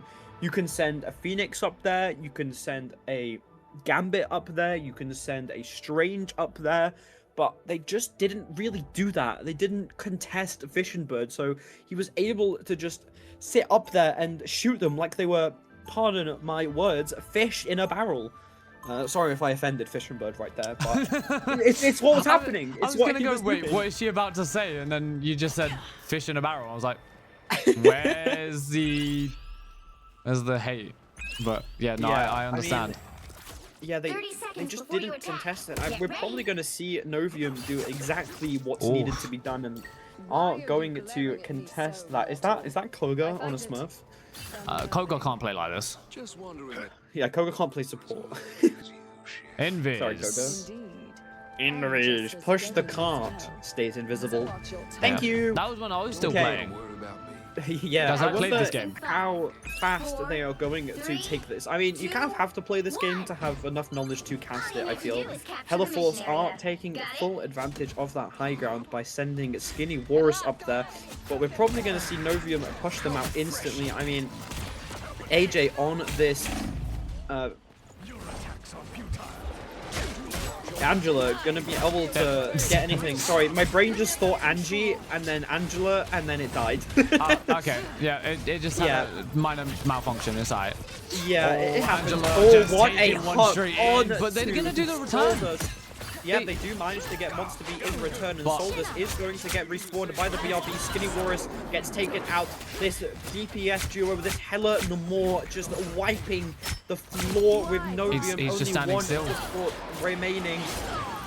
Make that 2. I forgot that they're playing triple support. Make that 1. Kinsu is going to go down. Only Nightmare Pack trying to keep this Oh, alive. they got the TP Skinny also. Walrus able to TP. The supports are going to have one more chance, one more fight. Hella Force, can you make this into a draw? Nightmare Pack instantly getting taken down by Barcode. No breathing room as Skinny Walrus, Fish and Bird, sniping him, taking him out, and I don't think the DPS have let anyone else get a kill. They kind of just let the BRB go off there, which, I mean, fair enough, I guess. I think that's going to be it. That is it. I'm not going to lie to you. I'm pretty sure every single kill right there was Fish and Bird and Barcode. Not a single other member. No, I managed to get a genuinely kill. only saw those people in the kill feed, so... And with that full hold, we are back on schedule. Thank you, Novium. Yeah, no, We do you have appreciate actually put us back on schedule. We are now perfect. Nice, thank you. Wow, 26-0 on Fish and Bird, 12 final hits. Also, amazing skin, by the way. Absolute beauty. But yes, that is Novium taking game 2 and taking the series all the way home, and they will be advancing in the upper bracket. Now, back to our amazing faces. We will be running our usual procedure. We'll run a quick 5-minute break. We will come back. I will say that the highlights are ready. We will run however long the highlights are as a break. And then we will be going into our next game, which, if I'm not wrong, no, I wish I could tell you. But I think we will be playing again. We will be watching. We will be playing. We will not be playing. We will be watching either Team X versus Sovereign or VUCA AIM versus Orion's Void. So yeah. I mean, either way, it's going to be a good game. It will indeed. But we will see you guys in 5 minutes. We'll hand it over to Tiny and Titan, our sponsors, to talk about our sponsors, and then we will be back straight away with you. Do enjoy. Goodbye. Bye-bye. Well, hello there, Average Joe. Are you tired of having bad logos in design and you would like to get some done by professionals that do designs like these?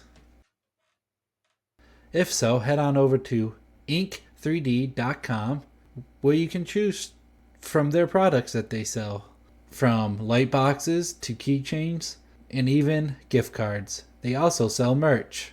And if you like saving money, like I do, go ahead and use Championships League's discount code. Ink3D is approved by Tiny. And so long, Average Joe.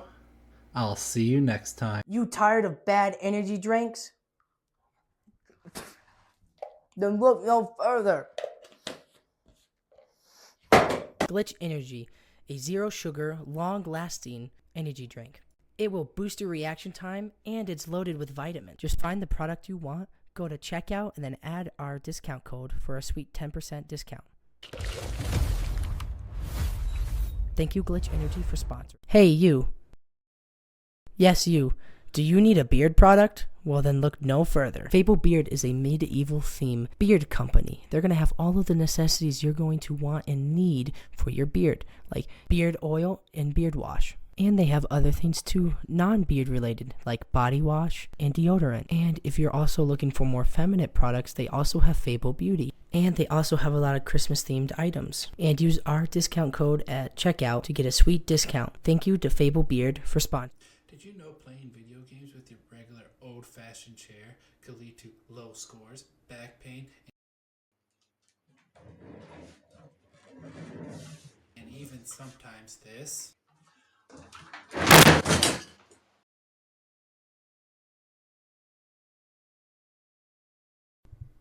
Oh, that really hurt. I'm not doing that again.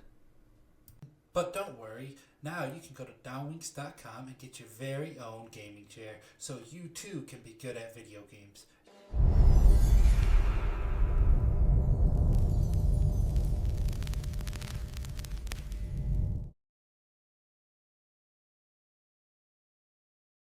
Welcome to Bad Game Store. How may I help you? Hello, sir. Can I get the new Call of Duty? That'll be $267. That price, huh? Game Evo is the best place to get games for a great discount. Indie games or mainstream games, you can get them for a great and massive discount. For instance, look at Arc Raiders. And if you're not looking into buying any new video games, we also have discounts on gift cards and in-game currencies.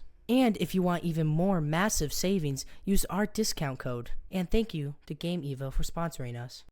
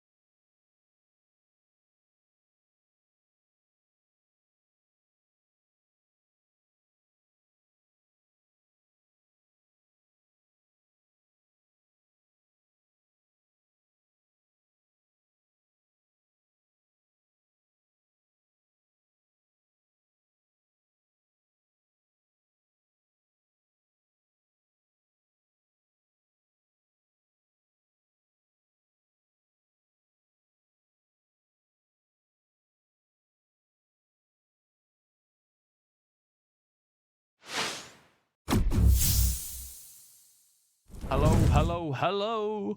Hello. Now, little bit of a change.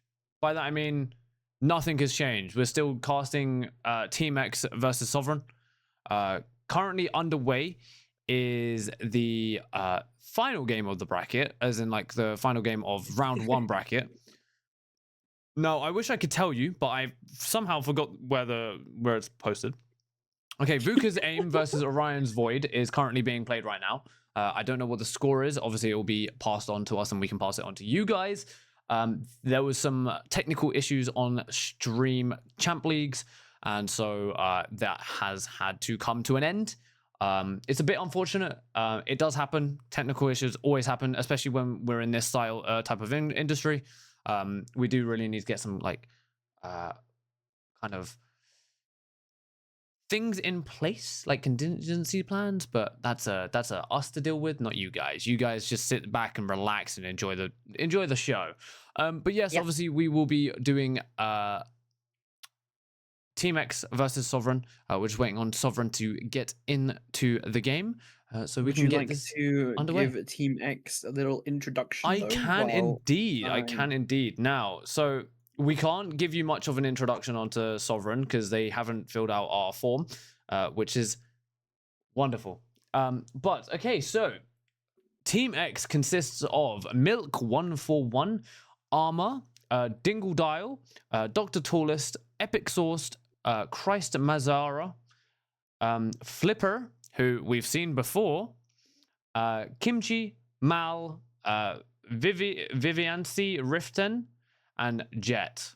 Currently playing today, I think, is Milk 141, Dingo Dial, Vivian's Rifte, Riften, sorry. I'm just gonna call them Riften. Riften's fine. Armor, Armored, Jet, and Epic Source. Little bit of a background on them. They are top 16 MRC. I think some of their players used to play on Gridwalkers, who were our winners of our previous Marvel Rivals tournament. And then, yeah, so they've apparently only been together for a week. This team has only been together for a week, which is kind of crazy. And the rivalries in this tournament are the Beasts, who they may be coming against. But yes, fun facts, Milk 141 is a janitor at a high school. Nice. He's also one above all in Marvel Rivals, so that's one cool janitor. That's one. That's the guy that you sit with at lunch and go, yeah, you're a dope guy. But Sovereign. Now we don't have much information on them. All I know from what I'm seeing is that they are a console team. This is the 4th console team of the tournament so far. A lot of console teams wanting to compete so much. Also, almost every single console team have been one above all. Apparently, it was actually false information. He is not a janitor. Oh. GG's, I guess. Oh, okay. Well, you got lied to. It's up to debate. It's up to debate. It's up for debate. But yeah, no, we're seeing some a good mix of one above all celestial players on the side of Team X, and Sovereign's looking pretty much the same. Snoopy being 0 ping. This guy may be in the servers. Yes, I am yapping because I'm still waiting for players to get in the lobby. If you are watching the stream, please join so we can play this game. Some of us have casting to do, and we can't cast if you're not in the lobby. guys. Actually, there's another guy with 0 ping. Don't quite know what's going on there. We might have to send in Luna to do her screaming at the team to join strategy. tends to work. I have a commanding presence, it seems. They are all in their wait, Aqua? Nah, wrong Aqua. Actually, I don't know if it is. It might be. But it looks like they are all starting to get in. Again, the same setup as we saw before, by the way. 5 console players and 1 PC player on a team. unless he is just a console player, he just plays on a PC. Like he's a controller player. I believe he's their Um, coach, actually. What is your new title? M- New title me? kind of goes hard. No, Me? apparently, Oh. apparently, apparently, My Ollie new has title. a new title. Let's go see. But I don't quite know what he It, means. it still says Mr. Productions. You're still so Mr. Production and Lewicki, so I'm slightly confused. Mr. I Sexy feel and like- Nightbot. His new name moving forward. You know what? I like it. I like it a lot. I like it too. It's Just stating what I know from the grapevine. I'm not really going to question what grapevine you have involving high schools. glitch energy. That is glitch energy right there. Yes, like my glitch energy on my desk. Yeah, exactly. Oh, now, if any of you, actually no, most of you are gamers, so you all sit in chairs for ages. When you're sat in a chair for a long time in a suit, it bloody hurts your back for some reason. I think it's because I'm not sure. I'm not sure many people tend to sit in chairs in suits. most office players, people, no. Most office players. Yeah, but I'm talking about Twitch chat. I'm talking about the gamers. No. Well, yeah, some of them might be casters. If you are casters, I hope we're doing a good job and we're making you proud. If you're not, same kind of goes, I guess. I do want to know, while we just wait on this last player to join the lobby, what is everyone's thoughts on squashies? Oh, banging. Mind my British, but absolutely banging. You cannot get there. Is no better sweets than squashies. Are we all squashy fans? Squashies goes crazy. I absolutely love them. I have some. I just got ignored. What? What do you you know mean? what? I get how it is. I see how it is. You said you liked squashies. I've been abandoned. I've been abandoned. I've abandoned my child. You've abandoned your child. I don't know. You're like a couple months older than me. 2. Just because you're my boss doesn't mean 2. that you get to be my father as well. 2 months. 2 months. Yeah, that's not enough to have a child. No, Sorry. no. I was quoting a film, man. I was quoting a film.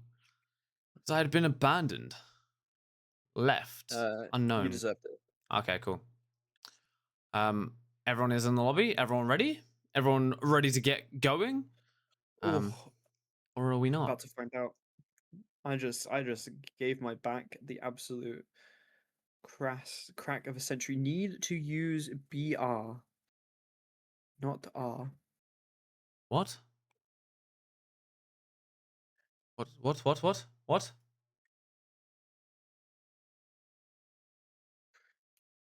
Oh no, I just called him a janitor. Oh.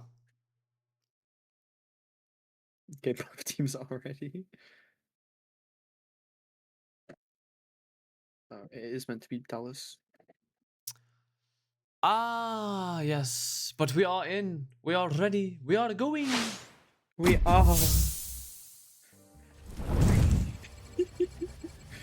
Clintor? Nope, Burning T'Challa. I mean, we've seen. I think we've seen every single map, haven't we? From Domination. We haven't seen Clintor today. Didn't? Yes, we did. Didn't we? Yes, we did. Yeah, we literally saw Clintar when it was. Yes, we did. Yes, we did. Yeah, how can you forget that map? Because I'm very, very, very, very good. Sin City was in a bit. Sorry, that's what that sounded like when we were loading in. You are off your gourd tonight. I am running off squashies, monsters, chicken nuggets, and Oh, noodles. don't! You're gonna make me hungry. Yes, I am. You already have. Bucky ban instantly from Sovereign.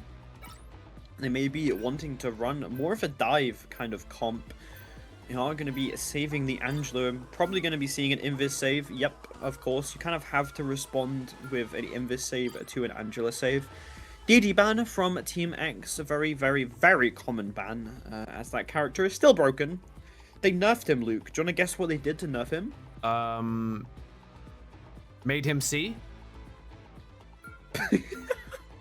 No, they gave him 25 less health. Oh, what a massive nerf. I know, right? For the character that gets shields off every ability. Yeah, that's game changing. That that might be better than them saying that they nerf Bucky and then giving him an extra E. And making it ground as well, don't forget that. Yeah. Sovereign definitely going to be playing for this dive, but I think Team X kind of have the same kind of thing going for them. I mean, they banned Emma, they banned Bucky. That's 2 anti-dive characters out of the game. They did save Invis, which is kind of the main anti-dive support, and they're going to save Loki as well. Probably going to be last banning Gambit here, as you don't really want to see a Loki Gambit into a Loki Invis, as the Loki Gambit is definitely going to have the advantage, especially when you're running a Psylocke. That Fate of Both Worlds comboed with the Raging Royal Flush is so scary to deal with. We're going to be last banning Rocket here. I mean, bit of an interesting ban. I'll be very surprised if I don't see a I'm not judging. Gambit Loki from the side of Team X. I mean, it's such a scary combo, especially when you're going to be running the Psylocke. And he was hovering the Star-Lord for a second there. The Star-Lord is definitely the better pick, in my opinion, as you have the Star-Lord Gambit combo, you have then the Psy Loki combo, which is obviously just another Gambit ult, so 2 extremely scary, I mean really good dive picks as well. Probably not going to be seeing a Dingodile on the Penny, as he is aura walking right now. I actually think Probably going to be switching. No, I think they're doing the TP strat, no? Yeah, I was going to say, they're probably just going to be doing the TP strat and then switching off it. Sovereign might not be prepared for that, as we have Hulk Tua, what a name by the way, switching on to Magic. They are going to be running the Gambit Invis, which they saved Loki, so I'm a little bit confused why they're running the Gambit Invis here. I mean, do what you want. Yeah. I guess. I'm not your coach, I'm not your team captain, I'm just the caster. And it's like we are definitely going to be seeing a TP trap here from Team X. Sovereign definitely won't be expecting it, and they're probably going to walk right into their claws. Oh, I think they're going to look to get the mag. They are indeed. Yep, that mag is 1 health. 1 HP. How he got away with that is genuinely impressive, but yeah, it doesn't look like they're going to be able to find him out though. Dingodile switching to this Angela. Sovereign they kind of flip maps right now. Sovereign are on point, but Team X are behind them. The Venom dives extremely early, using kind of everything. Same with Hulk Tua, kind of fighting a clone right now. Not really too sure what your thing is there. And just Jazzo is going to go down. That E was used extremely early, so it doesn't really have anything to save him. And Sovereign are a tank down. And now they are a DPS down, as well as Dingodile is going to be able to find the supports hiding on that high ground. Going to be able to take them out of the fight, and Revenge is just going to sit there and take the Angela Spear to the face. Yeah, and Armor able to take down that Magic like at the end there is really good, because she's kind of like, I wasn't going to say she's like the main damage dealer at this point in time for Sovereign, but I mean she kind of was. I mean Hawkeye is good, but it's not like that powerful. But obviously switching onto the Star-Lord here now is going to be a bit different. Now, is he able to win these 1v1s? I don't think so. I mean, Psylocke just going back on to help deal with this Venom, who's just being a nuisance. But they have the Raging Royal Flush. Here it comes, and then we're going to see that Dance of the Dance as well. Does hit 2, but it doesn't look like it's going to take anything. Here is the Hunter's Sight and it doesn't look like he's gonna land anything, to be honest. Here's another Raging Roll Flush coming from Team X. And that is the Galactic Legend getting 4, doing what it does best. Yep, I mean, Armor just absolutely annihilating Sovereign, wiping them all out. But they did kind of have to use every single ult there, with only Milk having his Eye of Agamotto up and ready. Probably going to try and look for it early though, because they know that Sovereign don't really have any ults to respond it with. Hulk Tua just needs to build this Galactic Legend. He needs to get it up before Team X are able to build that Raging Royal Flush, and it doesn't look like that's going to happen as he gets taken out extremely early into the fight. Jet able to find that pick onto him as Armor is going to take out the Maw, and it doesn't really look like this Helena Maw switch is going to really mean it too much, as just Jazzo is going to be taken out as well, so no TP for Team X. I mean, Dingodile is sitting in spawn making sure that they aren't able to get a TP off, and that's map round 1 going to Team X. And what a performance, 100% to 0. It's not really too much you can do about that. No, definitely not much you can do about that. But no, definitely a very, very good performance, I will say. But it did look like it just kind of came down to that Star-Lord ult. Like, that was enough to kind of push them to that 70-80%.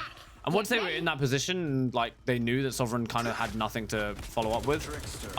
It didn't look like there was kind of any opportunity for them to break through. They have switched onto the Helena Maw now, which can be good. Obviously, they have that anti-heal now, and it's gonna do a lot of work. But I don't know if it's gonna be enough to kind of turn the tides into their favor. Obviously, I may be wrong, but I think we're going to be seeing another TP play coming from Team X.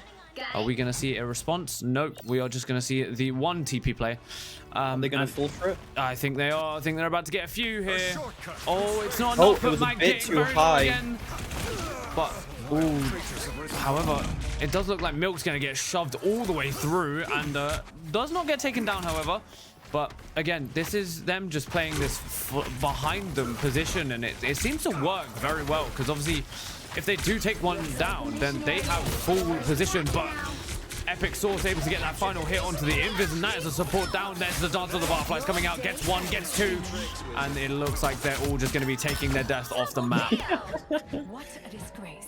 I mean, I can't believe that, I'm not going to try and pronounce that name, Psylocke managed to get the kill on Gambit before he jumped off the map. Very interesting.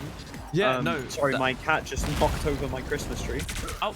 But Milk probably going to be looking for an early Eye of Agamotto here. They have so many ults up and available, so they kind of can't afford to waste it. They just need to wait for the Starnic Push to be used in order to get kind of a free one. Here comes Armor with the Galactic Legend, going to be responded with all three, sorry, the Invisible Boundary, Death Goddess, the Snoopy using the Meteor M, but to no avail, as a huge Eye of Agamotto onto a single member. The more using the, I mean, I'm not really sure how you miss a stunned target, but Milk is going to show them how it's done. He's going to solo ult Revenge, no Loki runes to save him there, as Sovereign are not running that Loki, which again a little bit confusing, as they did save Loki. They kind of just allowed Team X to run the better comp, the better support backline. As I've said before, as I've said many times today, Loki Gambit is the meta. Yes, it very much is, and just got confirmation it's Riften, if you want to talk about the Psylocke. But here we're seeing the Raging Royal Flush coming out from Team X. It is the obviously the God of Mischief, but there's the Dance of Butterflies as well, and everything's just getting thrown at them. They can't do anything about it, and that is going to be all 6 to fall at the very last second of this fight. Now, they are in their spawn, basically. They can kind of stop this TP, but I don't think they're gonna have enough time to kind of get it off. Look, Dingo Dongle is right there. He does get stopped, but the portal is not opened, and that is game 1 going to the side of Team X. Yep, not a single cap from Sovereign, unfortunately for them, as Team X are kind of just showing their dominance here. They wanted to prove that PC is the better platform. I mean, Riften with the MVP, absolutely insane. How many times have we seen the Psylocke MVP? This is the 4th now, I believe, as Water did get 2 other ones. But 20-0. Wait, how many people died? Wait. Oh, okay. A fair It few. wasn't as bad as the last one. No. To be fair. But wow, that was a very, very good performance from Yeah. Team X I there. mean, PC have lost to console twice now, so Team X are kind of showing that PC is the better platform. They're still up there. They're still up there in the standings when it comes to better performers. But yeah, definitely going to be a tough scenario going into this next round for Sovereign, especially when it's Convergence, and we're probably going to see Midtown, and we're probably going to see a full hold. We don't know, but it's looking scary. It's looking very scary. But who knows? Who knows indeed? Who knows? Who knows? Who knows? Now, we will be hopefully running back into the game very, very soon. They should be all ready and stuff like that. But yeah. Yeah. Yes, indeed. Yar. Yeah. Yeah, me hearty. Hopefully we are going to be getting this second match on the way as soon as possible. We're just waiting for Sovereign to ready up, and then we will be getting it. I mean, if I was them, I would take this time to kind of figure something out. Yeah, definitely. I would probably be doing the same. Yeah, I mean they have 5 minutes grace period to kind of work something out, kind of make a some sort of strategy that is able to kind of counter this kind of role that has been happening, and we are just instantly going to be going into it, though they aren't taking the time, it seems. They do want to get this over and done with. They do indeed. Let's get into this game. Let's get it. I think we're seeing I don't know if Clinton. anyone wants beard meets food, but I do actually. Did you get the reference? Did you? Did you? I didn't get the reference, but I do watch him. Let's get it. Okay, you know what? Screw you. Oh no, it's just when he starts, isn't it? Yeah. Yeah. Oh my god, my mouth went so wide then. Yeah, I did the same. I know that was possible. We are going into a Clintar, first Clintar of the day, and does that mean that we have seen every single Convergence as well? Yes, it does. Oh no, we haven't seen one Wakanda. Oh. Uh-oh. Well, hopefully we'll be seeing some Wakanda later on. I mean, personally, all the other maps are so much more fun than Wakanda. Yeah, no, I definitely agree. Out of all of them, Clintar is so technical, though. There is so many different ways to play this. Sovereign going to be first banning Riften off the Psylocke. I honestly cannot blame them. He kind of sliced and diced in their backline, not really allowing them any room to do anything really. Going to be seeing the Invis save for the Angela save yet again. I'm kind of hoping that they're going to ban Gambit if they want to play Loki. Although they did kind of just opt to not play Loki, which was very interesting. I mean, especially when you're going into a Psylocke Star-Lord, that runes can save you from both of their ults. But, I mean, is where Maybe it is. they're They just are not going a to ban confident out the Loki Star-Lord. player. Maybe, but they saved it. That's why I'm confused. Oh, yeah, that one Yeah. don't make sense then.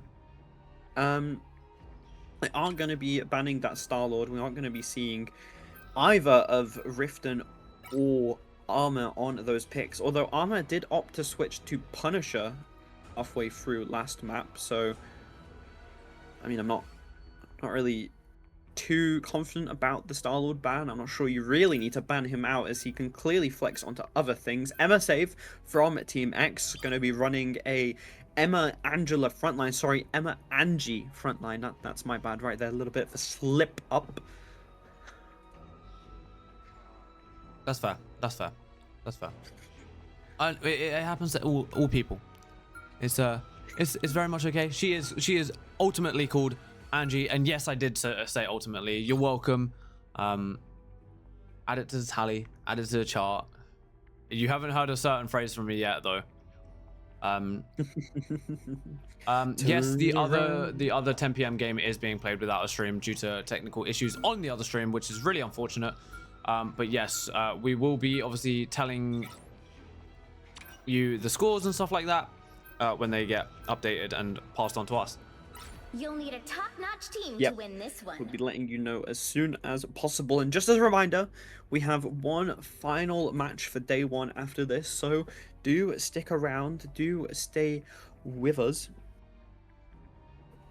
Yes, We indeed. are going to be seeing a Helen Namor from Team X. I mean, the DPS are banned out, so I'm honestly not too surprised that they are opting to go with this Helen Namor. Also, this is an absolutely incredible Jeffrey map.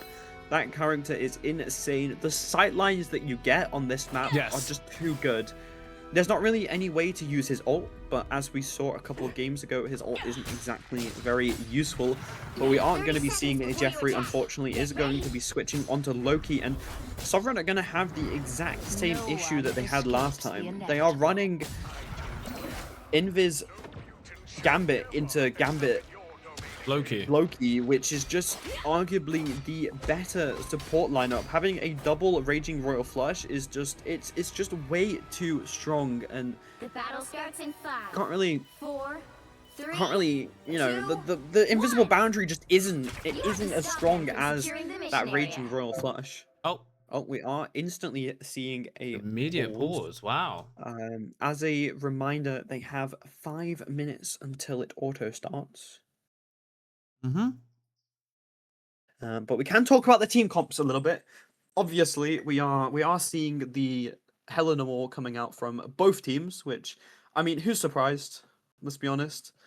It is kind of the meta DPS, especially when your DPS have been banned out. We did see Sovereign using Helena War last map, but to no avail, unfortunately. We are seeing Dingadile on the classic Angie yet again. I mean, I'm not surprised. He was doing so much on that Angela last map. Yep. Sovereign using the Emma instead of Angela, but other than that, and obviously the Loki and the Invis difference, is the exact same team comp from both teams. I mean, kind of depends how you play it. Also, just putting it out there, Helen Namor is so good on this map in particular. There are so many high grounds, so many sight lines that you can sit on, especially on that little second push. Like There's this? that high ground. Yep, there's this off angle. There's the top left off angle. You can play back of sight. You can play front of sight. You can play on the left. DC'd by accident. You can play on the right. It's kind of interesting that Revenge paused it, even though Dingadile and DC'd. I like how you said by accident. I don't really feel like people DC on purpose. I don't know. I know a certain person who may or may not DC on purpose. But that's a different story. You're gonna call them out? No. They know who they are. Okay. They know who they They are. know who they are. They know I who love they to are. hear it. Yes, after the first point has been capped, which if it's gonna go anything like last game, it's Gonna be hard. gonna be a full hold yet again. But if we do see that second point, the top high ground is such a nice place for the hit scans to play, especially with a Loki as well, because the Loki can kind of just sit up there with you and kind of just do a lot of burst, all three of you. If you're shooting the same target, that target is going to die, believe it or not. You can also play the left off angle at the same time. That's two separate high grounds. that you can kind of utilize. I mean, if it does get to that, I'm sure we will see Team X utilize them, as they are clearly a good team, clearly a lot of practice, and as you said, top 16 in MRC, so they definitely know how to play their maps, and I'm assuming know how to play this comp, which, I mean, it's Helena Moore, come on. Who doesn't really know how just, to play that comp? Yeah, it's just double off angle. As long as your DPS aren't playing main, you are playing the comp correctly. Yep, definitely. And it's quite funny as well, because it's like I think there's so many DPS players who now have a Namor Lord or a Hela Lord that they just never would have ever thought about having, but simply because of how OP it is in the meta right now. I mean, I know it still gets banned in comp, doesn't it? Like it's almost Hela, it's pretty much always banned. Yeah, exactly. And that character on her own is just very, very powerful. It's also why you probably see a lot more Phoenix Mag combos and like comps, simply because like Hela's just always either out of the situation or not even like kind of thought about, you know? She's always banned. She's Very always true. banned. Let's be real. Yeah, I mean, she is extremely strong. Just everything about Hela is scary. You know, she can anti-dive with her stun being such a quick 2-tap combo. You shoot them, stun them, shoot them again, and they are dead. They are sent back to spawn. Yep.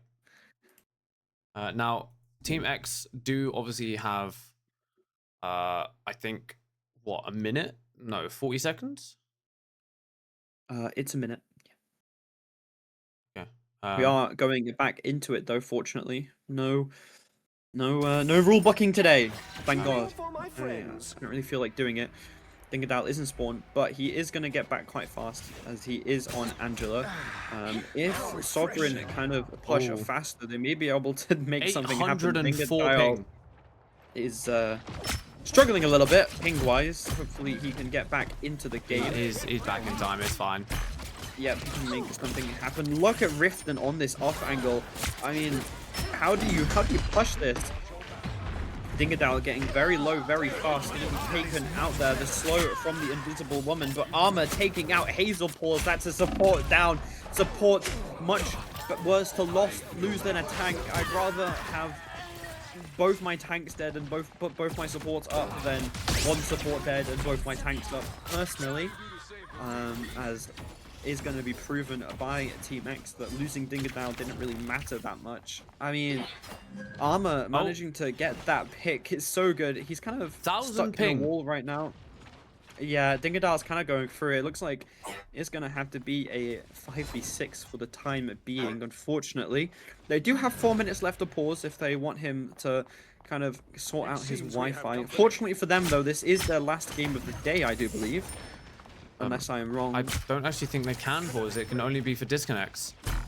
Yep, that's very true.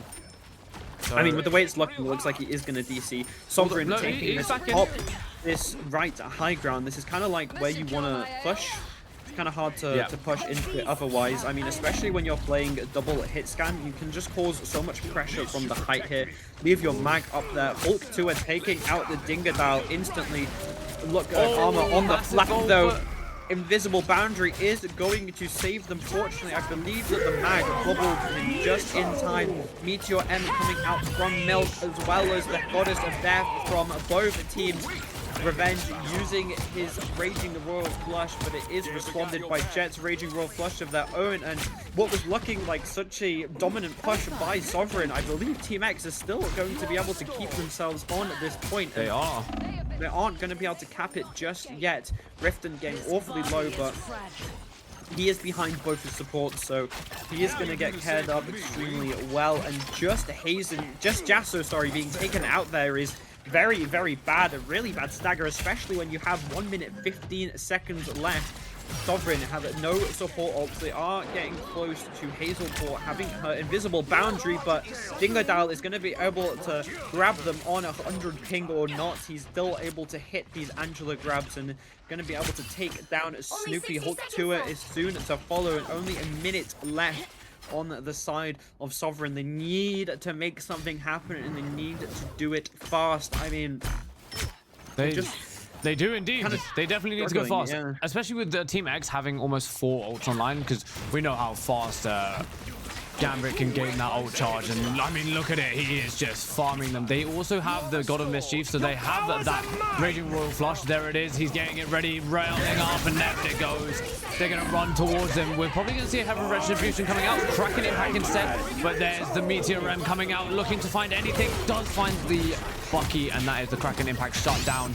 And that is 1 to fall on both sides. Really unfortunate that it was, Hella to fall as well on the side of Team X, but it looks like they're still in a good position. Meteor M coming out for the side of Sombren, and it's not going to find anything. It's just kind of thrown wherever. Dongle with the Heaven's Retribution.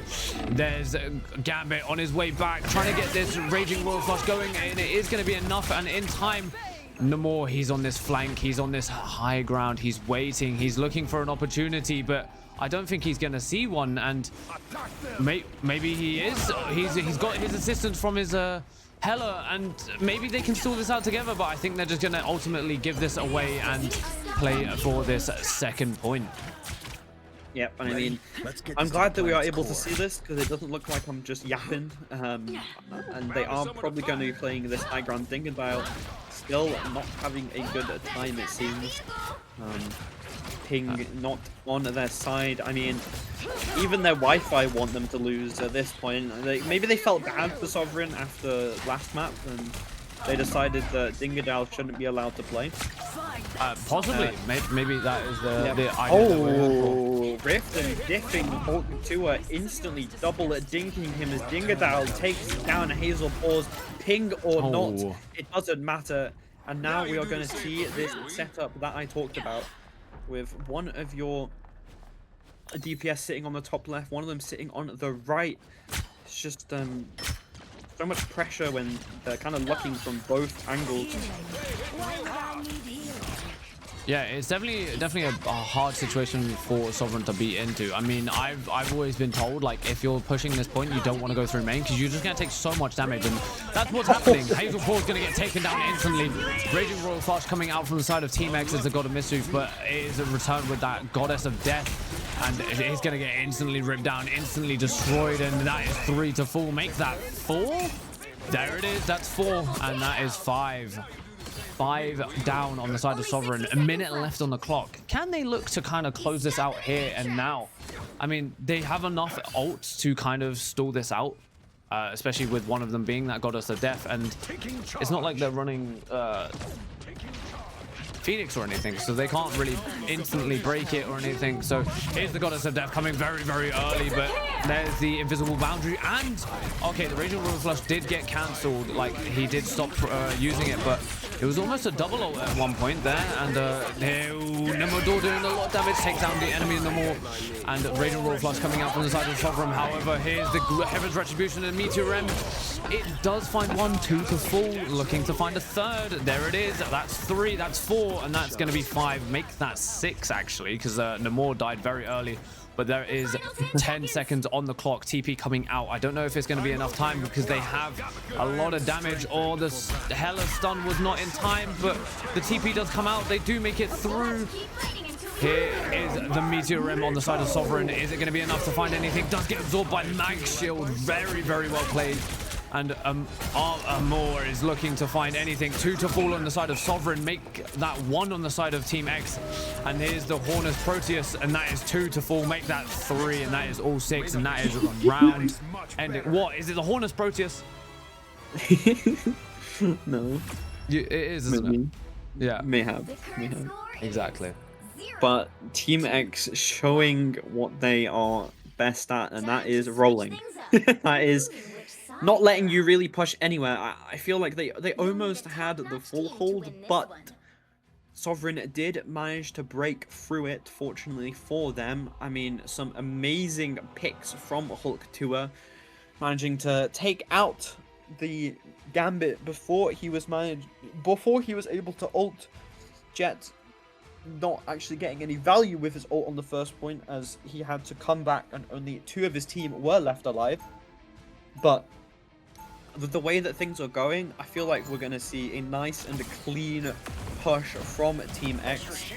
If if I was a betting girl, which I am not because gambling is dumb. Yep, I agree. Shut up. You literally. I agree that You it is a told me bad that thing. you used to gamble. Yes, I used to. It's a very, Okay, very you know bad what? thing. I'm proud of you for stopping. Addictions are very hard to stop. It is. It is. We are probably going to be seeing Team X pushing onto this top right where Revenge was currently residing. I think they are kind of expecting this. They're already set up and ready on the top right. But pushing this top right is kind of optimal for the team, for the comp that they are running. Maybe send your Hela down main on the off angle. On the other hand, though, you can kind of push on the left side, and if you're able to go there fast enough, you can get there. Oh my god, Hulk 2 taking down Riften instantly. Sneaky little off angle on the Adam. It does look like they have opted to put Hulk 2 on an Adam, which, I mean, I'm not really too surprised. Extremely early Hulk, though, isn't able to take them out. Runes are going to keep them alive, and Bucky is going to take down Dingodile. And, I mean, what was a really good Angela hook kind of just turned into nothing as they had the runes up, they had the Bucky ready and waiting, and they managed to stop it. Yeah, they did, and I think Riften dying that early was just the momentum that they needed. I mean, the Warlock was able to take a lot more space, but I think we're going to see a no more flank, and these are usually pretty... Okay, maybe not. He's just going to play on an off angle. Ooh, Dingodile getting taken down instantly by Kraventure. And maybe he's going to look for some more. Lamps do come out. That's those Loki runes on both sides, actually. But we're very, very close to this Raging Royal Flush from the side of Team X. But another one to fall. And it's looking like maybe more might be falling. However, Angela there to dive in, save, be the hero and stuff like that. Yeah, I mean, right now, Sovereign are looking really good. Kraventure is looking much better on the Bucky than he was on the Maw. He's already got that Kraken impact up. Although Team X, they have the Raging Royal Flush, which is going to come out right now. Runes instantly used by Sovereign. They're going to be responding with a Raging Royal Flush of their own, managing to take out Revenge, which means that the Raging Royal Flush is down, and it looks like... Oh, there's the normal... Although that being said, Karmic Revival behind gets 5. His whole team is back up and available. Both Squad of Mischief being used. Ensong, Inferno, Riften going to be slamming down with that Raging Royal Flush, not able to find anything though. Preventure trying to use something with this Sonic Boundary. Milk able to find Preventure with his Meteor M. Sovereign's still got their Meteor M up. It's kind of their only ultimate up and available. Here it comes out now. It's a little bit late perhaps. Corner Proteus going to be slammed straight onto Hulk 2. Looks like Just Jasper is going to get revenge for Hulk 2 and slam that Meteor M straight onto Namor, but unfortunately for them, it is not going to be enough as Team X have this tiny bit to push. Look, they're already pushed up to it. Yeah, they don't have too much of a distance to go, and they're getting very, very close without even having to be on the point.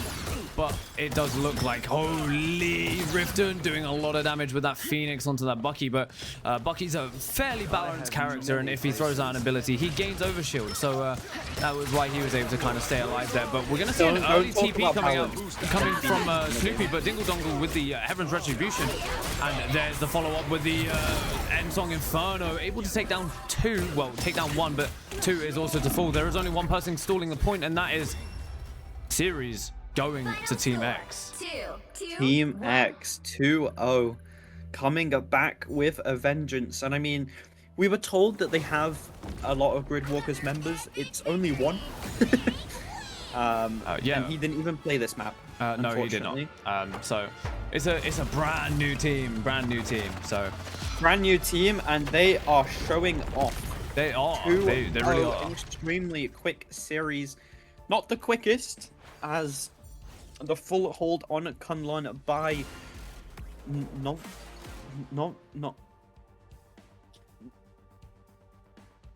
But yeah, no.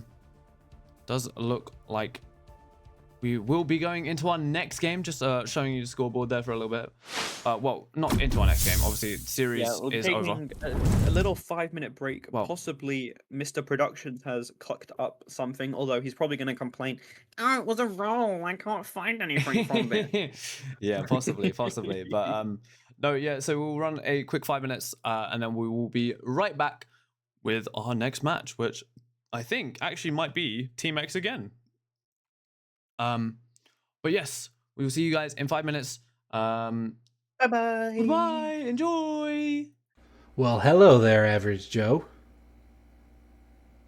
Are you tired of having bad logos in design and you would like to get some done by professionals that do designs like these? If so, head on over to ink3d.com where you can choose from their products that they sell, from light boxes to keychains and even gift cards. They also sell merch. And if you like saving money, like I do, go ahead and use Championships League's discount code. Ink3D is approved by Tiny. And so long, Average Joe. I'll see you next time. You tired of bad energy drinks? Then look no further. Glitch Energy, a zero sugar, long lasting energy drink. It will boost your reaction time and it's loaded with vitamins. Just find the product you want, go to checkout, and then add our discount code for a sweet 10% discount. Thank you, Glitch Energy, for sponsoring. Hey, you. Yes, you. Do you need a beard product? Well, then look no further. Fable Beard is a medieval theme beard company. They're going to have all of the necessities you're going to want and need for your beard, like beard oil and beard wash. And they have other things too, non-beard related, like body wash and deodorant. And if you're also looking for more feminine products, they also have Fable Beauty. And they also have a lot of Christmas themed items. And use our discount code at checkout to get a sweet discount. Thank you to Fable Beard for sponsoring. Did you know playing video games with your regular old-fashioned chair could lead to low scores, back pain, and even sometimes this?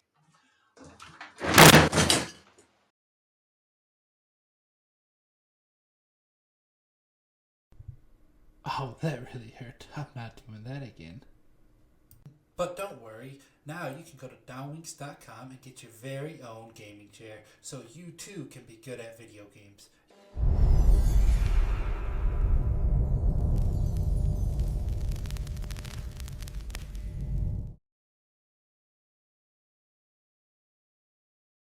Welcome to Bad Game Store. How may I help you? Hello, sir. Can I get the new Call of Duty? That'll be $267. That price, huh? Game Evo is the best place to get games for a great discount. Indie games or mainstream games, you can get them for a great and massive discount. For instance, look at Arc Raiders. And if you're not looking into buying any new video games, we also have discounts on gift cards and in-game currencies. And if you want even more massive savings, use our discount code. And thank you to Game Evo for sponsoring us.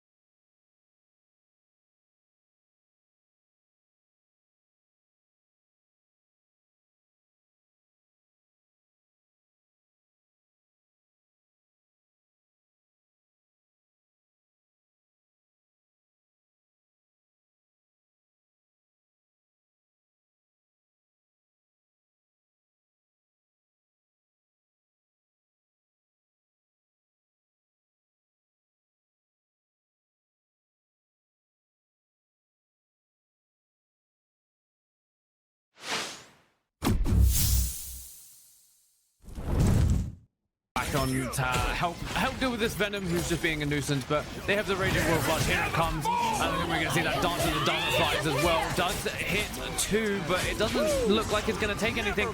Here is the Hunter's sight, and it doesn't look like he's going to land anything, to be honest. Here's another Raging Royal Flush coming from Team X. And that is the Galactic Legend getting 4, doing what it does best.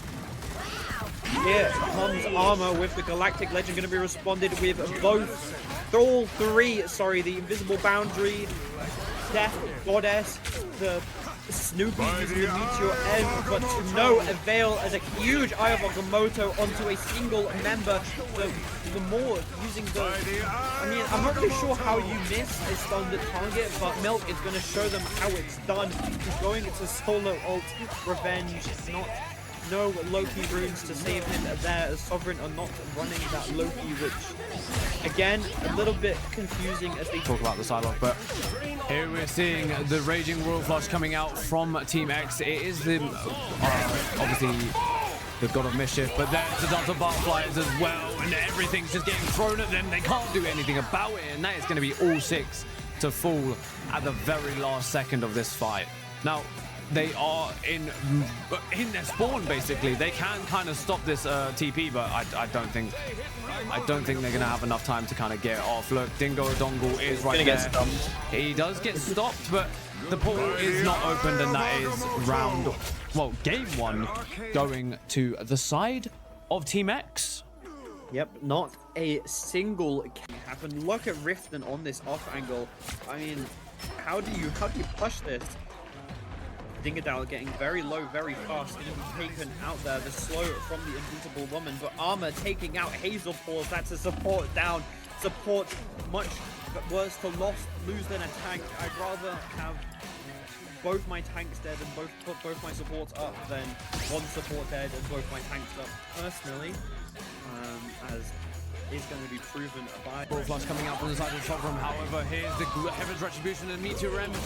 It does find 1, 2 to fall, looking to find a 3rd. There it is. That's 3, that's 4, and that's going to be 5. Make that 6, actually, because Namor died very early. But there is 10 seconds on the clock. TP coming out. I don't know if it's going to be enough time because they have a lot of damage, or the Hela stun was not in time, but the TP does come out. Team X is the God of Mischief, but it is a return with that Goddess of Death, and it is going to get instantly ripped down, instantly destroyed, and that is 3 to fall. Make that 4. There it is. That's 4, and that is 5. 5 down on the side of Sovereign. A minute left on the clock. Can they look to kind of close this out here and now? I mean, they have enough ults to kind of stall this out, especially with one of them being that Goddess of Death, and it's not like they're running Ping not on their side. I mean, even their Wi-Fi want them to lose at this point. Maybe they felt bad for Sovereign after last map, and they decided that Dingadal shouldn't be allowed to play. Possibly. Maybe that is the idea. Oh, Rift and dipping Hulk to her, instantly double dinking him as Dingadal takes down Hazel Paws. Ping or not, it doesn't matter. And now we are going to see this setup that I talked about. Sovereign, however, here's the Heaven's Retribution and Meteor M. It does find 1, 2 to fall, looking to find a 3rd. There it is. That's 3, that's 4, and that's going to be 5. Make that 6, actually, because Namor died very early. But there is 10 seconds on the clock. TP coming out. I don't know if it's going to be enough time because they have a lot of damage, or the Hela stun was not in time, but the TP does come out. They do make it through. Here is the Meteor M on the side of Sovereign. Is it going to be enough to find anything? Does get absorbed by Mag Shield. Very, very well played. And Amor is looking to find anything. 2 to fall on the side of Sovereign. Make that 1 on the side of Team X. And here's the Hornus Proteus, and that is 2 to fall. Make that 3, and that is all 6, and that is round ending. What? Is it the Hornus Proteus? No. It is, isn't it?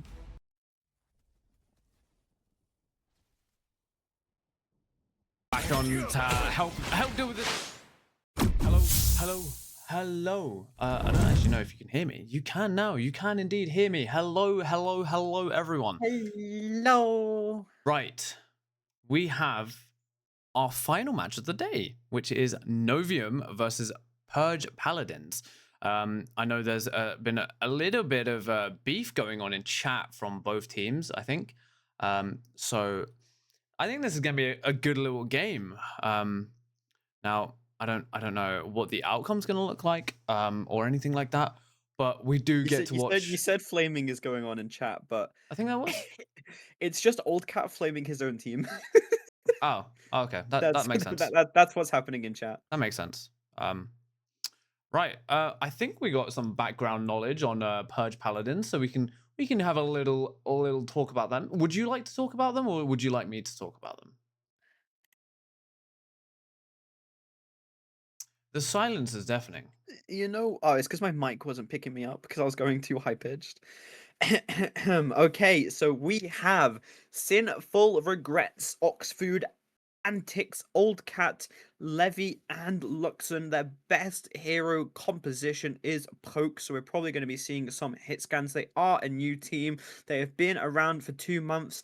They have a rival with Crab Esports. No idea who they are. Brand new team, Eternity is a one above all, ready to cook and ready to go. Let's get in it. And all I'm saying is, no, it's not some shade. I'm just saying most Marvel Rivals players tend not to flame the enemy team and just flame their own team instead. It's just kind of the way of Marvel Rivals. But let us get in and ready.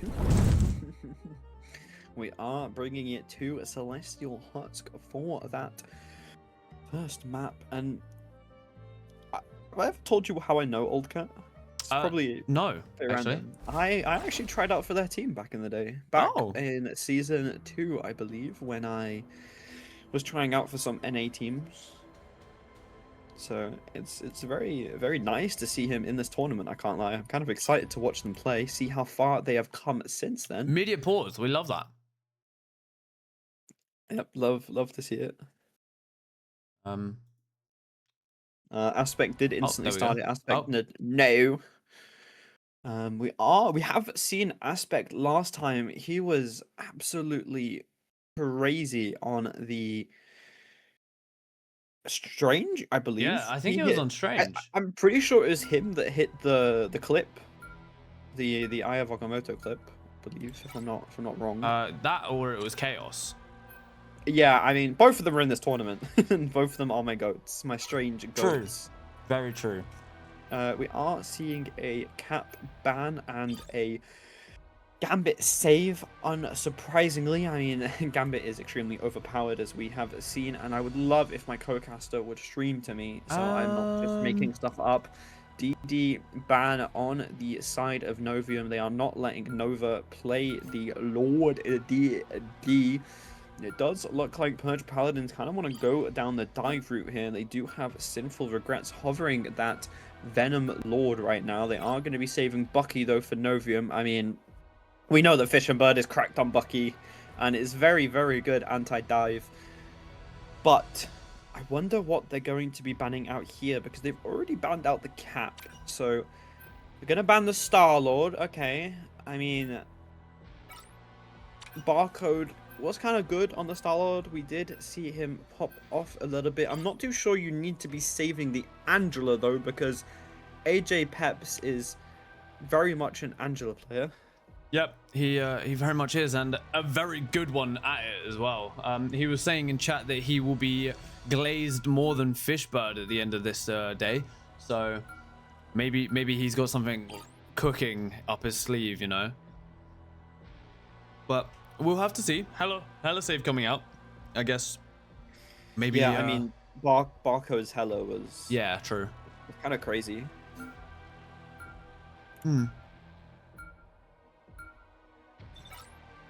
Venom ban is not bad, especially when they're trying not to play into the dive comps. Yeah, and are you eating? No. Okay. I was gonna say, you need to stop doing this to me. I am currently rumbling in my tummy. Pick your hero. We are seeing the classic Namor ban. No Hella Namor gonna be coming out this game. I mean, I feel like we're gonna just be seeing Fish and Bird on the Bucky, AJ Peps on the Angela, Ariex on the Gambit, Aspect on probably, if I had to guess, Strange, but he could be playing some Emma here. He was also, he did play Thing though. I swear he played a really good Thing. He did, but I'm not gonna lie to you, I would not want to play Thing into a Hela. Yeah, but I think they're gonna look to play the super dive comp where they throw Thing onto the back line. The atom bomb. Yeah, and then you have the Angela follow up, and then yeah, I mean, I've heard that Old Cat is very verse on the Torch. He was a BP player back in the day, but it does seem that he has switched it up a little bit. We are going to be seeing a Angela from both teams. I mean, no surprise there, as Aspect has switched onto the Mag. No Atom Bomb, unfortunately. The battle starts in 5. We are going to be seeing a Barcode switch to the Phoenix, though, which is slightly interesting because you know that the other team is probably going to be running a Hela, and his Hela was insane. He hit some absolutely crazy headshots, and yeah, but I think he's more confident on the Phoenix simply because, like, with the Mag, like you can get so many more combos off, but yeah, you do have that Phoenix Mag combo. Looks like Sinful Regrets is getting scarily low very early. Aspect using this team up to kind of poke him out. They do have the Hela and Invis on the top side. Barcode going to be trying to contest that, but getting very low as he does not have a support up there with him. It is going to be Novium that starts tapping. Purge Paladin's going to be pushing in, trying to make something happen.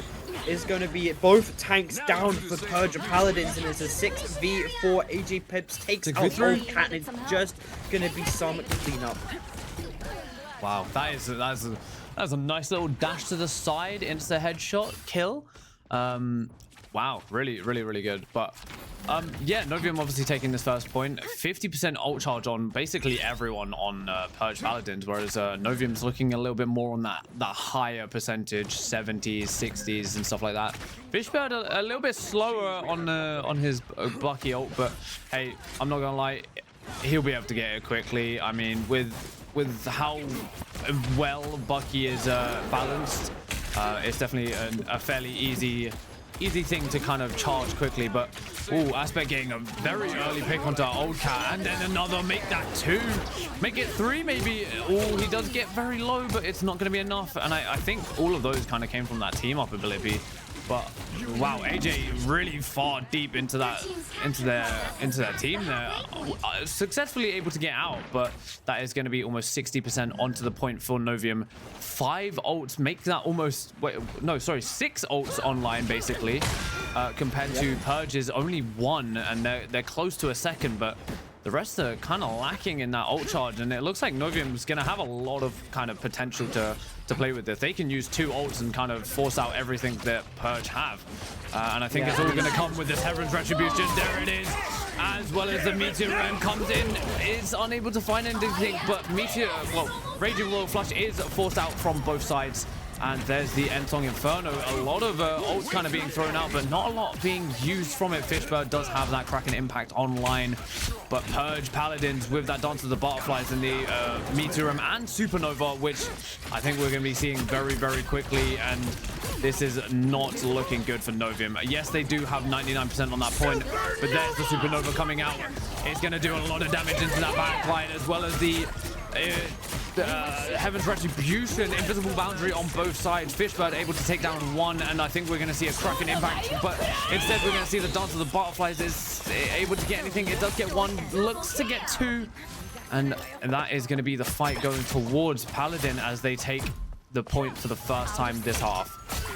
Yep, Purge Paladins are finally finding their footing in this match, although Nova getting taken down there isn't really great. It's a Psylocke though, she will be back very fast, and AJ Peps was talking about how he wants to be glazed more than Fish and Bird, but I think he's kind of forgetting that Aspect is on his team, because this man is getting all the glazed. Yeah, he manages to find the picks every single time, and does it look like Axford gets taken out of the fight extremely early. Fishing Bird fishing him out of the sky as Sinful Regrets is forced to use his Meteor M to alive. Raging Royal Flush from Ariek, going to able to push them in. Fishing Bird with the Kraken impact, finding it too. Barcode getting Sinful Regrets. Meteor M used in victory as Old Cats flies about, buzzing, trying to stall enough for Axford to manage to do the TP, and he does, although he's not able to get through as Aspect and AJ Pep's fat asses block them from walking. Yeah, they really just stuffed themselves into that portal. Went, yeah, come on in, let's come through, come jump through. And I think the Invis was sat on the other side, so if they went round, she was just gonna push them back. That's some good team synergy right there. Yeah, that's a really good little setup for portals, but usually you normally you see it with a Venom kind of just stick his ass in the portal and twerk, but this time they decided to team up together and link arms, and they were like, we're unstoppable force, and if you want to go around the other side, we have an invisible woman who is the force. So it does look like Purge Paladins are going to be switching up their comp a little bit. They kind of need to be wary of this penny trap that they looks like they're going to be trying to do it. They do have Fishing Bird on the penny. Aspect is on the Strange. Are they going to find another clip? They got a 5k last tournament doing this. Can they do it again? Aspect is known for being really good at these TP traps. Oh, it doesn't look like it's able to find anything. They were able to walk past. Aetz Levy has his Raging Royal Flush up and available. If he kind of decides to use this early, they can kind of make something happen here. But Novium, after that TP play, has kind of given up a point as Purge Paladins are going to stake their claim on it. Both Angelus diving at each other. AJ Pep getting extremely low. Mag is forced to use his bubble extremely early. Heaven's Retribution along with the N-Song Inferno is going to take out two Simple Regrets, and Luxio getting taken out. Aetz Levy is using this Raging Royal in return, and they are able to take out Peter before his invisible boundary is able to come out. Old Cats cancelling that, but it's not going to be enough. Old Cats, you're going to have to do more than that as Purge Paladins are going to be taken off of the point, and Novium caps it. Yeah, now this is the thing though, but Purge have 4 ults. They can take this back very easily. Yes, they lost that ult, and also they forced the Invis to kind of die without even being able to use her invisible boundary. But it doesn't, although if Old Cat's hitting hooks like that, they don't even need to use any ults, but Fishbird's going to hit the return, and he's going to win that 1v1, but Dart to the Butterflies is thrown onto that backline, unable to find anything, but Orksford is going to find a pick onto Fishbird. And here's the Raging Royal Flush from the side of Novium. Invisible boundary from Purge Paladins does force them to kind of go back, but here is the Meteor Rem just kind of thrown out randomly for no reason. Is unable to find anything as kind of expected, but Barcode able to get one, and that's a very, very big pick as well. This Angela is just doing as much as she can to try and stall out the point, but it's not going to be enough, and especially when AJ has this Heaven's Retribution coming online, and he knows Fishbird has the Kraken impact. This is going to be very, very, very tough to deal with. The N-Song Inferno as well. All 3 of them can kind of just be slammed onto your backline. Although Aetz Levy is going to be using the Raging Royal Flush instantly with this combo though. Although Old Cat takes out 2. You need to be careful of this man on your backline. He will wipe you out as he does right then and there. That Raging Royal Flush with Old Cat running them down was enough to take it, and the Kraken impact Heaven's Retribution combo was not enough, even though it found 3. Old Cat found your backline and was able to take them out. Now they have the combo up and ready for themselves. Kraken impact with this Heaven's Retribution is up and available. If Nova taking out Ariek extremely early into the fight. Ariek, you can't be dying like that. We know that supports do not die first, and Novium is kind of just forced back already, and they haven't really even walked out of their spawn just yet. So Purge Paladins are going to be using the Heaven's Retribution, managing to find 2. Does look like Aetz Levy hit a huge anti onto the backline, but they kind of just forced it back out there, not really gaining any pressure with that. Novium was still waiting for Arius to come back. AJ Peps getting scarily low. Aspect able to bail him out in the nick of time. And Barcode has the combo, but not able to use it in time. Nova takes them out. Arius on the backline with the Raging Royal Flush, Invisible Boundary in response. Old Cats using that. Oh my god! Aspect booking onto Old Cats. That Kraken Impact isn't going to be able to do anything. Oxford using it, the Meteor M of his own. Nova takes out Fishenberg with that end song Inferno, and Novium yet again forced back, evening up the score. Yeah, they might be forced back, but they are definitely not down. They do have 4 ults online, and with how quick Gambit can form that ult, make that 5. But Purge Paladins only have the 1, and they're not close to any others. They're nowhere near. They have the Raging Royal Flush, and that's kind of really it. They can force that out very early with this Heaven's Retribution, which I think we're probably going to see them try and do. Oh, massive grab onto the enemy Angela from Novium. But I think there it is. Heaven's Retribution coming out with the Ensong Inferno as well as the Kraken Impact. Able to take down 2, and they're going to look to get some more. There it is. Trying to get a reset, but it's not going to be enough. 1 more to fall on the side of Purge Paladins, but they're still standing strong, and they're very, very good at this. But Fishbird taking down another, and Angela is just trying to stall it out as much as possible. We know the TP is coming in, and they're just going to give them the point, I think.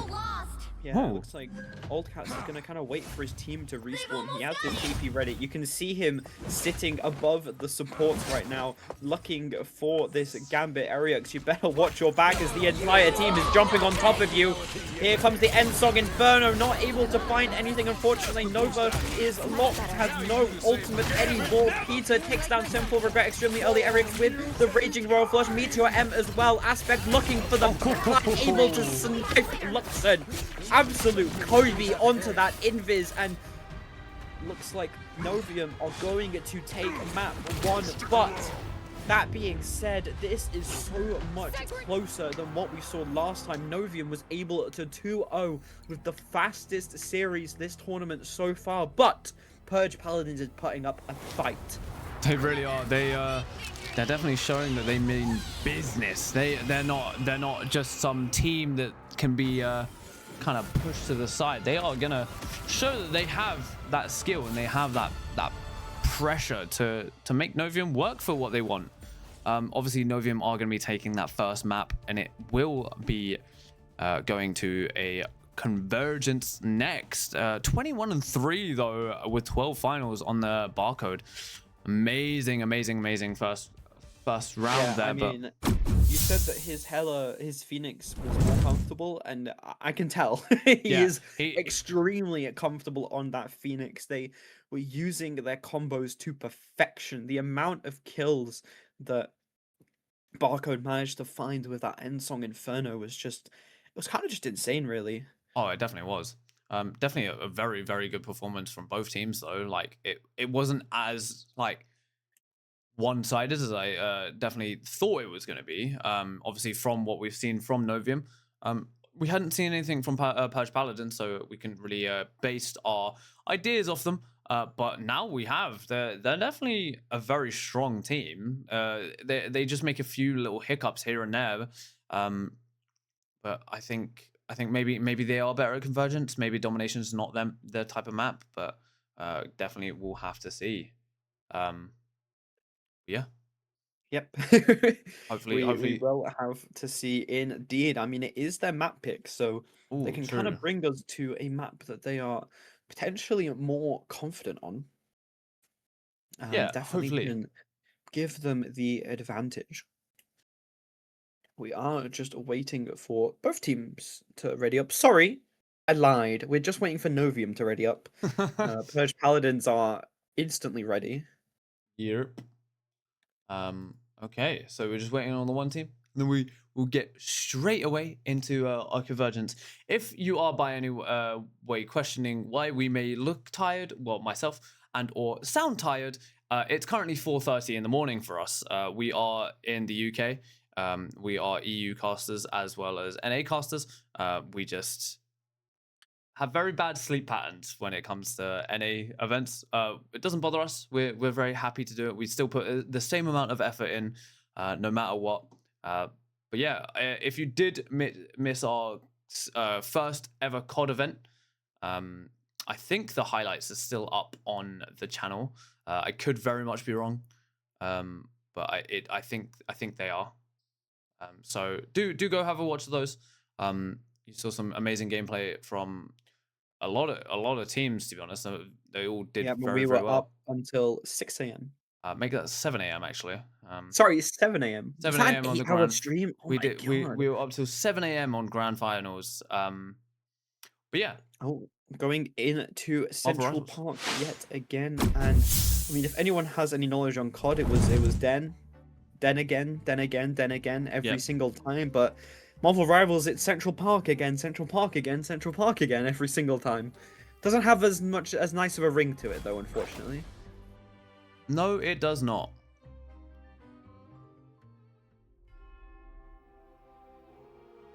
But there is only like 3 maps in COD, so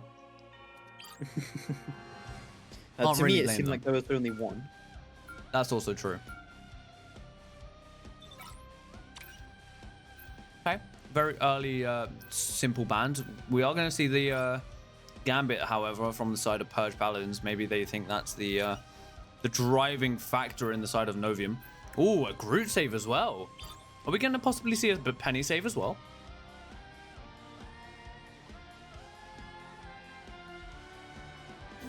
I wouldn't be too surprised. I mean, Penny Groot is really, really good on the defense of this map. That's what I was thinking.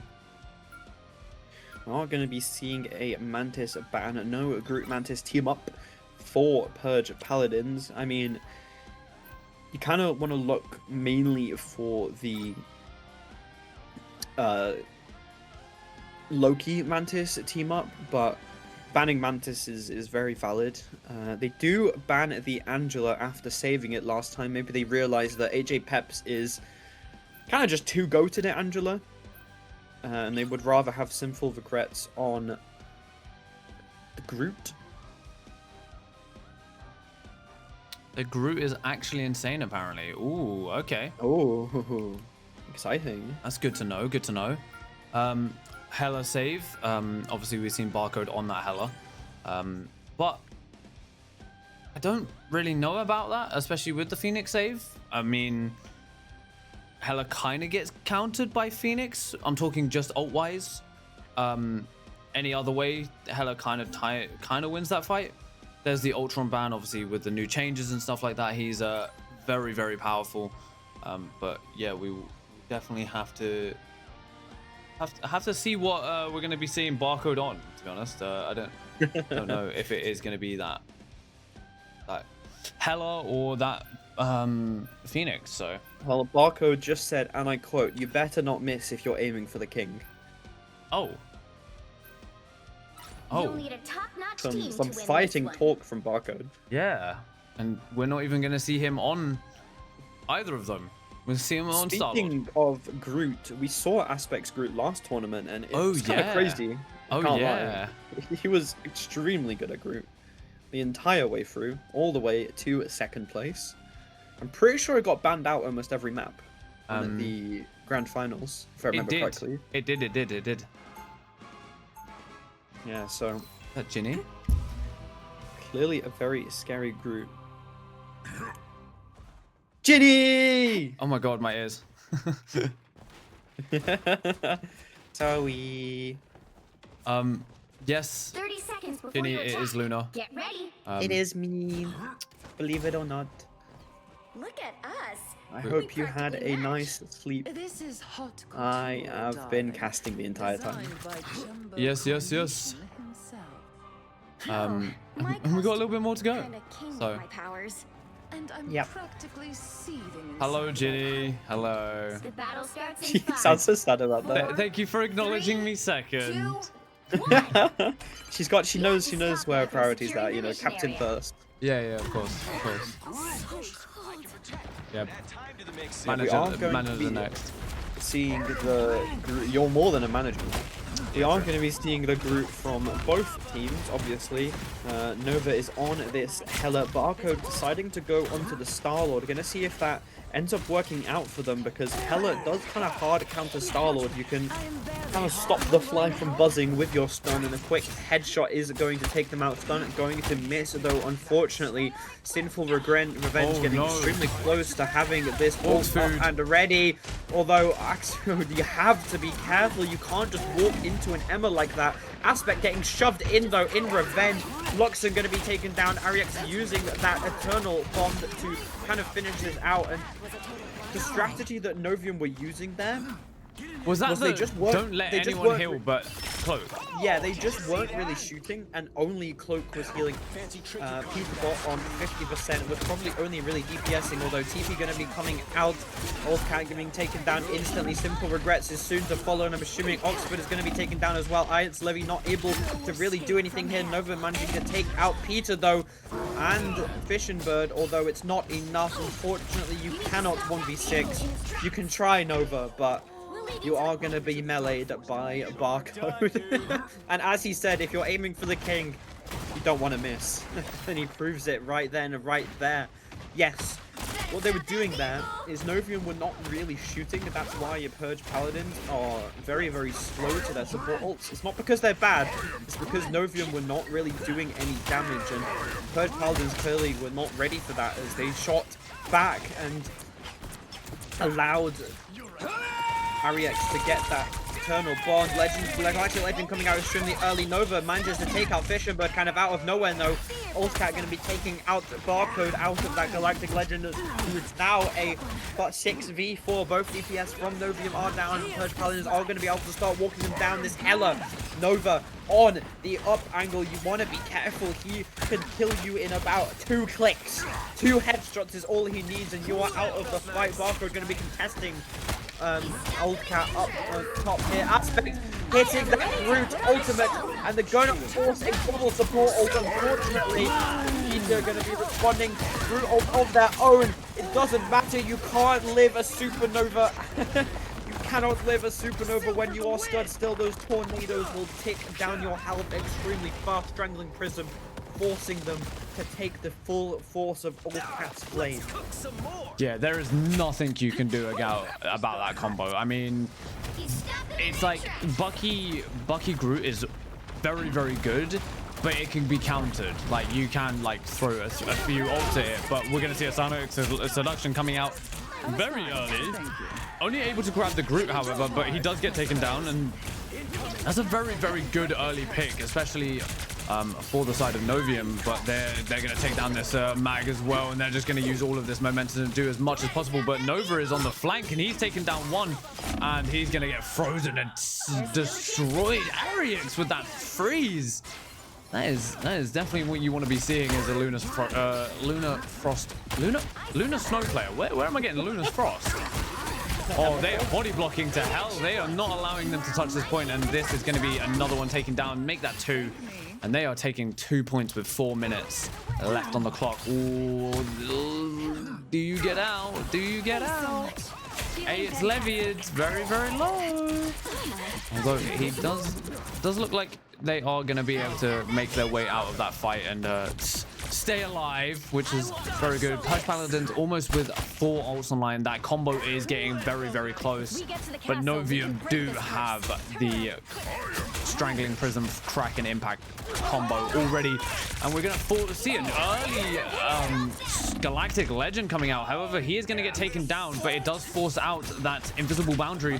And now they have nothing to deal with this. There's the Crack and Impact, and the Strangling Prison is able to get one. They're going to look to get another one.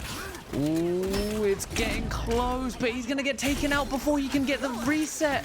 And Oldcat is just running away. He's trying to go from behind, and I think he's just going to try and get a little angle. Maybe try and turn the entire fight himself with the Supernova.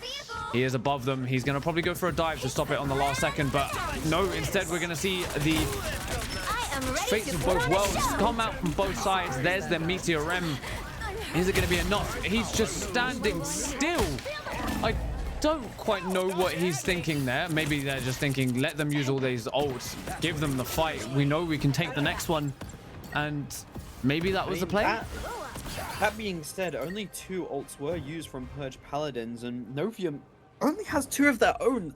The Psionic Seduction and Invisible Boundary is not really going to be enough when you have that Strangling Prison with the Supernova. We've seen it melt through the Invisible Boundary before, and we can probably see it happen again. We just need Sinful Regrets to hit a big Strangling Prison onto their backline, and they will be dying very, very soon after. If they do manage to force out this Invisible Boundary, though, Nova is on the backline with that Goddess of Death. Is going to be spotted out by Barcode, though. One of them is going to win that 1v1. I'm not sure who. It's still going on somehow, as it's 2 has been sent, and he's kind of distracting both of their DPS right now. I mean, he does go down, but Purge Paladins use this to get 2 Oldcats taking down both of Novium's tanks. I mean, you can't send both DPS on to find the Hela like that. Yes, you killed him, but Oldcats is just going to wipe out the rest of your team. With no one to contest him, it's kind of just roaming this guy's for free. Yeah, but I mean, Novium do have a combo of their own, and they're going to take down Oldcat. That's really, really big, especially when Aspect's going to go so early, but he does miss everything. And there is a Meteor Rem, takes down Fishbird, Invisible Boundary from both sides, and I think we're going to see the Galactic Legend. There it is. There's nothing to stop this. It's just going to rip through as much as possible. There's the Strangling Prism as the Supernova also comes out. Is it enough to get anything? It's not, but Psionic Seduction is going to come out, do a lot of damage, going to take down one, looks to try and take down another, and that is it. 3 to fall, 3 to fall, 4 to fall. And we're going to see the Goddess of Death to stall it out. It is going to kill one, but I don't think it's going to get any more. However, I think this might be Novium finishing out this final push. Oh no, Luxon! But as I say that, there is a Captain America on the site, and there's also Levy coming inbound. She's able to stall this out, especially with a Venom as well, but I don't think it's going to be enough. It does get the touch, but that is 36 seconds on the clock, and Novium taking the full push. If Luxon didn't die there and managed to get her Fate of Both Worlds off, that could have been a completely different story. Novium had no support ults, no offensive ultimates. That Fate of Both Worlds could have just ripped and teared that 40% damage boost, just absolutely wiping out Novium. But unfortunately, that is not the timeline that we are witnessing. We are witnessing the one where she manages to pick off Aspect and then fall over, unfortunately. Yeah, it was a very close scenario. Classic 3-3 from Novium. We saw them do this earlier, and I mean, it worked so well that they managed to full hold. True. So, I'm not really too surprised that we're doing this again. Also, I am chatting out of my arse. They played on Kunlun. This is the first time we are seeing Novium do this, but we did see them do this exact strat as Redshift in the last tournament. That is also true. We did see that. But again, very, very different scenario. So could be as good as we saw on Kunlun. Could be worse. Could be even better. We don't know. Yep, they are. The battle starts in 5, 4, going to be pushing into a 3-3 here. 1. Very, very scary, as they do have that Loki Adam invis.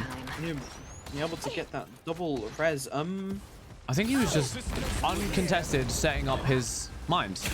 Like, no care in the world. Oh, Aspect with a very no care is pick onto needed, as Oldcat. Aspect is the anti-air Groot, and Oldcat is going to get sniped out of the sky. This tree means business, and he does not like flying. He does not like UFOs in his vicinity. No, he does not, but I'm really liking this little push through by Purge Paladins, but the map kind of screwed them over a little bit, I will say. The map change definitely forced them to be in a worse position than what they were going to be in. Now, we are going to see a little bit of a 1v1, and Emma Frost versus a Psylocke. I wonder who wins that one. I wonder. I will give it to the side of the Emma Frost. I mean, she presses E, she presses right click, and that is a very, very dead Psylocke. Nova getting extremely low though, and Novium are kind of forced to push and play bunker in this room over here though, but I'm not sure they really care, as Barcode is on the flank. It's going to force out Nova yet again, And I mean, Purge Paladins are kind of just taking their sweet time right now. They aren't really doing anything, although that is runes out for them, and Aspect is going to launch his ultimate knowing that no runes are up and available to save them. Manages to get Luxon. Not able to find any more though, but with Nova and Luxon both down, I'm sure the rest are soon to follow, although Axford manages to take out AG Pep, so that is going to be a very staggered Penny Parker coming back. But if they are able, it's they're Penny. able to, if they, It's Penny. yeah, if they're able to kind of get a pick, it won't really matter too And she's much. back. But they aren't able to find Oxford. Actually, he's able to get away for free. Yeah, I mean, they do also have this combo Oh, online, Nova. although Fishbird, he's getting warmed up and ready, but Sinful, he's looking for this upper ground to see if he can get this massive ult underway, really, and I don't think he's going to really be able to find an opportunity, seeing as they're all sat in this back room, and those penny mines are deadly. They are impossible to kind of get past. Barcode with the Psionic Seduction coming out does get taken down though, and Sinful is going to try and walk towards this team. There's the Supernova, Psionic, the Strangling Prison, but it's unable to find anything, and he's going to get taken down very early. Karmic Revival coming out does bring the entire team back, but it looks like they're all going to die over and over and over again, but they're just rezzed again, and here's the second one. There's the penny ult. And this is just a stalling ult. There is nothing more to this than just stalling, and he's just going to jump off the map. He's just going to jump off. TP coming Aspect in. is setting up that TP though. They have a lot of ults up and available. Ariex has the invisible boundary. Peter with the God of screwed it. Mischief. I'm not really too sure about this TP, although they do just go around the other side. Invisible boundary for both sides. Are they able to find anything? What? The chaos is being brought on, and that is a double Groot ultimate. Go two Strangling Prisons into your face, not able to really find anything, though unfortunately as Nova has released the Dance of the Butterflies, is going to take down two, takes down three, and that is the entirety of Novium gone as Purge Paladins cap the first point. That may have been a little bit of a blunder from the from Loki there. I don't really know what happened. Maybe it was just an accident until someone walked in front of him as he was trying to get the support ult, but wow, that was not a good scenario to have a double Groot Strangling Prison online. I mean, yeah, it was good, but with the ults that Purge Paladin had online, it's definitely not better than the support ult. Very, very true. I mean, I was kind of hoping they would copy the Adam to get that second Karmic Revival, but they didn't in the end. Simple Regrets has the Strangling Prison. Old Cat's getting extremely close to the Supernova Zone as Simple Regrets is able to take out AJ Peg. Strangling Prison going to be able to find two as they get instantly taken down. Old Cats, though, returning with the Supernova. Simple Regrets combos it with that amazing Strangling Prison onto the backline, able to snipe both of the supports and catch them off guard as they get ever so closer to capping this second point. Novium are going to have a touch though. They are indeed, and they also have the Galactic Legend as well as the Kraken Impact online, which both very, very powerful ults, especially as there is no ult available for the side of Purge Paladins, but that's a lot of damage blocked, and that's 2 to fall. Make that 3 maybe? Maybe not. That's going to be 2 falling on the side of Novium, but Fishbird does have that Kraken Impact, but it doesn't look like it's going to mean much. That's a very, very good pick from the side of Purge Paladins, and they're going to be taking this second point. That was a triple kill for Levy. I love to see some Invisible Woman triple kill. Seeing her in the kill feed is like my ecstasy. It's kind of what makes me happy. It makes me keep living, just to see Invisible Woman in the kill feed. That's a very weird thing to live for, but I respect it completely. I mean, that and my cats and my girlfriend, but Invisible Woman in the kill feed is up there. I can't lie. It's on par. Purge Paladin playing completely different to what they played on the defense, as They kind of got rolled over.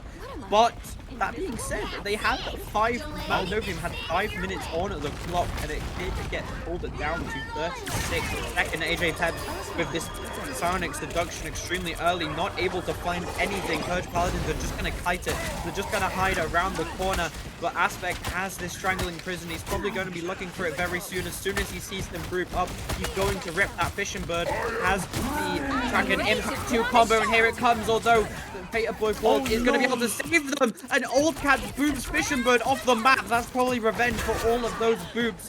As AJ Pep pushes Sinful and Oxford off the map. AJ with the double kick off. Ariuk's going to be using the Fated Bush Rolls just to keep AJ up and alive. And I mean, you can't let Emma do that. You can't let her kick both of your tanks off the map, especially with the new group buffs, especially with his Ironwood Wall making him CC immune. Yeah, definitely, definitely not the outcome you want. However, I will say, Purge Paladins do almost have 5 ults online. They're in a very good position as well, taking this left side, but nice wall blocks to stop yourself from being pushed off there, but I don't know if it's going to be much. There's the Strangling Prison as well as the Supernova, but it doesn't look like it's going to get anything. We're going to see the Goddess of Death coming out from the side of Novium, as well as the Invisible Boundary, but 1 kill is on the side of Novium as well. They have that man advantage right now, and they have the Psionic Seduction. Here it is, coming early, able to get 1. It does. There's 1 to fall, looking to try and get another. Oldcat is going to get caught out. Is he able to be taken down? He is not. But there is 2 down on the side of Purge Paladins, whereas 1 is only going to be on the side of Purge Paladins. Did I say the same thing? Yes, getting that pick, AJ Pep may allow him to do something, but Strangling Prison comes out, going to find both supports, Old Cat as well, as they get taken down. 2 seconds remaining. That is not the place where you want to die. AJ Pep is TPing in. They do use this combo here, trying to find anything, find something. As Fishing Bird is going to fall, and that is Series 2 Novium. Extremely well played. But that being said, Purge Paladins are going to be coming back for a vengeance. I know after that series, after how close it was, they're going to want a revenge story. They're going to want to sweep through losers bracket and probably meet. I mean, I said I think Novium's going to make it to grand finals, but we'll see. You did. You did indeed. But yeah, that is obviously series going to Novium, and that is also our final game of the night. There is no more being played. I get the match results for the Team X versus Sovereign, and that was a 2-0 to the side of Team X. So well played to the. Wait, no, we watched that, didn't we? Wait, what? Anyway, sorry guys. But yes, that is us done for today. If you are not in the server, do join the server. You will get seeding bracket updates. You can see the full outcome and everything like that. And yeah, but I think we can run a highlight to end, and then we will hand it over to Tiny and Titan to close out the stream for us. And yeah, that will be all of us for today. Hopefully the highlight will be up fairly soon, and then we can close this out. Yep. I hope everyone enjoyed today. Aspect, well played. Very, very, very good performance from you on that group. We saw how that was last event. So yes. But well played to everyone in that game. Well played to everyone that has played today. You did absolutely amazing. Do not be disheartened if you did lose. Games all round. Yep, you still have a chance. You can always come back in losers bracket, which we will be seeing it tomorrow. I was gassing you up. I will not have this slander, Old Cat. I was hyping you so hard, and now I'm being called a bully. Oh, you know what? Next time you're not getting any hyped up for this. Okay. Slander. Just in. Team X versus Orion Void was a 2-0 to Team X. So if you were fans of them and wanting to know, then there you go. That is your update. But yes, well played to everyone that has played today. Well played to absolutely well played. Well done to all of the staff and obviously all of the casters and stuff like that. Joroko, Reezy, Gaz. Unfortunate about the technical issues that did happen. Amazing thanks to obviously Freddie, Odie, Stella, and Kiss for being the behind the scenes and making sure everything runs smooth as possible. But yes, we are just waiting on, and Mr. Production, of course, but we are just waiting on our highlights to come in, and then we will be running it to our highlights, and you will be seeing us tomorrow for a bit of the upper brackets and a bit of the lower brackets, I think, if I'm not wrong. Yes, you will indeed. And then on Thursday will be the grand finals, where one team will walk away with that prize pool, which I think, if I'm not wrong, is $200. Could very much be wrong. $200 dues. You know what? I could do with $200 dues. Yeah, I could as well. Hopefully, Mr. Production's internet will kick in at some point and will upload this video. Otherwise, I will be. Where was the other stream for VOD? It is on Champs League. If someone in chat could possibly provide the link or anything like that, then amazing. But yeah, it was on Champs Leagues. If you type that into Twitch, it should just come up and it should be all good. But yes, we are literally just waiting on highlights. All right. Don't really know what else to say, to be honest. I mean, we can probably just run the Tiny and Titan clip and then run highlights, maybe.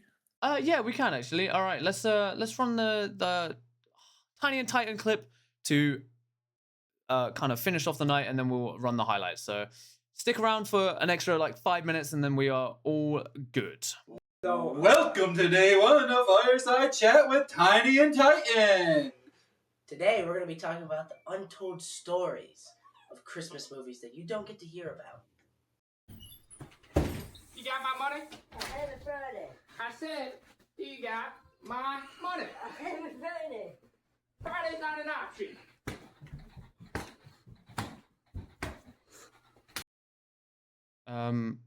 I just clicked on roster 2. Sorry guys.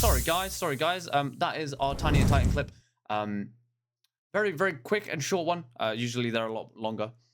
But the video is uploaded and everything is all good. So it will be a final goodbye from us. I did just get shouted at because Luna really wanted to say goodbye to everyone. Yes, I did. So yes, our final goodbye now is possible. So goodbye, everyone. Yep. We will see you all tomorrow. Bye. We will see you bright and early for tomorrow. Yes, we will. But 1 second while I change the clips over, just making sure I have the right one, which I do. And yes, we will see you guys tomorrow. Goodbye. Goodbye. Goodbye. Goodbye.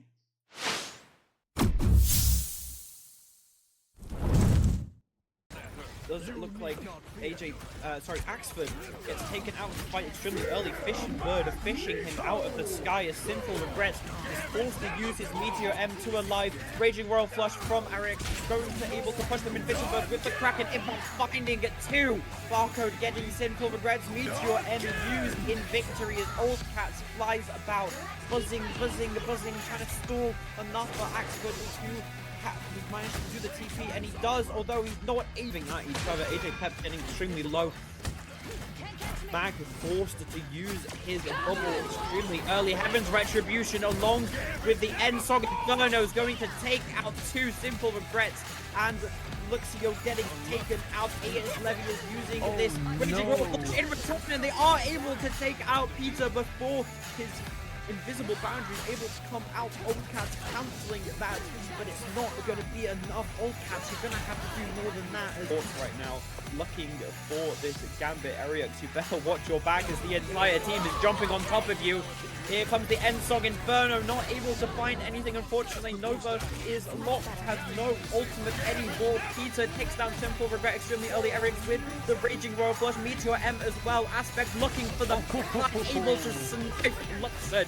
Absolute Kobe onto that Invis, and looks like Novium are going to take map 1. Nova also comes out. Is it enough to get anything? It's not, but Psionic Seduction is going to come out, do a lot of damage, going to take down one, looks to try and take down another, and that is it. 3 to fall, 3 to fall, 4 to fall.